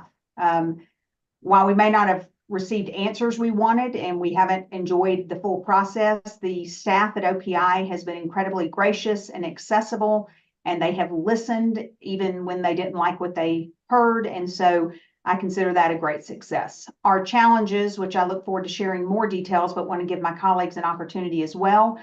The top two challenges I would say for us is we feel like the process was extremely rushed. Initially, the pilot was supposed to have 2 grade levels last year, 2 grade levels this year, 2 grade levels next year. And all of a sudden it became 2 last year and the remainder this year. We feel like it's been pushed very quickly since then. And as a result, we haven't been able to receive the full benefits of being in a relaxed pilot because it's no longer relaxed because we rushed the timeline. We're also extremely concerned about any possibility of using any pilot data that would include next year, because next year is still listed as a pilot year for any state and or federal accountability. There has been discussion of using it possibly for state accreditation and or for federal accountability, and we feel like that would not be appropriate to use any pilot data for any type of reporting. Those are 2 primary concerns. We are also very concerned about the length of time it is taking for the testlets. Originally, we were told they would be 15 to 20 minutes in length per testlet. We're seeing an average of 30 to 50 minutes per testlet. We've been promised they'll get shorter. I think they have gotten a little bit shorter this year. I do think they're listening, but at the same time, we want to make sure they remain quality assessments of students' knowledge of the standards. We don't want them to become so short they're not useful. We're also very concerned about the lack of actionable student data. We hope that that will iron itself out as the pilot continues next year, which is why we're adamant data not be used next year, because it's still pilot data. But right now, the data is not actionable. We are not able to improve instruction and therefore outcomes for students based on pilot data. And then finally, a big piece for us that we are still not able to come to terms with is what we perceive to be a lack of a growth measure as it was originally presented. Yes, just like with Smarter Balance now, you can see last year's Smarter Balance, this year's Smarter Balance if you're taking it. That's what MAST is doing as well. We thought that it was going to be where you could see a student grow throughout the year. And really, it's just 3 chunks of Smarter Balance type assessment that adds together for a summative score at the end. And we are not able, if a student is assessed on single digit addition in October and he is not successful, he's never assessed on that again. Now, do standards build to, if you know single digit addition, it's going to help you with further standards? Of course. But if they scored poorly on that in the fall, that poor performance is part of their total summative score. And in the end, there's going to be a summative score for a student. And so we do not see this as a growth measure. It can grow. We can see year to year, but we can't see growth throughout a year. And that is a big disappointment to us for as a district that we can't use it that way. Right now, it just feels like 3 Smarter Balanced assessments in 1 year that are taking more time than Smarter Balance took. I have a lot more detail, but those are the quick details of what we find to be successes and challenges right now. And I'm happy to follow up on any of those after my colleagues share. So, Riley, you want to add? Yeah, I mean, I would echo quite a few things. The first year in 22-23 that we jumped on with our 5th grade team, kind of navigating through it. The timing of the quick assessment was not a quick assessment. Some of them were at that time, I guess it's since changed to 30 to 40 minutes. It was almost 2 hours at times, or we'd have to spend 2 block periods in math just to get through each assessment. And then doing that every like 8 to 10 weeks of that year, 4 times throughout the year, we did it. That was a big struggle in terms of time frame. And then we also had to give Smarter Balance at the end of the year, which was its own difficult piece for that fifth grade level as well. Some of the other things I would echo is we want to see longitudinal data over time, and we're just not seeing that. Basically, we're seeing snapshots of where kids are at. And a positive that might come into this is I do appreciate that it's looked at so many different programs. Like we adopted Into Math next year, and we can select Into Math, and it will scope and sequence with that product that we purchased. I think ELA is going to be its own beast in terms of navigating it and mapping it. I would echo what Lori said as well about the timeline of implementation. We opted not to jump on it this year based on the drastic amount of time that we put into it the previous year. And instead have been having conversations as grade level teams, and then attended a training in Frenchtown here 2 weeks ago, talking about the process and transition. But those would be some concerns that come up to me. And then the other piece would be the classroom setup. We've always had testing protocols in the past as we go through of like things you remove from the walls. You can't have these resources. And talking with OPI and having that conversation, it sounds like that we're not going to have to be as stringent on that. If you have, say, formulas and everything up on your walls, and you decorate your classroom for the year with lots of resources in the room, are we going to be breaking testing protocols by having those resources available? Because that's our day-to-day setup inside of our classroom. That to me is always going to be a little bit of a scare. And if this is every 6 weeks that we're doing this, are we basically like blank slating our rooms consistently inside of our buildings to make sure that we're following appropriate test protocols to navigate through all of this? So that's kind of a few things. I do think that there is something to giving us immediate data. It sounds like right now it takes about 2 weeks to get the data, but they assured me by next year we'd be getting data immediately as we give the assessment. And I would, again, echo what Lori said about just the process of implementation, that our data this next year, because it's been so crunched and rushed, is it going to be valid data going out? And are we really going to be using this as our state assessment? That puts fear to me. There's a lot of teachers already that are feeling a high level of pressure consistently, just with where we're at as a state and country, kind of navigating through some of this, and then adding that on top, I think, is another layer. So those would just be a few things, and I know other people are going to share some. So thank you. Whoever. I would echo everything that's been said. I think there being in a large district presents some challenges as well, especially for me monitoring individual buildings, and that's supporting our staff to, like principals, for example, to make sure that all the testing has been completed. That's added a whole nother layer. And so that has been a particular challenge. I do really see the potential for this. Our other challenge in Great Falls is that we have a lot of other assessments. So we're also doing map assessment. We're doing content assessments. And we've seen a lot of overlap about the information that we could potentially get from MAST with our common content assessments, especially if we do a good job of lining up our scope and sequence with the test that's moving forward. So. Others that you would add? We would share similar challenges that the other districts have shared. I guess it's good to go last. Good chance to keep it quiet. I would agree with everything, but I would say from a success standpoint that I saw in our building was 35-year veteran and a first-year teacher, both finding it accessible and easy to get to. So from a tech standpoint, few hurdles the first testlet or so, but you were able to teach old dogs new tricks, that they were okay with that. We too find a lot of redundancy with some of our benchmark assessments that we do. And so for us, from a budgetary standpoint, if this could replace MAPS testing or STAR testing, it would be great for us. But as they were saying, it's not really longitudinal data, it's snapshot data. So we don't have the growth to be able to look at through the year. I do like that it's fairly fresh data, so it's not an autopsy. It's actually more formative and can guide some instruction through the year. But like with anything new, there's a whole lot of bumps in this. And I think what I saw from my staff was overall, I think I see where you want to get to, and I like where we're headed. This is still ugly. But they see what it can be. From an admin standpoint, I think if we can clean up the data, have a way to get it quicker, but also as Lori and Riley were saying, have a way to make sure that if we've identified that a student has a gap in content mastery, are we gonna come back and see that again to demonstrate that they have it on a state model? With it being a pilot, I think it'd be ugly for us to be, like Lori said, have it be part of our accountability when there's still glitches in the system as it works through. But overall, as a product, I think it is an improvement over Smarter Balance. And that I see in my kids less test anxiety. I see in my staff less test anxiety because it's pieces versus, hey, you know what's coming up next week is Smarter Balance. Everybody go home and say goodbye to your family because you're moving into the school for a week and we're gonna stuff you with food whether you want it or not.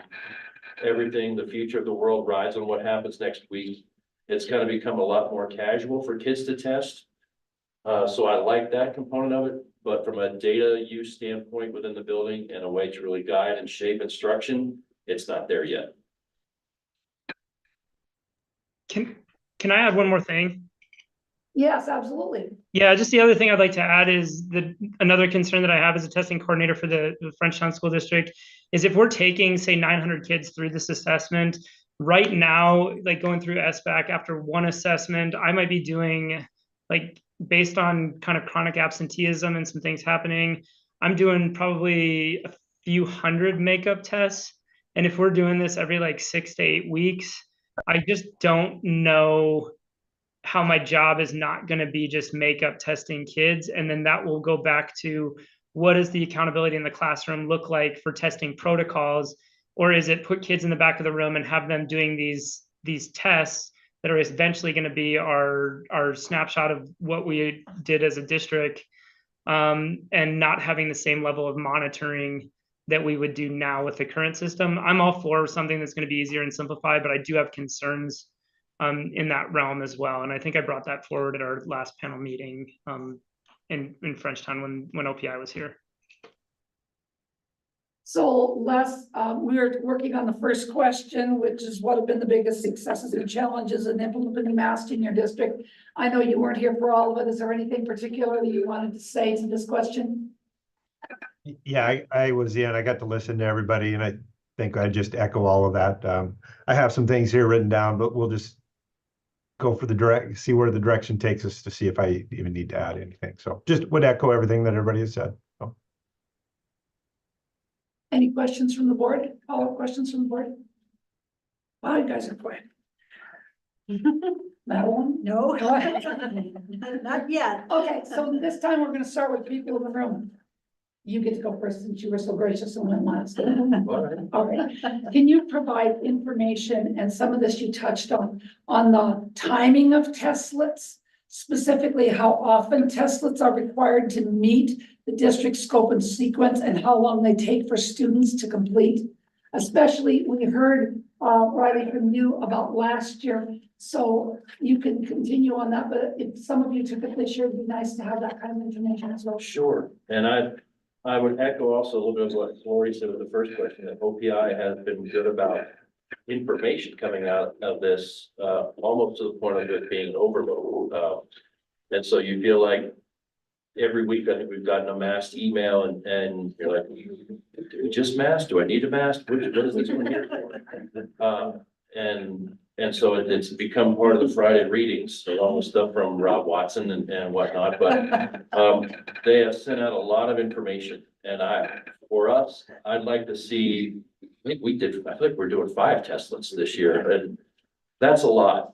I'd like to see that come down to 3, if there'd be a way to do that, kind of like we do benchmarking with fall, winter, and spring. Because I'd really like to see this become a vehicle that could replace some of the benchmarking that we do. And that's where the data components have to be worked out. But I know from the fall first testlet to the ones we just were completing, it was quicker in the classroom. The kids' comfort level was better. I mean, when we first switched to Smarter Balance, our first thought was, okay, it's gonna be ugly the first year because it's a new test. And so the kids have to learn how to do the test. And so I've seen the same thing with my kids from what were they in the fall to where they are now, that their functionality within the test system is better. The teacher's functionality is better. My teachers have commented that they feel for the most part it is lined up certainly with their standards and their instruction. They would like to see, and I think it's coming, that capacity to say, well, I did fractions first quarter. I'm not doing it third quarter.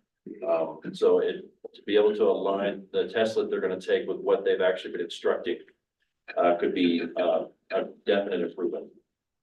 But I'll leave it at that. I can jump in. I attended the OPI Mass Road Show that was here in Great Falls recently, and so heard some things that were really encouraging to address some of the things that we were concerned about. One of them is it appears that the testlet windows next year will have 3 testlet windows plus an anchor. I'm excited about that because each of those testlet windows is 6 weeks long. And so what that allows classroom teachers to do is spread those testlets out so it doesn't feel like what you all have described of we're going to SBAC test, everything else stops. You know, and we're only focused on testing because I think there's a lot of power in this being a formative assessment and for kids to be more relaxed, for teachers to have some discretion about where they place them so it can be more formative and has the potential to drive instruction. You know, students struggle with addition and subtraction early on in the year. There may not be another math measure, but that is such valuable data for the classroom teacher to say, I can reteach that. And that's really what it's all about in the end, is that students are acquiring those skills. So we are looking at, there is some flexibility next year. I worked with New Meridian they showed me their scheduling tool. So I hopped on a call with them. It's easy to use and there's a lot of flexibility for districts to move things around. So if you're not tied to a program or you have buildings that are doing different things, there's the ability to move those. I will be meeting with our teachers to try to schedule testlets for next year to ensure that they really do line up with what's happening in the classroom. And I think there might be some challenges in that because the last testlet window, we still have a full month of instruction after that. So how do we place them so that we're not having a month left and trying to cram everything else into, you know, part of the year prior to the last testlet.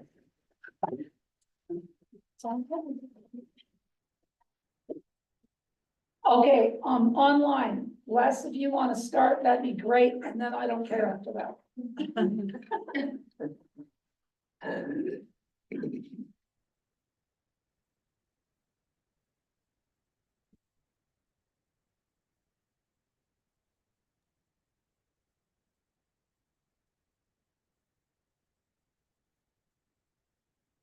Renee, did you ask me a question?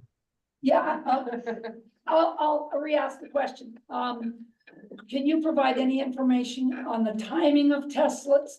Specifically, how often testlets are required to meet a district scope and sequence, or how long they take for students to complete? And you can punt this to your principal if you want.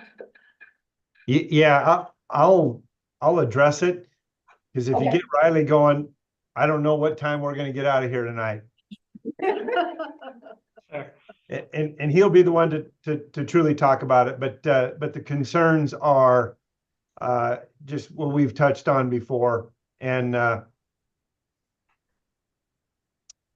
in the end of it all, I think again everything is good. I think the idea behind all of this is good, but what teachers are going to want to be able to see is how can we take a student from point A to point B. And are we able to do that right now? And I guess Riley jump on some of this, but there was quite a level of frustration when the roadshow came over here to Frenchtown. And so Riley, if you want to jump on some of that. Yeah, I think that obviously the timeline's gotten better and the time window of giving the test has improved over the course of the last year and a half. I do have concerns just about when you're following like an MTSS model and you're trying to do your title support where you're trying to pull 2 or 3 forms of data before you're making a determination, and then using something that's not a growth model is something that is going to be hard for us to implement into MTSS as a resource for us to navigate forward. So it's another thing, adding another testing time on top of on top of, we're not going to drop maps. We're not going to drop we're still going to do all the things that we do because we need those for data analysis as we go forward. And if there was a way somehow this could be a growth piece, I know I'm deviating from the question here. I thought the time frame 2 years ago from the test was way too long. Sounds like I'm okay with it being 45 minutes. I'm worried about the test makeup time. I'm also worried about accommodations and modifications put in from 504s and IEPs that currently say Smarter Balance across our entire district. And there's not a tab right now to be able to click and put mass testing on there. And that's going to be, maybe it's live now, but it wasn't live 3 weeks ago or whatever. Maybe it was for some districts. But for us, when we've been doing IEPs, it hasn't been accessible on there to add that on. Knowing that we're doing this next year, we're going to be doing a lot of, in the first 3 to 4 weeks of school, updating tons of IEPs across the huge district. But anyhow, the time frame itself is, if it's under 30 minutes, I feel all about it. But I do have concerns. We get into that 45 minutes, especially if you run a block schedule in 5th grade, then it becomes a much bigger issue because you're getting kids logged in 45 minutes. Half your class is not going to be done, and you're using the second day to do that. And then you're looking at 8 times throughout the year for math, 8 times throughout the year for your ELA stuff. Yeah, it's just, I think that those pieces of understanding how many hours are going to be dedicated to testing are still something that needs to be looked at. Yeah, and then to go along those lines, Renee, we just talked about this as an admin group, and Riley alluded to it earlier about makeups. And I don't know about Lori, I don't know, but we are seeing absences like we've never seen them before. And so we are going to be chasing our tail in terms of making up makeup tests. And so again, I think everybody's in on the thought process and the idea behind this, just so everybody knows that there are some barriers to overcome, or some obstacles to overcome. Yeah. And I guess in the end of it all, this is where we're going to go. What can we do? What can we do as a state? What can we do as districts, or however this works, to allow the opportunity for success as much as we possibly can? Given our climate, given everything that we're doing, how can we be set up to offer success in implementing this as much as we can? Whatever we need to do, or whatever that looks like. And one other thing I do want to add is, like, with new legislation and mobility of students from district to district, and if districts are not aligning consistently, we're probably gonna have a lot of kids taking tests at different times that have already tested on subjects earlier in the year. And that's going to be, I mean, we're going to have open borders basically coming up. And that's going to be something that's different, especially if our mapping of when we teach fractions is different than when DeSmet teaches fractions, then Alberton teaches fractions, and MCPS. It's going to have its own ripple across. So just something to think about there as we navigate through this new legislation in terms of some school choice options. Lori, your group want to add anything? Either one Yes, of you? ma'am. Yes, ma'am, quite a bit. Did you have to ask, Renee? No. Yeah, again, thank you. Just a couple of things that we've made notes of. I do want to say we're experiencing, I don't know if I'd say the opposite, but definitely different than what my colleague Craig is sharing. Our kids it has been much more anxious. I feel like we are just living in a state of testing. While I didn't like Smarter Balance, and I was excited to have through-year testing that was going to give us student growth throughout the year. That's not what this is doing. And now, instead of having a couple of weeks at the end of the year, get in, knock it out, we don't have to worry about the kids moving back and forth, as Riley has noted. All the standards have been taught, because right now it's just Smarter Balance broken into 3. It's still a summative assessment. It's not a growth assessment during the year. Our kids feel like they are just being over tested, and it feels like we're always sitting in a testing window. And that is anxiety driven for staff and for students. We are going to have 12 math testlets plus 1 anchor. So that's a total of 13 math testlets. We're going to have 3 English language arts plus 1 performance task. That's a total of 4. So you're looking at 17 assessments during testing windows that will be open for 21 of the 36 test weeks of school next year. The testing windows are going to be open for 21 weeks. And while you can certainly say that speaks to flexibility, hey, we have this 6-week window and that gives us flexibility to move in and out. You've also, as Riley noted, you're spending that whole 6 weeks doing makeups and living in that testing environment that I don't want that to drive instruction in our school. I do have hope we'll get better actionable reports that will help us work on instruction as we get them more quickly. We think the best we're going to get that we've heard is it's going to be a week after the assessment, not immediate, even though a week is much faster than what we've had in the past. But I feel like we're sitting in anxious testing situation almost all year now. So while we are decreasing from 5 windows this current year, we're going to have 4 next year. It's not a huge decrease. We're not going to 3 windows. We're going to 3 windows and an anchor, which is another window. So it's just called something else. So we're going from 5 to 4, which isn't a huge drop in my opinion. Also, the tests have not lined up when you talk about that time. They've not lined up as we had hoped they would. Yes, we do get to choose our specific standards, for example, fractions, as we were talking about. But once you choose those at the beginning of the year, you're locked in. And so asking a teacher to really do formative assessment at the end of a lesson or at the end of a unit, go home, differentiate, scaffold, come back, regroup. If you're already past that testlet, and you didn't get to it, it's too bad. You locked them in at the beginning of the year, you cannot make any changes. And so there's not flexibility where that is concerned. We are finding right now that it is taking 3 to 4 hours of class instruction 5 times per year. And we acknowledge there's 5 windows this year, 4 next year, but it's still the same number of test lists next year. So I just think the windows will take, I don't think it's going to take less time. It's just in 4 windows instead of 5. And so we're looking at 15 to 20 hours in total. Smarter Balance was about 6 days of class instruction, which is about 6 hours total. So we're looking at going from 6 hours to 15 to 20. And that has been really disappointing for loss of classroom instruction time and for sitting in that constant test environment.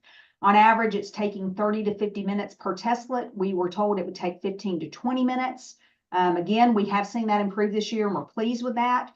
New Meridian has been open, OPI has been open, but this is the first time they've done that. And it feels like Montana's the guinea pig, and we've condensed it into 2 years when we said we were going to have 3. And that is frustrating to me as well.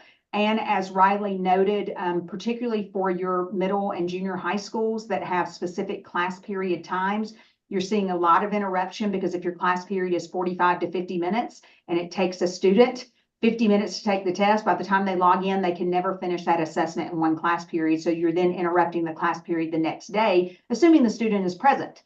And so, or what? Or makeups. Yeah, I'm doing That's all I'll have to makeups. do. And Jen, am I missing anything? Yeah, I was just thinking of one thing and I kind of lost it there, but yeah, I would just agree. I think the attendance, from class period to class period is a struggle. I do think, 6 weeks sounds like a long time, but we do have the calendar pulled up. We did attend the roadshow as well. When you look at it, if you divide the 12 testlets in math, let's say, into those 3 testing windows, you're talking about 4 testlets. That's 4 units of study trying to cram in 6 weeks, which is really difficult to do.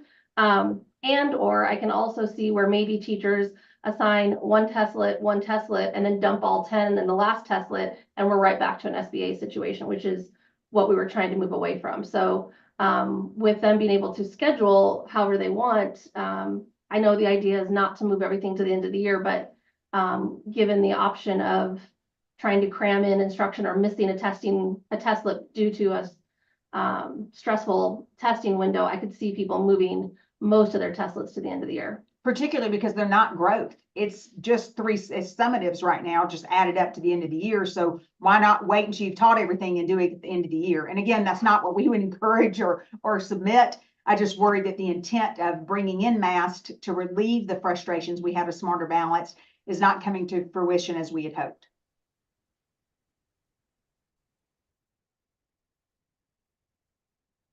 I got kind of a summative, I got a question that your stuff kind of provoked.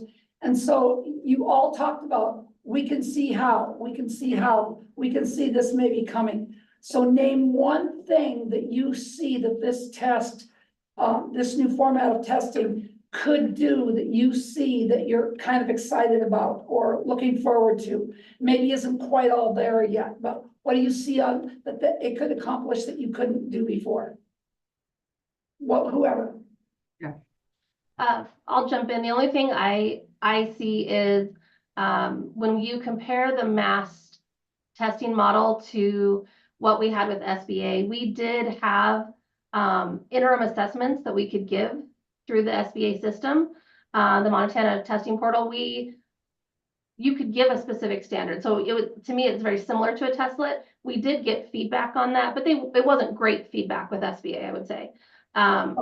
If the reports come the way that New Meridian and MAST is saying, the reports at this time might be more detailed on the interims than what we did get on the testlets than what we did get on the SBA interims. So possibly a better feedback in the moment, but with SBA, we could give that interim as many times as we wanted.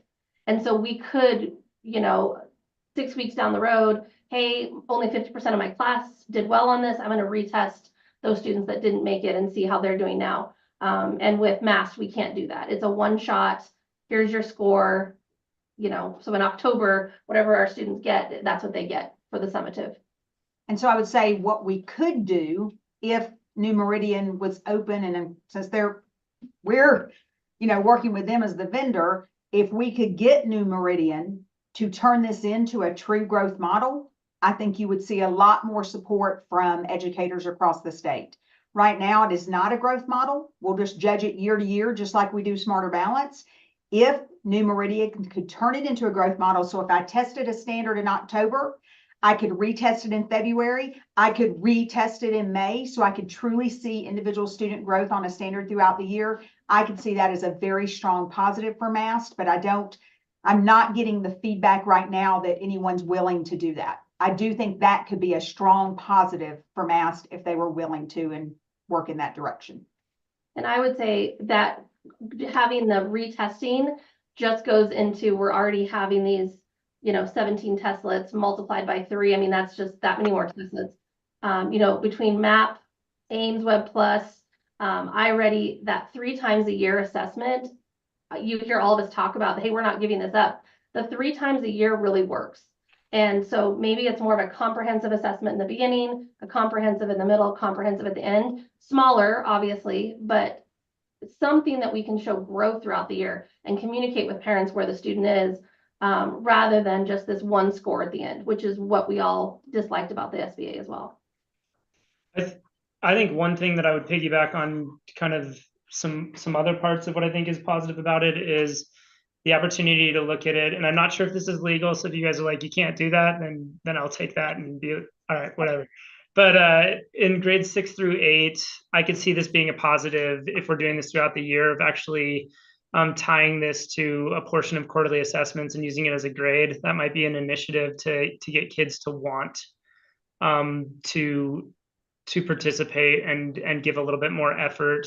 I don't think that that's more of a motivational thing for our for our 3, 4, 5 kids, but I could see that being an incentive in 8th grade when it means something inside of the classroom. Whereas right now they get a score at the end. Sometimes at the end of the year, they might be checked out and you might have to work really hard to keep an 8th grader on task to get through SBAC with success. But if we can tie it to grading, I could see that being a bonus because it's already being taught in the classrooms. It can be that quarterly assessment for that teacher or that 6-week assessment for that teacher to use as a resource. And if it's turned around immediate, that could be a bonus that we get scores right away and we can get those out. And then teachers can plan on their common assessments to when they reteach things, even though they're not going to get scored on it later in the year, they can use that resource as, hey, they scored here on this. Where are they going from there? Maybe we can do some things inside of our building, but it's going to, again, take PIRs and teacher time and things like that, which teachers are right now feeling a lot of pressure in terms of taking on extra things at the moment in terms of our pay scales across the state too. So does that make sense?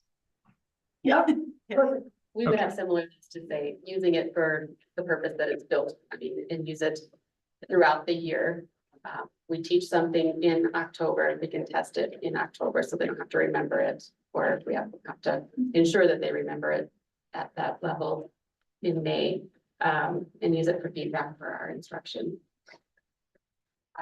What else do you want to add, Rachel? Well, I think, there's so, and it goes back to what you said, there's so much potential in this. I love the fact that teachers can get information right away. When our teachers saw the reports that were standards based to say, hey, this is where my class is as a whole, this is where students are individually on a state test. We're so used to sending a report home at the end of the year in report cards, and the teachers frequently don't even look at it or put much stock in it.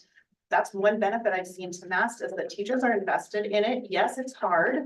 Yes, it creates anxiety. But what I've seen, what I think we've both seen over the course of the year is our teacher anxiety plays into student anxiety a lot, but that's really decreased as we've shifted our mindset to be more of the, we're going to assess this right now and, then we're going to move on.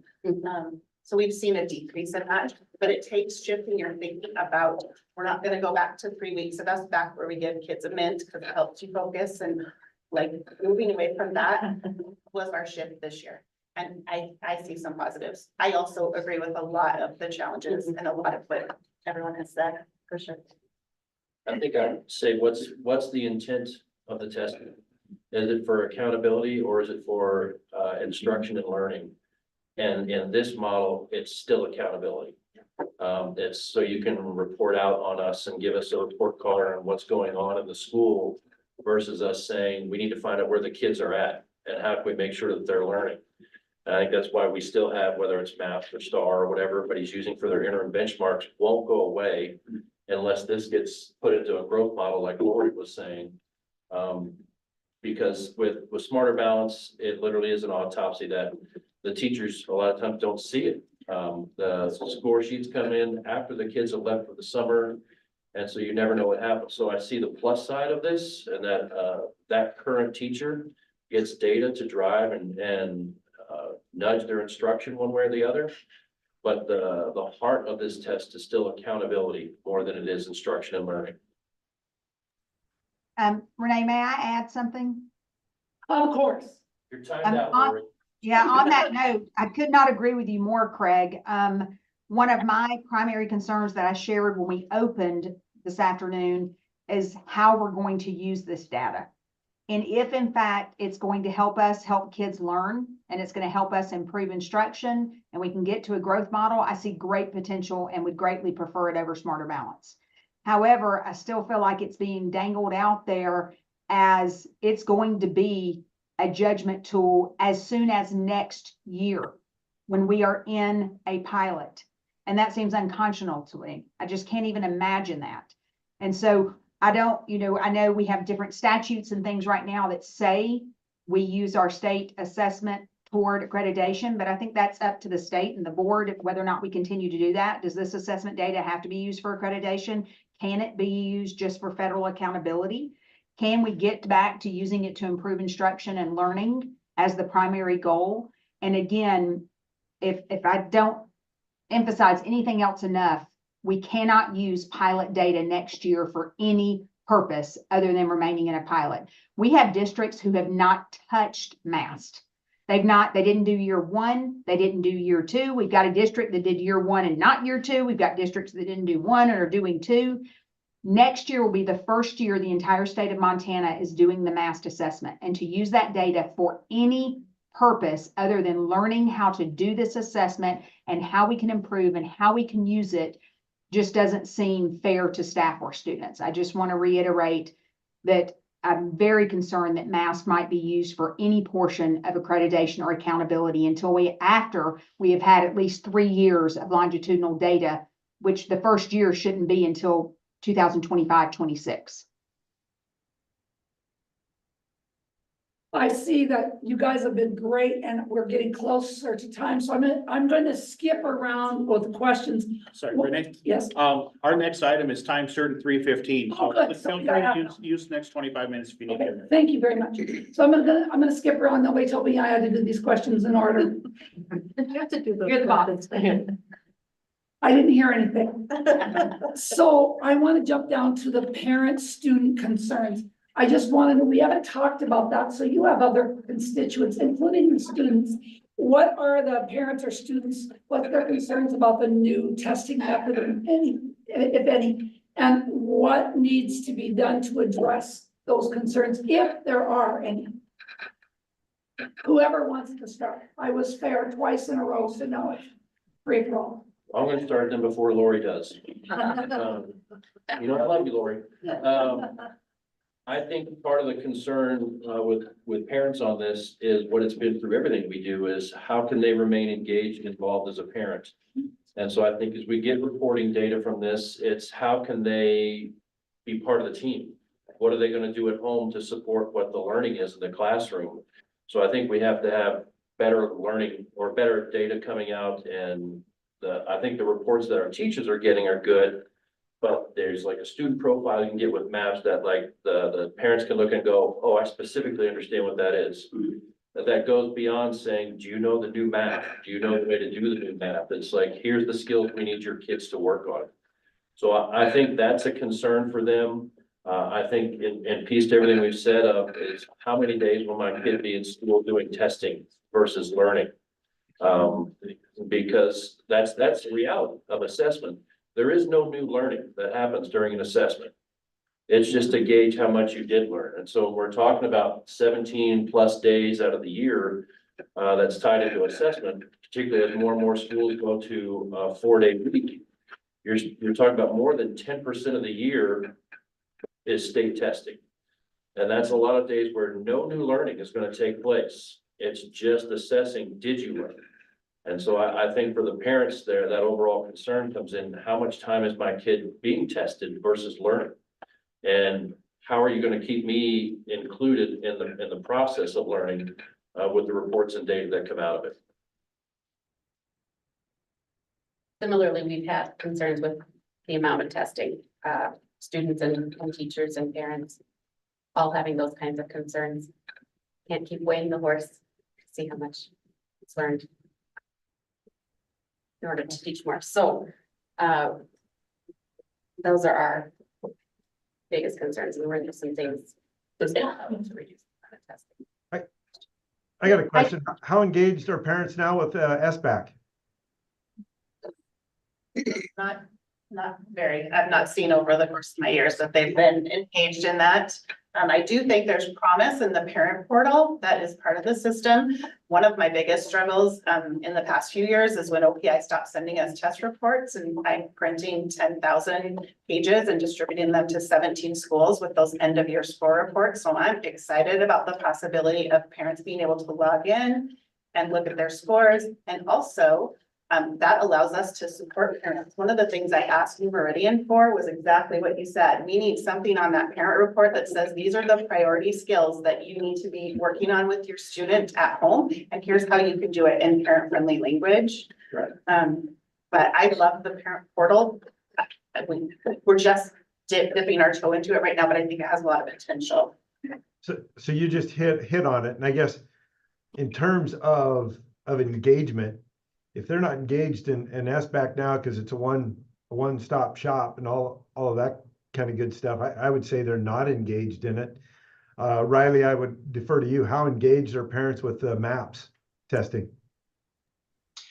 I mean, because we do it during conferences and we meet with parents directly about it. So I'd say that we're pretty engaged in MAP testing. Yeah. Yeah. So if it was something that was a part of a growth and a parent can see, this is where my student is, this is where my student is going.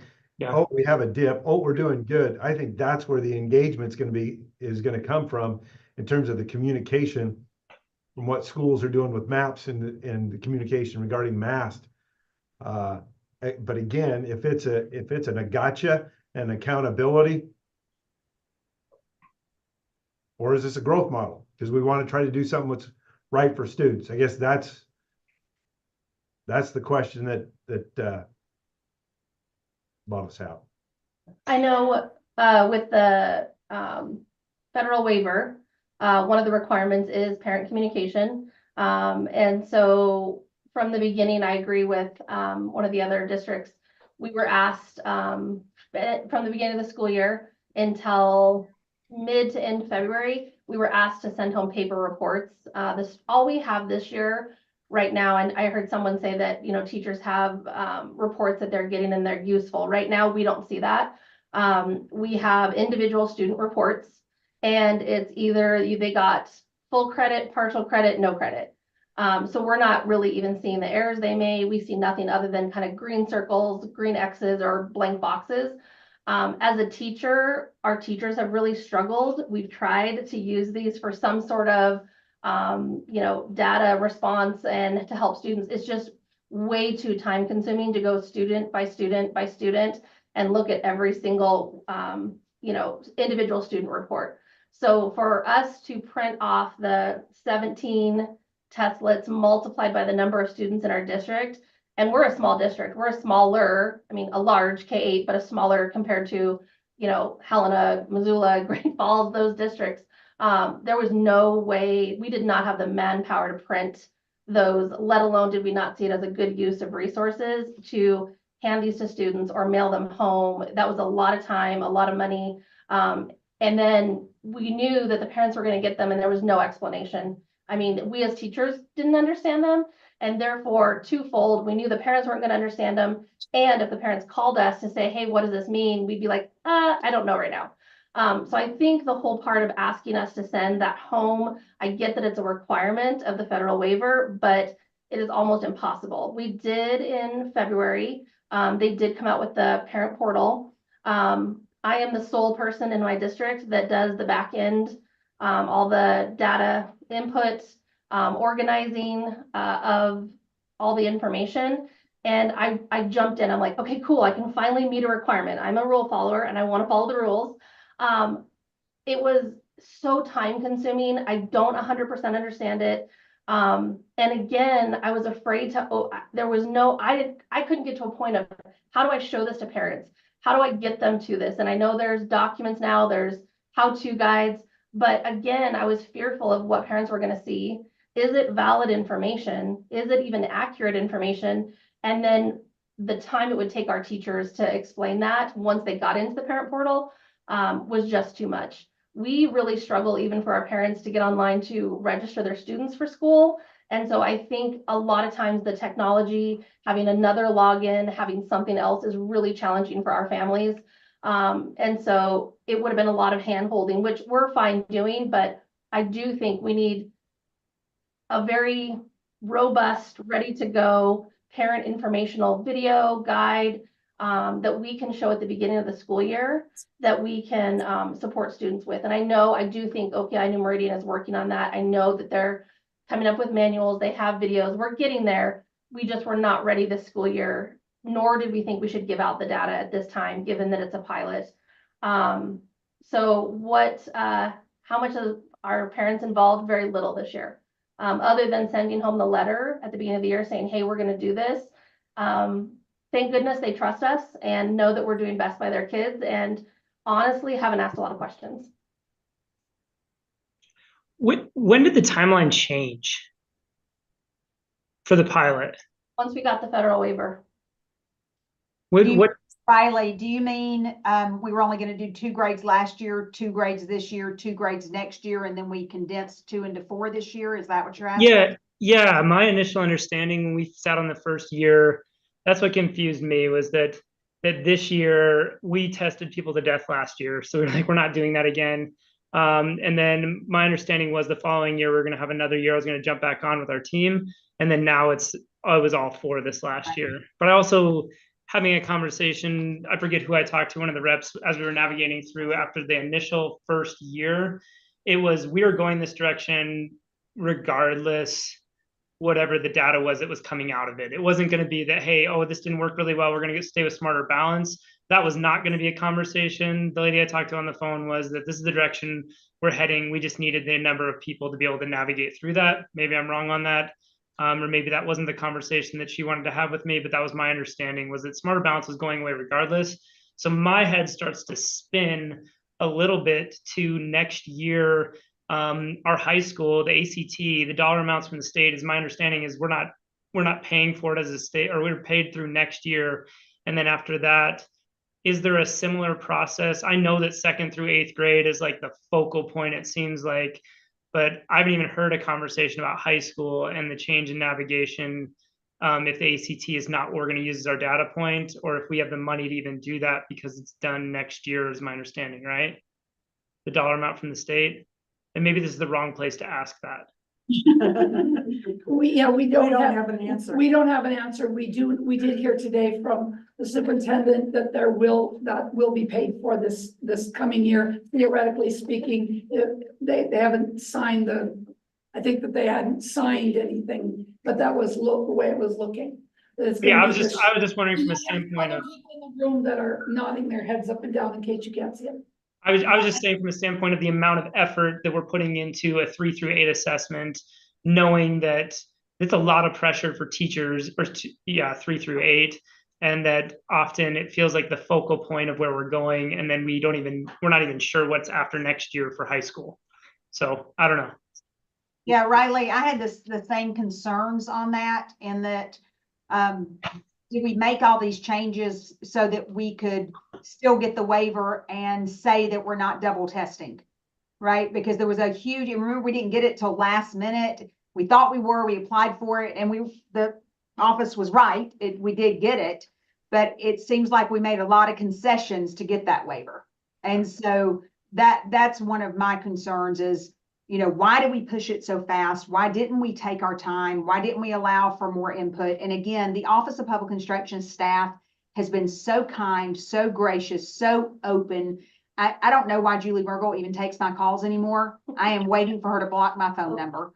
But I don't care how frustrated I am, how happy I am. She always answers my calls, always talks to me. It just feels like there was some immense amount of pressure on the Office of Public Instruction to get this done super quickly for what felt like waiver purposes. I could be wrong there. And we compromised a lot of quality of implementation at the school level for the pressure that OPI was forced to be under for the federal waiver. That's what it felt like. Whether or not that is accurate, I don't know. But I'm concerned about our OPI staff and the amount of time and effort they've had to put into this and how quickly they've had to do it. I can't believe they haven't crumbled underneath all the questions and pressure from public school districts. I commend them for what they've done. I just think they've been asked to do the almost undoable, make these changes, make them quick and make everybody like them and make them good. And that's not doable. And so I don't know why we condensed so quickly. Again, my perception is the federal waiver that OPI was forced to move us under quickly. And I think it has significantly impacted the success of this implementation. You do know that Julie's in the room, right? Oh, I'm glad I didn't say anything bad. As are several other OPI staff who are now grinning really widely. So they're working their tails off. They are working so hard, and I'm very grateful to them, and I feel for them. I feel like they've been asked to do the undoable, and it feels unfair to them, and in turn, it trickles down to being unfair to us. Tressa, Cedar, I don't know if they're in the room as well. Tressa and Cedar, holy cow, especially Tressa, she picks up my calls no matter what and calls back immediately. And Cedar did an awesome job on the road show. I know they kind of tag teamed. They always have a smile on their face and always are ready to help us understand all of our very confusing questions and what about this and I need this in Spanish and all of those good things. So they're amazing. Yeah, I just feel like they've been asked to do something that's not fair to them or schools. The rest of us have learned if we call and get a busy signal, it's because Evergreen's already on the phone. I can't even argue that. I can't. So when I asked you for some of the positives of that, I would really put that down into you're building really great relationships with some OPI staff. You agree with that? So I think that that's a really great positive out of this, one that will stand you in good stead for a long time. So let's switch to, okay, any of you guys questions? I've been jotting down some things here, and I did receive some comment from another Class A school that is watching and shared the concerns about the attendance issue. He said that they deal with about 5% of students absent at any given time, and it feels like it's all continual makeup, means it didn't know how they would do it in a AA building. Plus then the issue that came up, if you got a 4-day school week, then it's even tightening things up. I was just jotting down some ideas here, and I said, well, what is this for? Is this for accountability? As Riley suggested, can it be used for grading? Can it be for measuring growth? Is it for informing instruction? Can it possibly do it all? And I'd like to ask McCall to read from our own rule, 1056-101, what the purpose of an assessment is. Says the Board of Public Education recognizes that the primary purpose of assessment is to serve learning. Period. So are we trying to shoehorn something in to meet a whole bunch of other things? And regarding the parent issue, I mean, I still have a couple of little tiny K-8 districts that I'm in charge of. And as far as parent engagement, they know FastBridge. They understand FastBridge and they understand STAR. And so they're super engaged with that. But as far as anything else, my experience is that the parents don't know anything about any of the other things. But they know where their FastBridge is because we talk about it at every single parent teachers conference. So we've got about another 7-8 minutes left of the panel. I have one quick question and then I'll let you guys make any final comments that you thought. I hope you asked this question because I want to comment on that. And that is something that you've talked about is longitudinal data. So real quick, like, how many years of doing this method, doing this test would you like to see? Because we're talking about moving from SVACs, which we finally got some longitudinal data on, after a while, to this. How many years of doing this method, of this test method, would you like to see to give you enough longitudinal data to really be useful? Minimum 3. Minimum of 3. I would concur a minimum of 3, with year 1 being 2025-26. We cannot count next year as year 1 because it is still a pilot and a number of districts in the state haven't even used it yet. Next year will be their first year experiencing it. So next year's data should not be part of that 3 years. The 3 years should start the following year at the earliest. Les O'Reilly? You said Les O'Reilly. Okay. I would say 3 years, and then I would say that hopefully there's a robust analysis between the data that we're collecting from MAST and the data that we've collected from Smarter Balance, and to see if this was a feasible positive change that we've done. If we see a decline in academics across the state based on the new model that we're running, was it the best pivot? So hopefully we're doing an analysis between prior testing data, not saying that we're going all the way back to CRT, but at least like looking at what has been SBAC for the years, and then taking our data that we have now and doing a crunch after our first 3 to make sure that we're making an appropriate decision to continue forward with the data that we have now. We have to pivot from something, it sounds like, and this is the direction we're going, but want to make sure that we don't pivot backwards and over test kids and find out after 3 years that are we going to be stuck in this for another 3 after, or are we going to look at previous data and move forward from there? I don't know. And I would just add to that, Riley, what Mr. Tharp said, Dr. Tharp said, if the true purpose of our state statute for assessment is to determine student learning, we might be trying to do way too much with this tool. And we might already have tools that are helping us determine whether or not students are learning. I would agree. And I heard like before, I think there were 18 states at one point that were using MAPS as their NWEA as their growth model for their state. And then I did hear just recently from the Roadshow that those states are being forced into something different too. I would love to use the MAPS tool as a resource for us as a state assessment. That's obviously something that it sounds like we can't do, but I think that would be the full gamut. We do it 3 times a year already. I would venture to say that probably like 70% of the districts across Montana are using it at some level. I don't know. How effective would everybody be from the Office of Public Instruction based on what, Lori, those guys are awesome when you call them up and they're under the gun. But how would it work for all of us if this process was simpler for the people that help us to to schools, to teachers, to students. What if the whole thing was just a simple Ready? process? So I apologize. Yes. Thank you, Madam Chair and Mr. Chairman. I have a question that follows right up with that. So I was curious, from a testing coordinator or administrator standpoint, we're all stretched thin in our schools, and I am interested in knowing how time consuming it is to set up the testing accommodations and all of that work. Once again, taking away from instruction is a concern. Like Riley's on the bus duty. Crossing guard duty. I think we can address that if that's all right. I think, I think the back end, right now, like I had talked about the parent portal, making sure the accommodations are in, as a testing coordinator right now, the rostering is all of it's a little clunky. Obviously it's a pilot, they're working on it.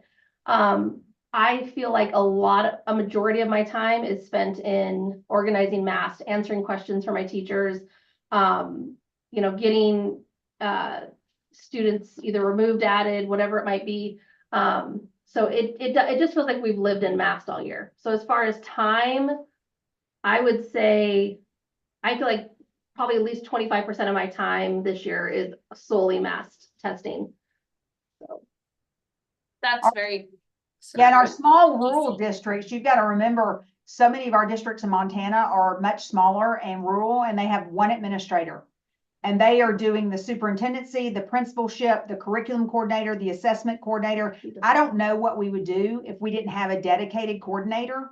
And the majority of my colleagues that I work with are serving in multiple roles and do not have a coordinator. And that has been a big concern. Don't forget crossing guard. And crossing guard, right? Thank you, Riley.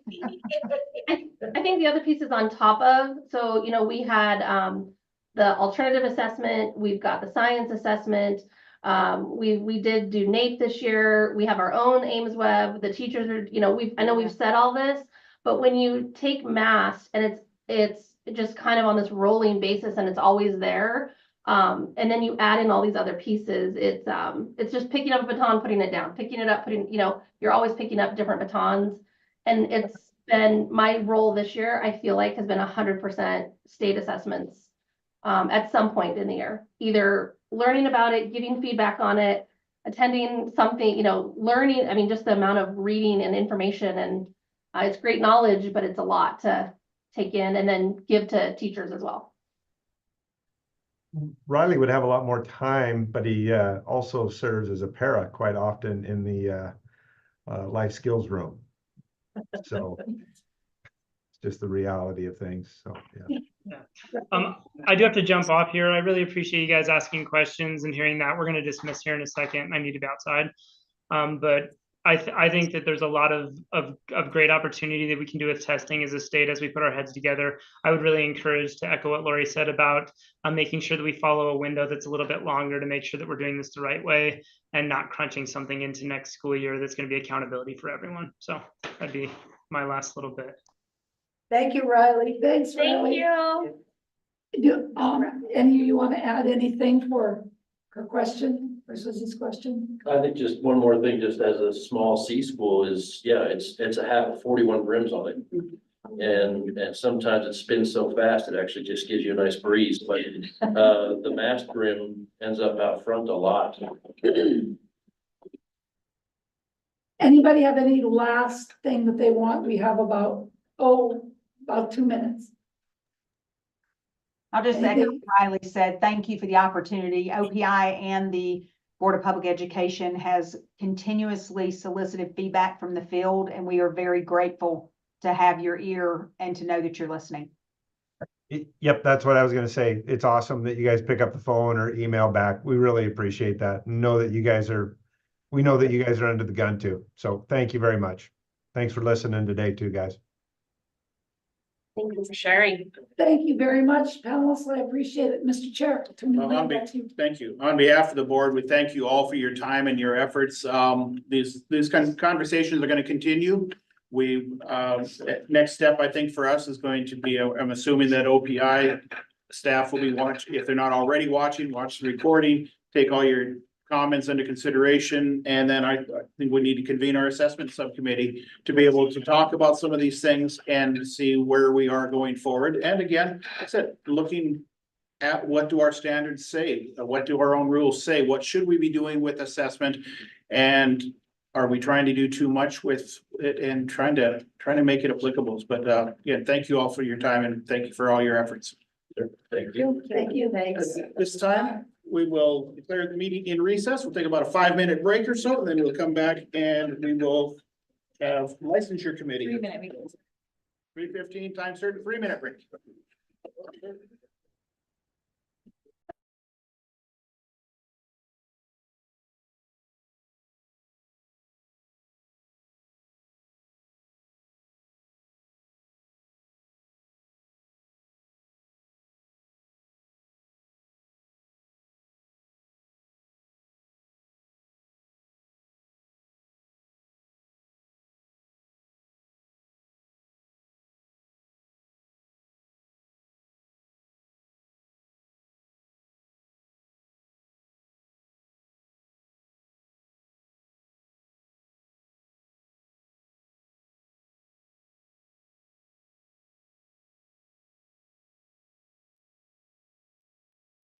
McCall, can you hear me?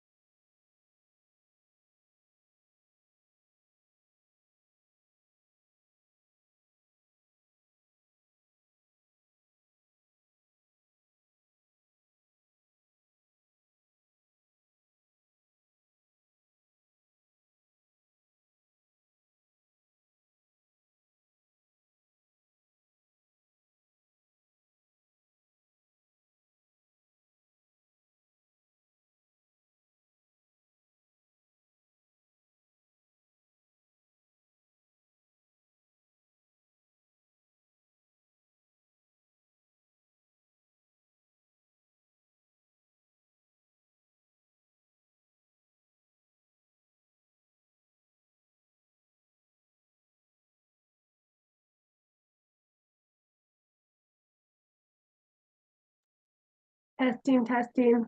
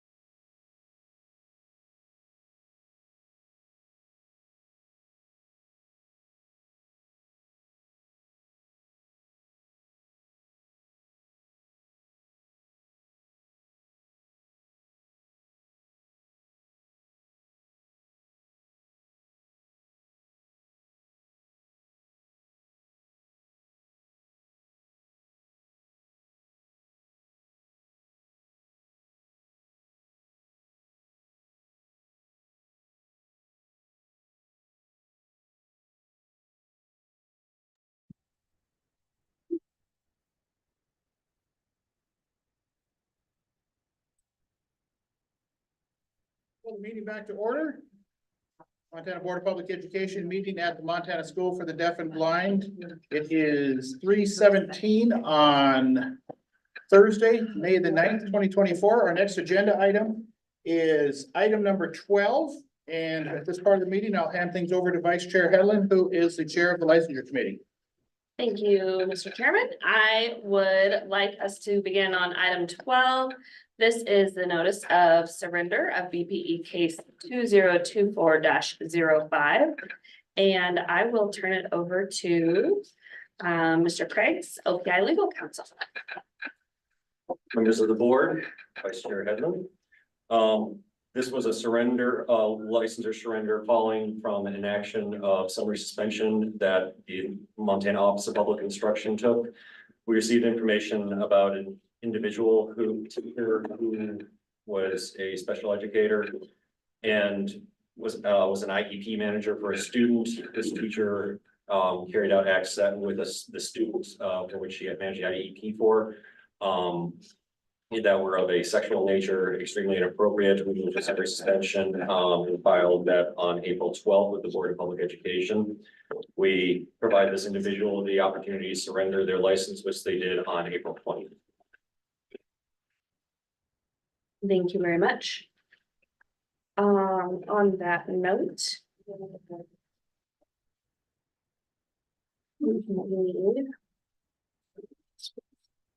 are moving on to. No action is necessary on this since it was just surrender. It's just an information for us. Hi, all. Just to introduce myself, I'm Aislinn Brown. I took over from Chad. I'm sick today, so I was planning on being in person, but if you have any questions for your legal counsel, that's me. Thank you. Thank you, Aislinn. I appreciate that. In this case, as was just stated, because of surrender, there is no action necessary. So we will move on to item number 13. All right. So item number 13, we are going to be on page 213. And we are going to take action on initial review of BPE case 2024-03.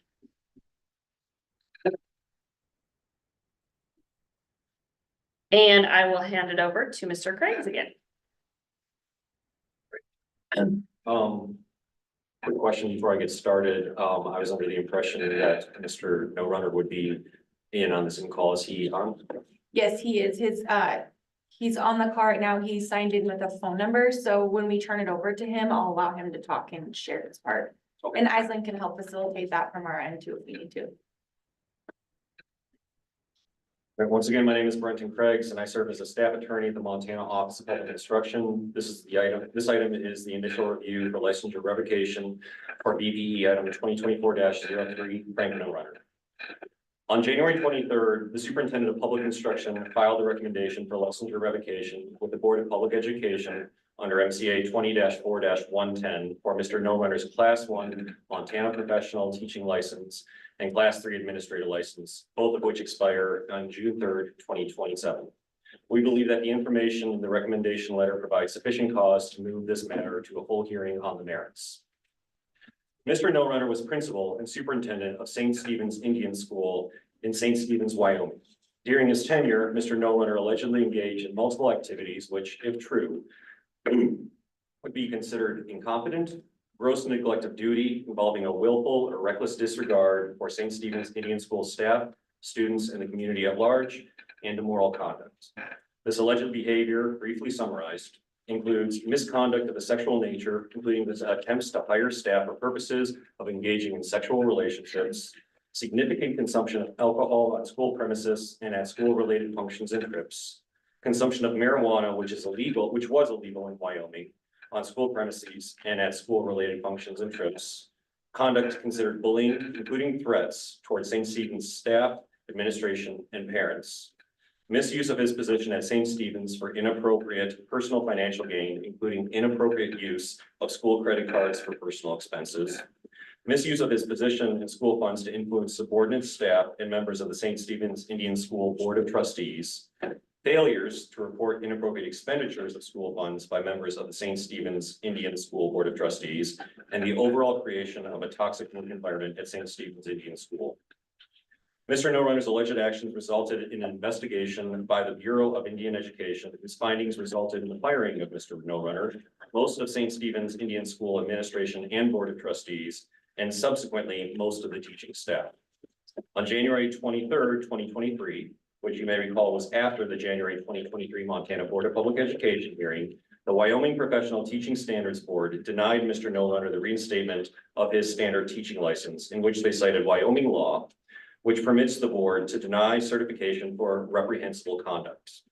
Mr. No Runner appealed Wyoming's decision, but then withdrew his appeal on August 3rd, 2023, a few days before his August 7th, 2023 PTSB hearing was scheduled.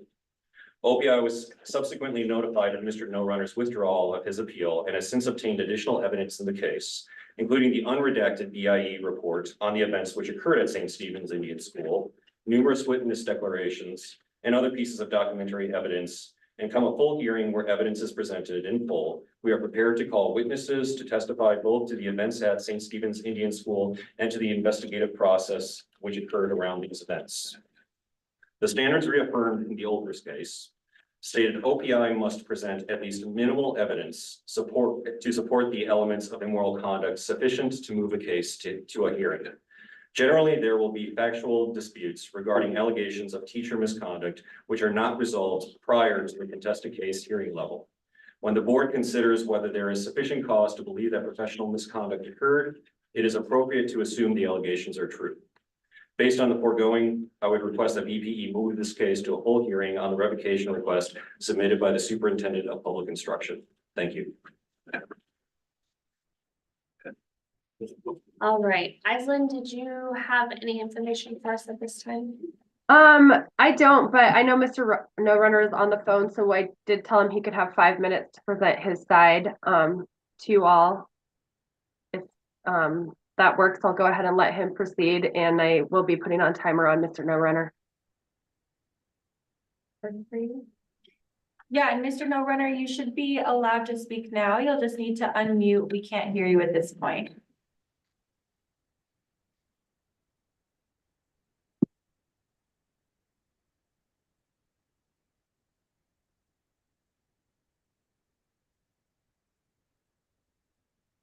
Mr. No Runner, we still can't hear you. Are you able to unmute on your end?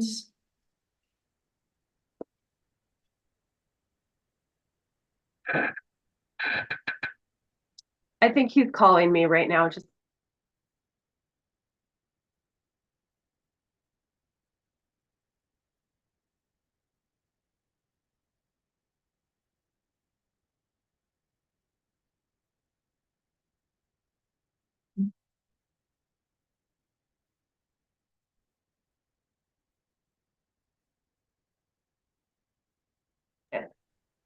McCall, is there anyone he can call in the room to try to, I feel like me not being there, it's a little. Can you put him on speakerphone on your phone right there? Yeah. Just a second, let me take my headset off then. Can you still hear me? We can. Okay. Mr. No Runner, you're on my speakerphone. Can you talk to see if people in the room can hear you? Yeah, I'm right here. Can they hear me? We can. You guys hear that? Should we just do it this way then? Sounds good. Okay. Go ahead. I'll start your 5 minutes. Okay. So everything that was in that BIE report is false.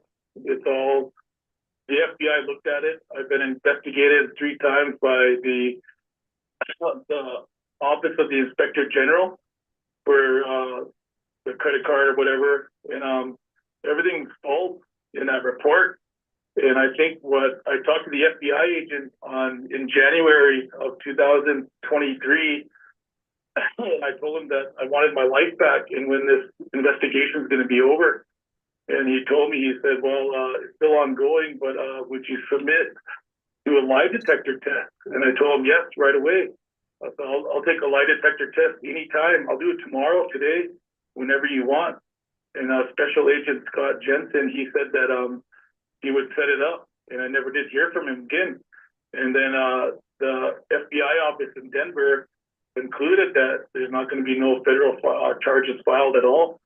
And what I'm thinking is that there was a lot of undermining by two administrators who kind of orchestrated this against me, and also some tribal members that were also against me, and just made up all these lies. And if there was victims of any sexual misconduct, they have never ever come forward, because I know that that is complete false, 100%. And I did a lot of good work down at that school. I turned that school into the best school in the nation for the Bureau of Indian Ed. And people do not look at that side of the story. They don't look at all the good things I did down there. All they look at is just what the newspaper article said. And I'll keep fighting to the end of that Bureau of Indian Education investigation. If you guys take a look at it, it's just all over the place. And there's a lot of people that are saying stuff, which I think that they were saying just to get me fired. And then when it came time to actually take the witness stand in a federal courtroom, they would not do it because it would be an act of perjury. And I think when I did talk to Scott Jensen over the phone, FBI Special Agent Scott Jensen, he told me a lot of the witnesses were redlined, meaning that they weren't telling the truth. And there's a lot that has been said, you know, as that ruined my reputation.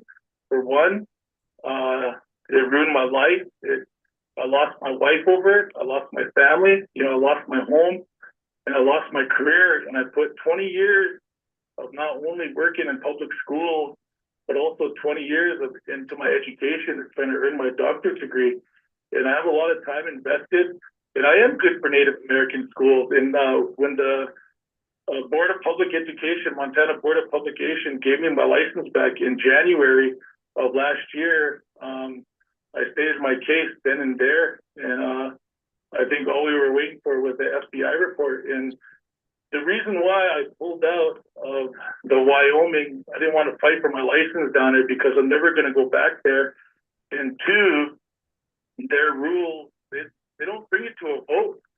There's a mediator there that follows the advice of their attorney that is also assisted by a different attorney, and that's how they make their ruling. And there's no executive session, and they were going to invite the press. And like I said, my family's been through enough, and I didn't want no more articles written about me or my family, because I have two boys too, and I don't want to put my family through that anymore. And that's the only reason why I pulled out. And at the same time, the state of Wyoming, when this first happened, I didn't even have a superintendent license down there. I didn't need one down there. And they don't require it. It's up to the school districts. And when they told me they were going to revoke it, and I'm like, well, I don't even have a superintendent license. How are you going to revoke it? And they gave me a letter that said that I would be talking to the investigative review committee, and then they contact me and they say, well, you need to renew your license. And so I started renewing. Mr. No Runner, you have 30 seconds. Following their procedure, and then they say that I have to go to the application review committee, and I think that's just another way that the lawyers did that so they could deny my license instead of giving me my fair share and to hear me out. And to this day, no one has ever really heard my side of the story. Okay, that's 5 minutes. Thank you. If you want to go ahead and watch via the Zoom link, you should be able to now, or you can call back in and hear. Thank you. Okay.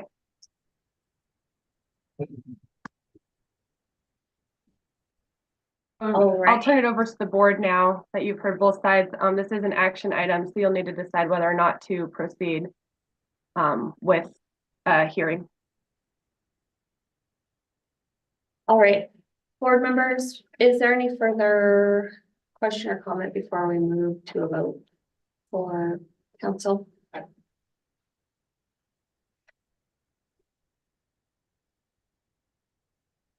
Go ahead and proceed with the motion. Prepared? All right. I will make a motion. I move to approve moving BPE case number 2024-03, no runner, to a contested case hearing to be held at the July 2024 Board of Public Education meeting. Okay, the motion is on the floor. Is there a second? I'll second it. Second from Board Member Quinlan. Any board discussion? Any other public comment?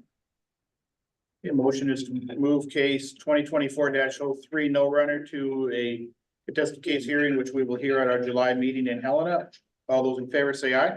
Aye. Opposed? Motion carries. All right, thank you. Item number 14, we are going to be on page 214 of the packet. And we are moving on to action on council for the accreditation of educator preparation memorandum of understanding. And we have Dr. Julie Mergel and Crystal Andrews here.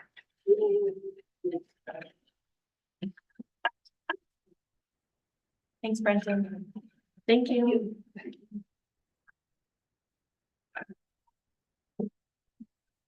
Good afternoon. So for the record, Julie Mergel, spelled M-U-R-G-E-L, Chief Program Officer, Montana Office of Public Instruction. The purpose of this item, it is an action item regarding the MOU for the Council for Accreditation of Educator Preparation Agreement, better known as CAPE. This agreement is a partnership between three parties, the Board of Public Ed, the Office of Public Instruction, and CAPE. So CAPE is a voluntary association that is associated with accrediting educator preparation programs from across the country. Within the 10 educator preparation programs that we have in the state of Montana, 4 of them receive joint accreditation through the state and through CAPE. That would be University of Montana Western, MSU, and MSU Billings.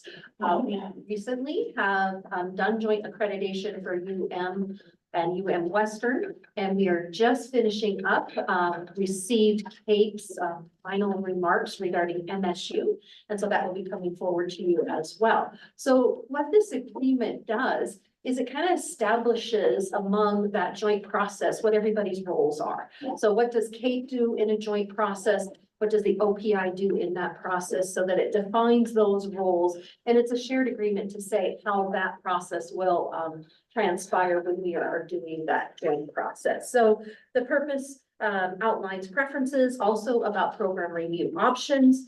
It reviews the team compositions for the accreditation site review conducted by CAPE and the Montana EPPs, and it establishes the responsibility that each party has in supporting CAPE accreditation activities for our EPPs who voluntarily request these joint reviews.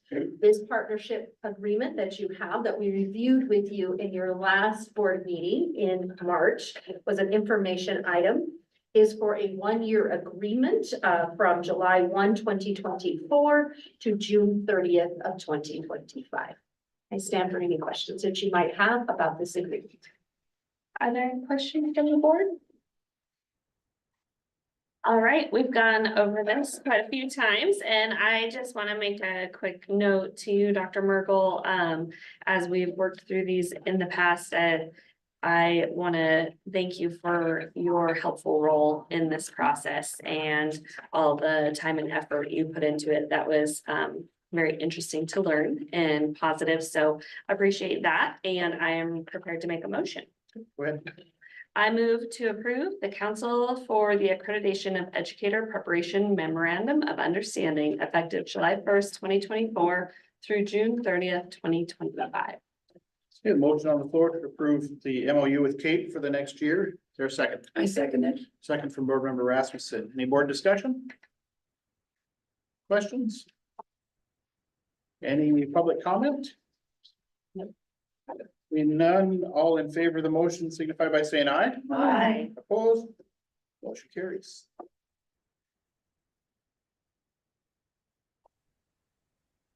Thank you. Thank you, Dr. Mergel. Okay, we are on to item number 15. We are on page 225 of the board packet, and we are prepared to take action on proposed praxis test scores for special education. And Crystal Andrews is going to present some information for us now. Welcome, Crystal. Good afternoon, Mr. Chair Tharp, Chair Headland, and members of the board. Can you hear me okay? Yes. Okay, I'm on my laptop, so I just wanted to be sure. Thank you. Yes, my name is Crystal Andrews, spelled Andrews for the record. I am the Director of Accreditation and Licensure at the Office of Public Instruction. I am also joined by Lisa Cologne Durham from the Education Testing Service. We are here to, actually, I was able to share with you in March that Montana's current praxis tests in special education will expire and no longer be available after August 2024. We are here today to provide more information about the changes to the test and the recommended qualifying score for the new test. This presentation can be found starting on page 227 in your packet. And I will see Lisa is sharing her screen now with you as well. So thank you, Lisa. As I mentioned, the Special Education Foundational Knowledge Test 5354 will be retiring, and the state will need to adopt test number 5355. An expert panel, it met virtually on February 7th and had a very robust conversation about the new test and qualifying score. The panel consisted of 14 voting participants, which I will say is the most that we've ever had in a panel, including 10 teachers and or district co-op special education directors, 2 EPP faculty, and 2 OPI employee. I will now turn it over to Lisa to briefly describe the changes to the test and recommended passing score. Thank you. Thank you, Crystal. Members of the board, my name is Lisa Cologne Durham for the record, and it's spelled COLONDURHAM. It's my pleasure to be here to share some information and provide some background under the special education test review. The changes that were done, as you can see on this slide and in your packet, is that there was a look at the blueprint, and in short, what they found is they combined the content categories 2 and 3 to kind of cover the planning and learning environment along with the instruction and to combine those pieces. They also did this as there were changes to the standard, to the CEC, which are the national organization responsible for special education. So it was completely aligned to those standards. We also conducted what's called a multi-state standard setting. That is where we bring in panelists from across the states in which we serve teacher licensures. And we had actually 14 states participate in this multi-state standard setting, where they take a look at the test and they recommend a passing score based on what we define as a just qualified candidate. So that group of panelists worked quite a long time on defining what a just qualified candidate would look like for special ed, and then they come up with a process by which they will come up with a score for a passing score. That passing score was considered by the panelists in Montana. I also showcased, when we shared to those panelists in Montana, the adopting passing scores of all of the other states who have chosen this test as their licensure test. And we like to highlight those states that are near and around Montana, with Idaho, who set their qualifying score at 145, North Dakota at 151, and South Dakota at 145. I think with this, Crystal, did you want me to go through this one as well? Okay, so this is national data. This test actually was available August of 2024. So we have had some test administrations already. This particular data shows what the passing rate at a national level is for this particular test. At the 145, which was the recommended passing score, it is a 93.4 passing rate for this test administration year so far. And at a 153, which is one standard error measurement above the recommended passing score, that is a 85.12% passing rate. Thank you, Lisa. So the expert panel spent a lot of time discussing the qualifying score.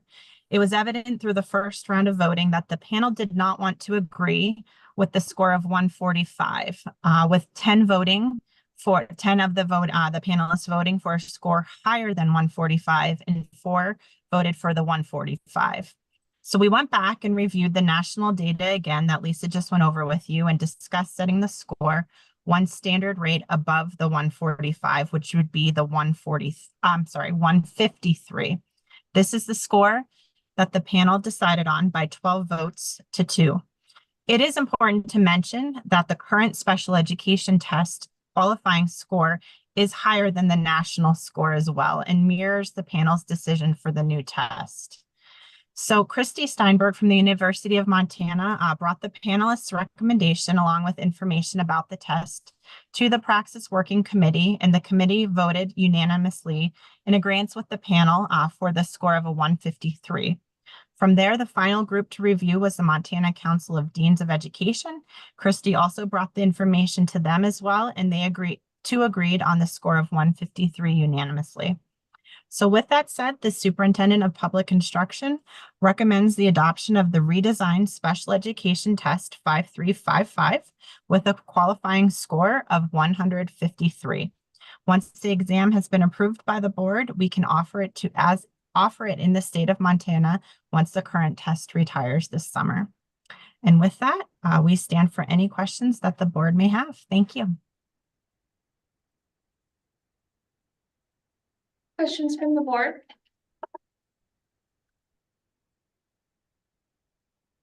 I have a question. So if we have someone coming from a neighboring state and our score is much higher, how would that play into licensure transferring over? Chair Tharp, Chair and Vice Chair Headland, that person would have to have our passing score. So if say it was a passing score of the 145 in Idaho, but they moved to Montana, if you agreed to the score of 153, they would have needed that 153. You don't need it, so I just should. So we Crystal, this is Julie. Can I, Yes, please. Vice Chair Headland, just really quick, just to clarify, I think that Vice Chair Headland is asking about how does that impact somebody's licensure? So in Montana, to get licensure in special education, if you come from out of state, you can qualify in 3 different ways. So through multiple pathways.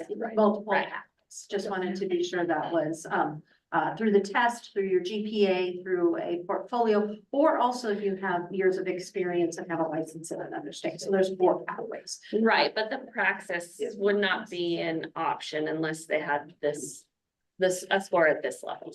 Yes, that's correct.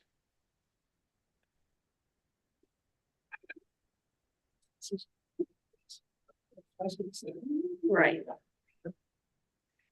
And I guess my other question is just that this is quite a bit higher than the sheet you provided with us with, there's only one other state higher. And I don't think that it's bad to have, high standards, but I'm just curious in kind of what drove us to the 153 recommendation.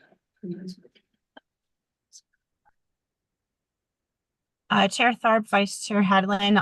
So again, this was the panelist decision. And it consisted of 10 educators in our state who were very adamant about having the test be rigorous. If you don't mind, Lisa, to go back to that slide, I believe right before this. So, oh, next. There you go. So, you know, the national data suggested that score of 145. It was clear that the panelists did not feel that that was a high enough score. There was a 93% passing rate with that score. Again, I'll share that the current test, the test 5354 that is being used, when that was set, they did the same thing. So the panelists at that time chose to increase the score for the state of Montana. So right now our test score is higher than what the national average is as well. And they went with that one standard rate above, which is the 153, which has the data shows an 85% passing rate at this point. So it wasn't, I mean, I guess I would say this was a panelist decision. It's not driven through ETS or from the Office of Public Instruction, but you know, that is why we incorporate our stakeholders that are in the classroom, that are teaching special education, that are part of that special education program in the state of Montana, and that is the score that they recommend.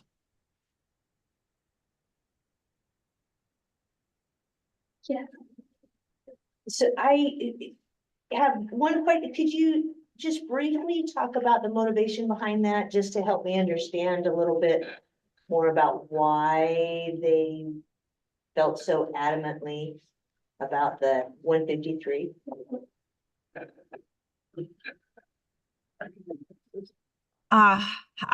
Chair Tharp, Vice Chair Hedlund, and board member, quite honestly, we did this in February, and so I'm not exactly sure what the direct conversation was.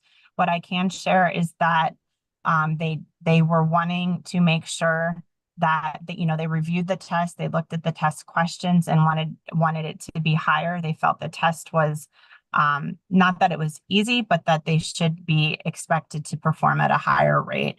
Lisa, I'm not sure did Christy Steinberg come? Is she there today? I believe she was coming, so she may be able to weigh in a little bit. She has presented this twice, or if Lisa remembers anything further.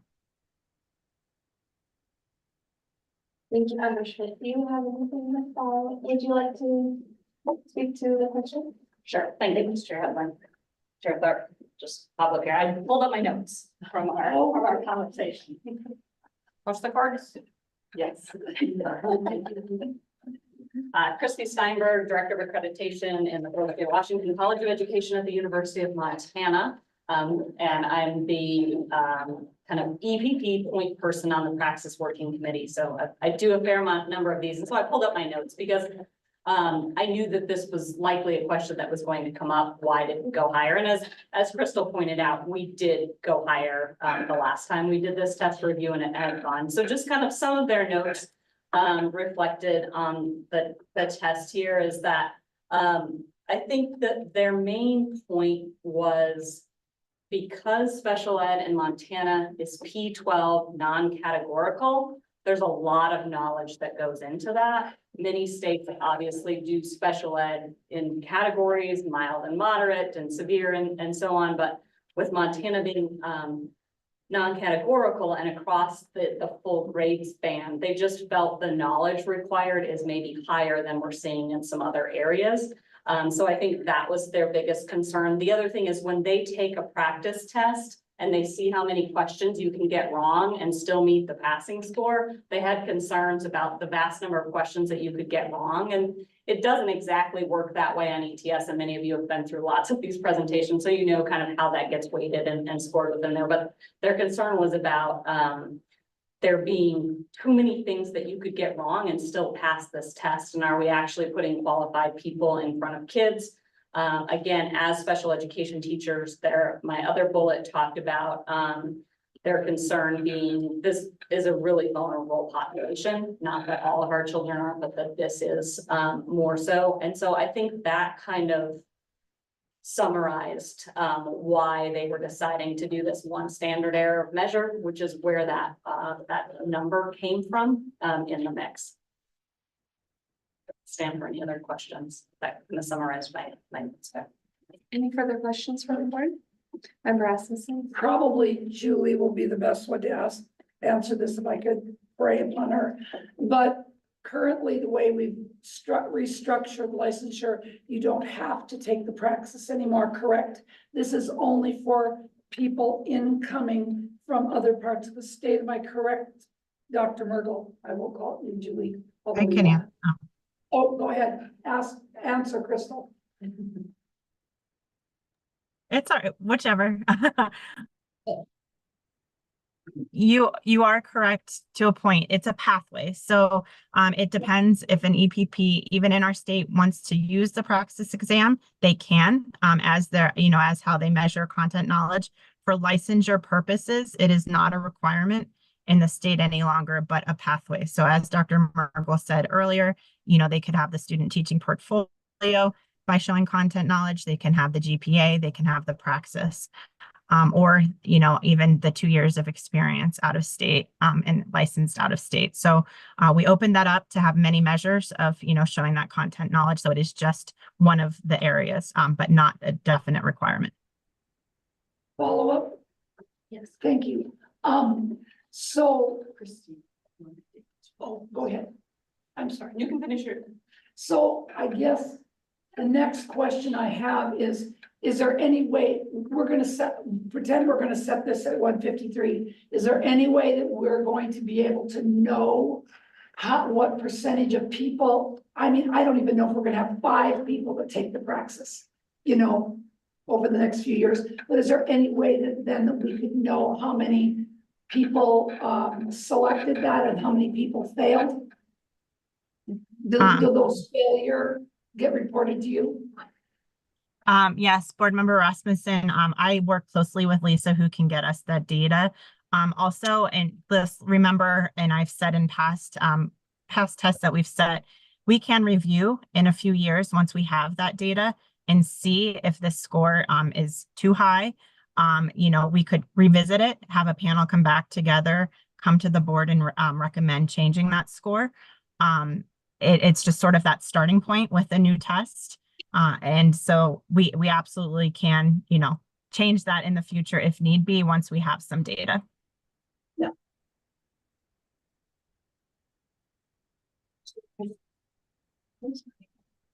Myrtle, I just wanted to add to the one piece. There is another purpose for the assessments for special education. If you want to add an endorsement, under 1057-301, if an applicant has a categorical special education degree, if they come from out of state, and so you have mentioned categorical, mild, moderate, severe special education, autism. There are many programs out of state that license categorically and not like we do here, non-categorically. So if a person does come to us and has a special education degree and a license in a categorical area, they could apply to Montana to get the non-categorical K-12 special education by taking the K-12 special education praxis exam. So there is one other purpose for the test scores beyond it being utilized as one pathway for licensure and also utilized in our EPPs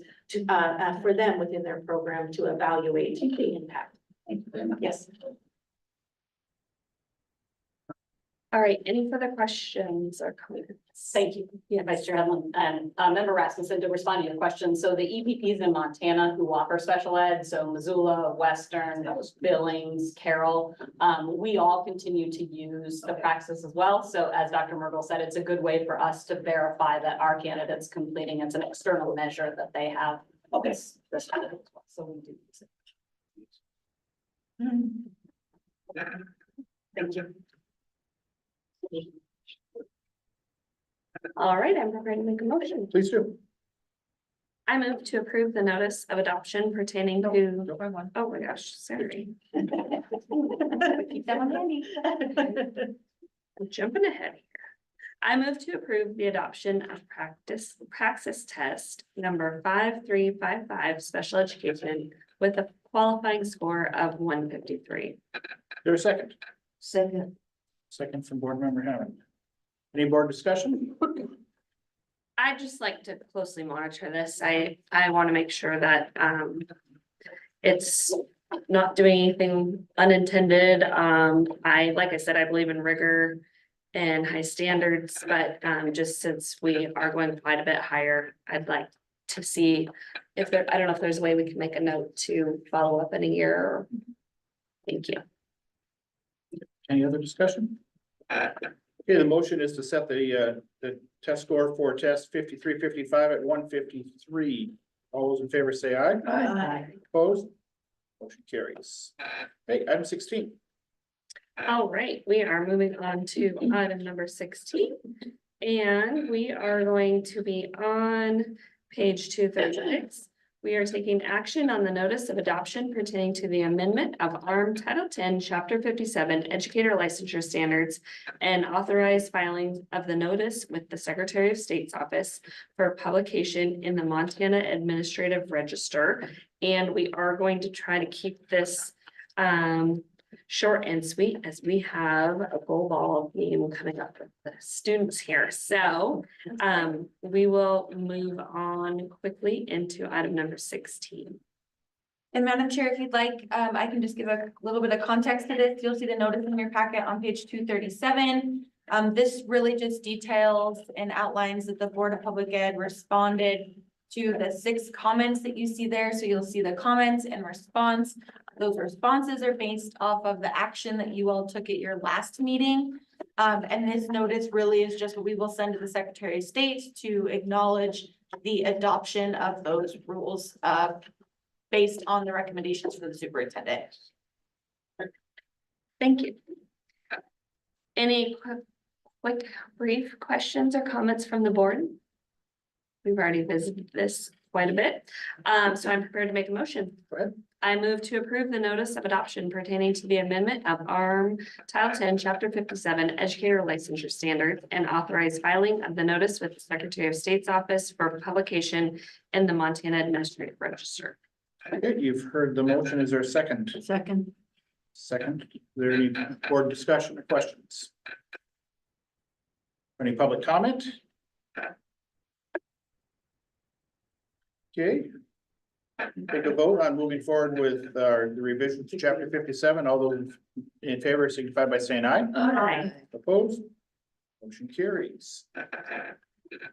Thank you. Anything else from your committee? That is all. Okay, we are now on to 4 o'clock. So folks, anybody watching on YouTube or monitoring, so you know what's up next here. We are going to go over to the Mustang Center and participate in a goal ball activity with the MSDB students. If you're not familiar with goal ball, Google it, check it out, and imagine us laying on the floor and getting hit balls. And then afterwards, we will come back in and we will gavel in from recess to officially return, but then literally recess. Yeah, and then we will return, and then I will immediately close the meeting for the evaluation of Executive Director McCall Flynn. And then at the end of that, I will open the meeting just long enough to recess the meeting until we return tomorrow morning. So if you want to join and if you're really bored, want to stay and watch on YouTube, that's all that's going to happen. But we are a public forum, and so you are more than welcome to hang out and not see anything all you want. Any further questions from board members? All right, we will declare the meeting in recess until we return back here after goal ball, about 4:40 or so, depending on EMS response time. And then at which time we will have a call evaluation. We are now in recess. Let's go.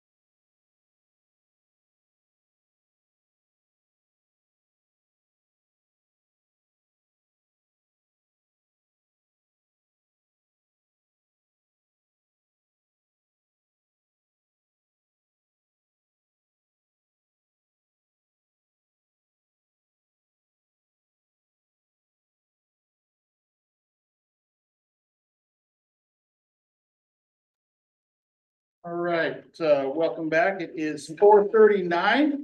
We just had a fabulous time playing ball with the kids. Some of us are a little winded. We did cancel the ambulance before it arrived. We had a blast with that. What a great activity. And as was noticed on the way back, you gotta focus so much just listening, and that in itself is exhausting, especially when we are sighted people and we're used to being able to let our eyes do that for us. And so, hats off to those kids. So it's what a great opportunity. That will move into item number 17, Executive Director Performance Evaluation, and Executive Director's right to privacy exceeds the public's right to know, and so I will declare this meeting into executive session, and the meeting is going to be closed as